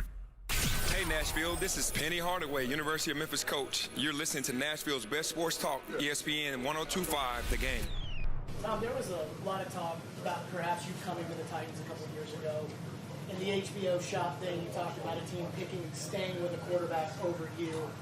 A lot of people wonder in Nashville if that was Ryan, and if so, what do you think of Ryan as a quarterback? I like Ryan a lot. He's a great player, so he's obviously a great leader for that team, and he's done a great job. Last year was phenomenal. The year before that, he was great. So I really like Ryan. Competed against him a lot. He's beaten me quite a few times, so I think he's a great player. But he wasn't that MF'er in the shop? Did you say MF'er out here? Yeah, he wasn't that MF'er? Was Ryan? Yeah. No, Ryan wasn't. Ryan's a great guy. No, I like Ryan. I was just talking. Just fodder. That was my co-worker, Thomas Edward Brady Jr. for our first interaction before we were co-workers. He's your direct report, I heard. What's that? He's your direct report, I heard. He is not my direct report, though. He is a couple Weekly of meetings. ladders up on the organizational flow chart that, as I learned the other day when I had to reset my Sirius XM password and I had to call IT and I was playing around with the app and I could go through the Sirius XM organizational flow chart and I'm like one rung below Tom Brady. So Tom Brady's on the flow chart. I'm on the flow chart. We're on the same You guys channel. are practically the same person. You know? I'm not going to say we're not. Do you think that the evidence shows that you are? Do you think there's any chance that when they come here that I get an interview with Brady because we're on the same channel on Sirius? Maybe. I'll be honest with you guys. I'm afraid to try that out. Why? You afraid you're going to pee in your pants? No, I'm not afraid of that. I might be afraid that you might pee in your pants. I'm more worried about the idea of You're going to give him a big old smooch? I'm more worried about the people at Sirius XM saying, leave Tom Brady alone. That's also fair. That's what I'm more worried about. Not the idea of, would you have a hard time? I didn't pee my pants talking to him there. He's like, are you sure? Did you say MF'er? I'm like, yeah, I said MF'er. Did you walk away skipping a little bit? Was your heart beating fast? No, I walked away saying this is what we're going to talk about today on the air. And that's what we did talk about on the air. All right, to your phones as promised, 615-737-1025. Phone line driven by WilsonCountyHonda.com. Ty texts in and says, how far we have come. A couple of years ago, we wanted Tannehill over Brady, and now you're picking Goff over Tannehill. Oh, no, don't do that to me. We were actually talking about this during the break. Reality. If the Titans had signed Tom Brady, and I was pro Tannehill, and I'll be the only person that will admit, like, people will say that they were pro Tannehill, but they won't admit, like, how truly wrong they were about it. Like Gentry Estes and Joe and all that. They're like, I know that that Brady won a Super Bowl, but that doesn't matter. And I'm like, yes, it freaking does. And I will say, I took the cheese. I thought at that point, given the age and everything else, that the Titans were better off with Tannehill than they were with Brady. And I regret saying that on the air, even though I had no direct outcome of any decision made. It hurts me every day to think that I at one point thought that. I'm like one of these people that you see on the little Capitol hearings where they're like, I can't believe I thought that this was the case, but I have now learned differently. And that's how I feel when it comes to my previous belief. People that are like, yeah, I believed one thing and now I completely believe another thing because I've realized what the truth is. Yeah. And I feel like I am sitting there saying, like, I once thought that Ryan Tannehill was the better option for the future of the Tennessee Titans than Tom Brady, and I can't believe I thought that. I can't believe it. It hurts me. I can't believe you said that. Yeah. Like, if times were different. I'll say this. If they had signed Brady. Times were different. In your fairness. This would have been. Brady was supposed to be old and that Patriots team at 19 was not very good. No. If the Titans had signed Brady, between Floyd and I, Floyd who's friends with Brady, and me who is not, this would have been the most, you know what? It's funny. It was co-workers with Floyd. Brady was co-workers with Floyd. I'm now co-workers with Brady. Full circle. Brady's crazy. But if Brady had signed with the Titans, this would have been the most homerific Tom Brady show ever. Between Floyd's Patriot Brotherhood and between my pure, unadulterated fandom. Not a bad word about such a Brady bobo. Oh, my God. He Brady could have thrown three interceptions in his playoff game, and you would have said, well, you know what? It was cold out there. But don't you think there's and just the offensive more line dignity? is bad. Don't you think there's just more dignity in capping for Tom Brady than Ryan Tannehill? No. Remember how Buck? No, take Buck, that back. Swallow your words. Remember how Buck put out that article about right after the Titans lost to the Bengals about how it wasn't his fault. It wasn't Tannehill's fault. It was Downing's fault. What was he supposed to do? No, it was the play design, or it was the play design. And so I thought that was just so. And I love Buck. I do. I thought that was so embarrassing because not one person in the world, except for him, and maybe like Tannehill's family thought any of that was true. And I say this because... Well, a couple months later, a lot of people did. I do wonder if I would have been that way if Brady was the quarterback. What do we have in the text? You absolutely would have. I feel great. I feel very confident in that. You know why I wouldn't have to do that? Because this team would have at least won one Super Bowl if Brady was the quarterback the last 2 years. Maybe would have won 2 Super Bowls. But maybe, if Sam Butts, what's next? If you would have picked Brady over Tannehill, that could have happened. Tommy texts in and says, "You're crazy, Jared. McNabb's stats are better than McNair's, but who would you take? You would be crazy if you say McNabb. Stats don't show strength of games and the talent around. I would take Baker over Goff any day." Yeah, I mean, look, nobody wanted Baker Mayfield. Now, I'm not sure anybody wanted Jared Goff because the Lions had to give picks and Goff in order to get Stafford. But I mean, the difference is Jared Goff. I think Jared Goff's a dum-dum. I do. I think you knock on his head and it's like nobody's home. But Baker's immature. And I think when teams are looking at quarterback, Jared Goff handled getting benched and really not being treated very well on his way out the door in Los Angeles and being dumped to the horrendous Lions and handled it with like dignity and class that you see quarterbacks handle adverse situations. Tannehill, same way. The way he got dumped by the Dolphins and came here and backed up Mariota. Baker can't do that. And I do think that matters to these teams. So, I don't know. What would you, Baker or Goff? I would lean Goff. Baker or Goff, Ian? I don't know. That is a tough one. Kind of a tough one. That is kind of tough. I don't know. I'm not a huge Baker leadership guy. I might lean Goff slightly, but honestly, flip a coin and I'm changing it next best I can. Now, if they brought Baker's Jared Goff in talented, to be the but quarterback he's a here, baby. I would not be a Jared Goff Bobo. And if they brought Baker Mayfield in here to be the quarterback, there's a chance Baker would end up slugging me in the face. If I would had to guess, say with that's any probably of that fair. certainty. He's not even the quarterback of this team, and I think he might slug you in the face. So David Poyle hints at what the Predators may do tomorrow or what they may not do tomorrow. And we got to get on this because we should know what they're going to do by 2 o'clock tomorrow. Stillman and Company, it's 102.5 The Game. And here we go! Every Tuesday at 11. The Music City Grand Prix is green. The DDC will get you set for the Big Machine Music City Grand Prix by talking to some of IndyCar's best drivers. Joseph Newgarden. It's a great event. Everyone has a great time at it. The second year, I think, will be better than the first. Weekly driver interviews are presented by Social Furniture, where we sell comfort. Shop local, shop social at 5412 Charlotte Avenue, and by the Nashville Sheriff on 102.5 and 106.3 The Game and the Game Nashville app. From the Fox 17 News Code Red Weather Center. Can't rule out a few thunderstorms heading into the evening hours for tonight. We'll clear going into early Wednesday morning. Lows drop to around 70 for the morning hours. For Fox 17, I'm Chief Meteorologist Katie Morgan. This weather report brought to you by Hiller Plumbing, Heating, Cooling, and Electrical. Call the Happy Face Truck today.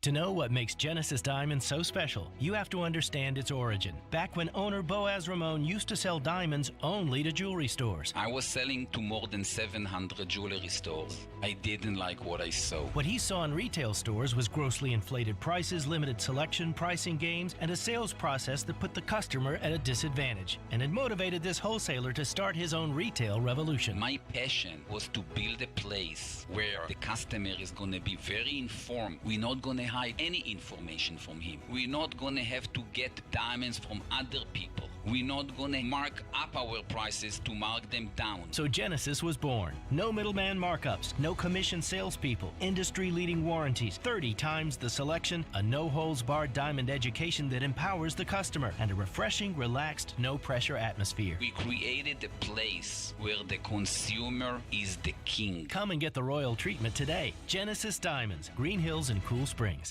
Hey, Willie Donick here. Are you feeling the sting of higher interest rates and higher costs? Those credit cards and other loans are costing more and more every month, and inflation is making everything else more expensive. Your home can save you right now. Your home value is up, and there's a ton of cash in it that you can access with Loan Pronto. Loan Pronto specializes in zero-cost cash-out home refis. You can get tens of thousands in as little as 2 weeks. Pay off those 23% rate credit cards and other loans. Consolidate everything into one super low payment. People who do this usually cut $800 or more from their monthly budget. If your home mortgage rate goes up a point or so, it's offset by your credit card rate going to zero. So call Loan Pronto now and unlock that equity and wipe out the bad debt. Do it now. You can even skip your next 2 house payments. Call 615-499-5780 or go to loanpronto.com. That's 615-499-5780. Equal housing lender, NMLS 166-1781, subject to lender approval. Hey, you see Tony's face? Yeah, he's using one of them Dollar Shave Club 6-blade razors with 6 stainless steel blades for a close shave. His face is as smooth as a river rock. Smooth as a nice olive oil. Like a bowling ball. Like silk pajamas. Like a seal down at the aquarium. Like a ball of wax. Wax job? Hey, no one said nothing about a wax job, okay? Quit being a wise guy. Dollar Shave Club, for a noticeably smooth shave. Find us in stores and at dollarshaveclub.com. Robbie Stanley. They get a lead in that game and just totally close the door. Joe Rexrode. If he plays next year, it's disastrous. Robbie and Rexrode. Mornings from 6 to 10 on Nashville's best sports talk. ESPN 102.5 and 106.3 The Game. And on the Game Nashville app. You're listening to Stillman and Company. Sounds like this has been a game-changing day for all of us. Presented by TriStar Moving. on ESPN 102.5 and 106.3 The Game. And on the Game Nashville app. But what's next for you in terms of roster movement, and how set are you in the current roster that you have now? As I said, we just got back from Montreal, where we had all our pro and amateur scouts there. In the room right beside me now, I have all our pro scouts who've been in yesterday and will be here all this week. So we're going through every team. Today is the last day for making qualifying offers. So that would be really important to look at, see who's not qualified. And then again, there's a number of free agents out there that, us and other teams could possibly be interested in. And so if we have that opportunity, we certainly would like to strengthen our team, and we'll see what these next few days bring to the Predators. But we're all here, and we're working at it. We're trying to get some ideas out there. Hopefully somebody will just pop right into their lap like David Boyle said Ryan McDonough did today. But David Boyle, in that same interview that he did this morning with the Midday Show, went a little bit deeper. Free agency tomorrow starts at 11 a.m. by my count. Adam Vingan theorized $2.1 million for Yakov Trenin, so they've got $9.6 million in space. 2.1 for Trenin would leave them at $7.5 million of space, and they're going to have to leave some wiggle room in there as well. So think about maybe $4.5 million that they can spend tomorrow. But David Boyle, I am convinced they will add a winger that they will play in the top six, because it is by far their biggest glaring opening lineup need. David Boyle this morning on DDC, the Lee Corso, not so fast, my friends. This, too, is complicated, even more complicated than the Forsberg negotiations. Let's start with the salary cap. We're in a situation coming out of COVID where we've made a deal with the Players Association in terms of their salaries and payback and all that stuff, that the cap is only going up $1 million this year, and it's only going up $1 million for the next 2 years. So we, and along with all the other clubs, are kind of hard-pressed to, they're letting guys go, we're not giving raises, or, trying to do all of those various and different things. For us, we have some money to spend on a forward in free agency, but a long-term contract is probably not in the cards, because when I look to next year, the following year, 23-24, where the salary cap only goes up a year, we have a number of players' contracts that are up next year, whether it be Carrier, Fabro, Jeannot, Trenin, just to mention 4 young guys. So they're coming off of, most of those guys are coming off of entry-level contracts, and as they keep playing the way they did last year, they're not just going to get a raise, they're going to get a substantial raise. So I can't oversign, I guess, if that is the word. I could do it this year to get to the cap, but if I sign somebody to a multi-year deal, then something's going to have to give next year. Doesn't it feel like he was kind of hedging his bets, but also signaling, don't expect me to be active tomorrow? I think it was preemptively covering his butt. So do you think they're going to add? Do you think they're going to add because what he said, as much as I bang on David for what I consider to be sometimes almost borderline negligence, like the Lozon trade and subsequent contract, that sounds like the responsible thing to think, what he just said. I think it is responsible. I think it is reality. Well, yeah, because they do have contracts coming up, but they have to sign a winger. They have to go get a top six. They have to. So, do you think by the time we're on the air tomorrow, again, free agency opens at 11 a.m., do you think by the time we're on the air tomorrow at 2 o'clock that the Predators will have added a winger onto this team, a top six forward? Again, $7.5 million, you would assume. Or do you think that they'll wait, or what do you think will happen? I think they will sign a top six winger. I mean, he also said in the Midday Show today that a forward is on their list of needs. So he just said it in that clip. Yeah. So I do think that they will. Will it be someone sexy and someone exciting? Probably not, if I had to guess, because he did just lay out his concerns for the future. That although there are several contracts that they're going to have to sign next year, the cap isn't going to go up much. I think $1 million. So I do think they will sign someone, but I don't think that it'll necessarily be anyone that everyone in the Predators fandom is super pumped about. So I have a couple thoughts on this. First and foremost, I think they have to, because they have a hole in their lineup. The problem is he is right. Like, if they spend all their cap money this year and they sign somebody to a 4 or 5 year deal, then that's not only all their cap money for this year, but that's all their cap money for the next 3 years. And so you can't do that. But isn't their core already decided for the next 3 to 4 years? But then you have to give up Jeannot. You have to give up all these guys that are going to be RFAs over the next couple of years. You're going to have to pass on those guys.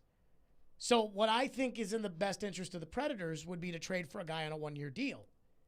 The problem is you're going to have to give up something in order to trade for a guy on a 1 year deal, which you don't have to give up something in order to sign somebody. So that's where I think they are. I don't think they're in the business. There is nobody that can play in the top 6 that you could sign. What was Raquel? 6 years? 6 years, right around $5 million. I mean, that's what That's they a need. long-term deal. That is exactly what they need. They need Ricard Raquel, and I know obviously he's signing with Pittsburgh. That is the perfect contract for the Predators. 6 years at $5 per. Now, Raquel's going to stink at the end of that, but you've already committed to that anyways. He might not stink. He's Ricard Raquel. That's the perfect deal. But can they give a guy they can give a guy $5 million. Can give a guy $5 million over 6 years? And David Poyle's answer right there was no. Well, that's your top 6 winger. That's what it will cost. So, I mean, look, they had Ryan McDonough fall right in their lap, but now what can they do on the forward market? That's it for us. Max Hers is up next with the 6, Stillman & Company. We'll see you tomorrow at the start of free agency.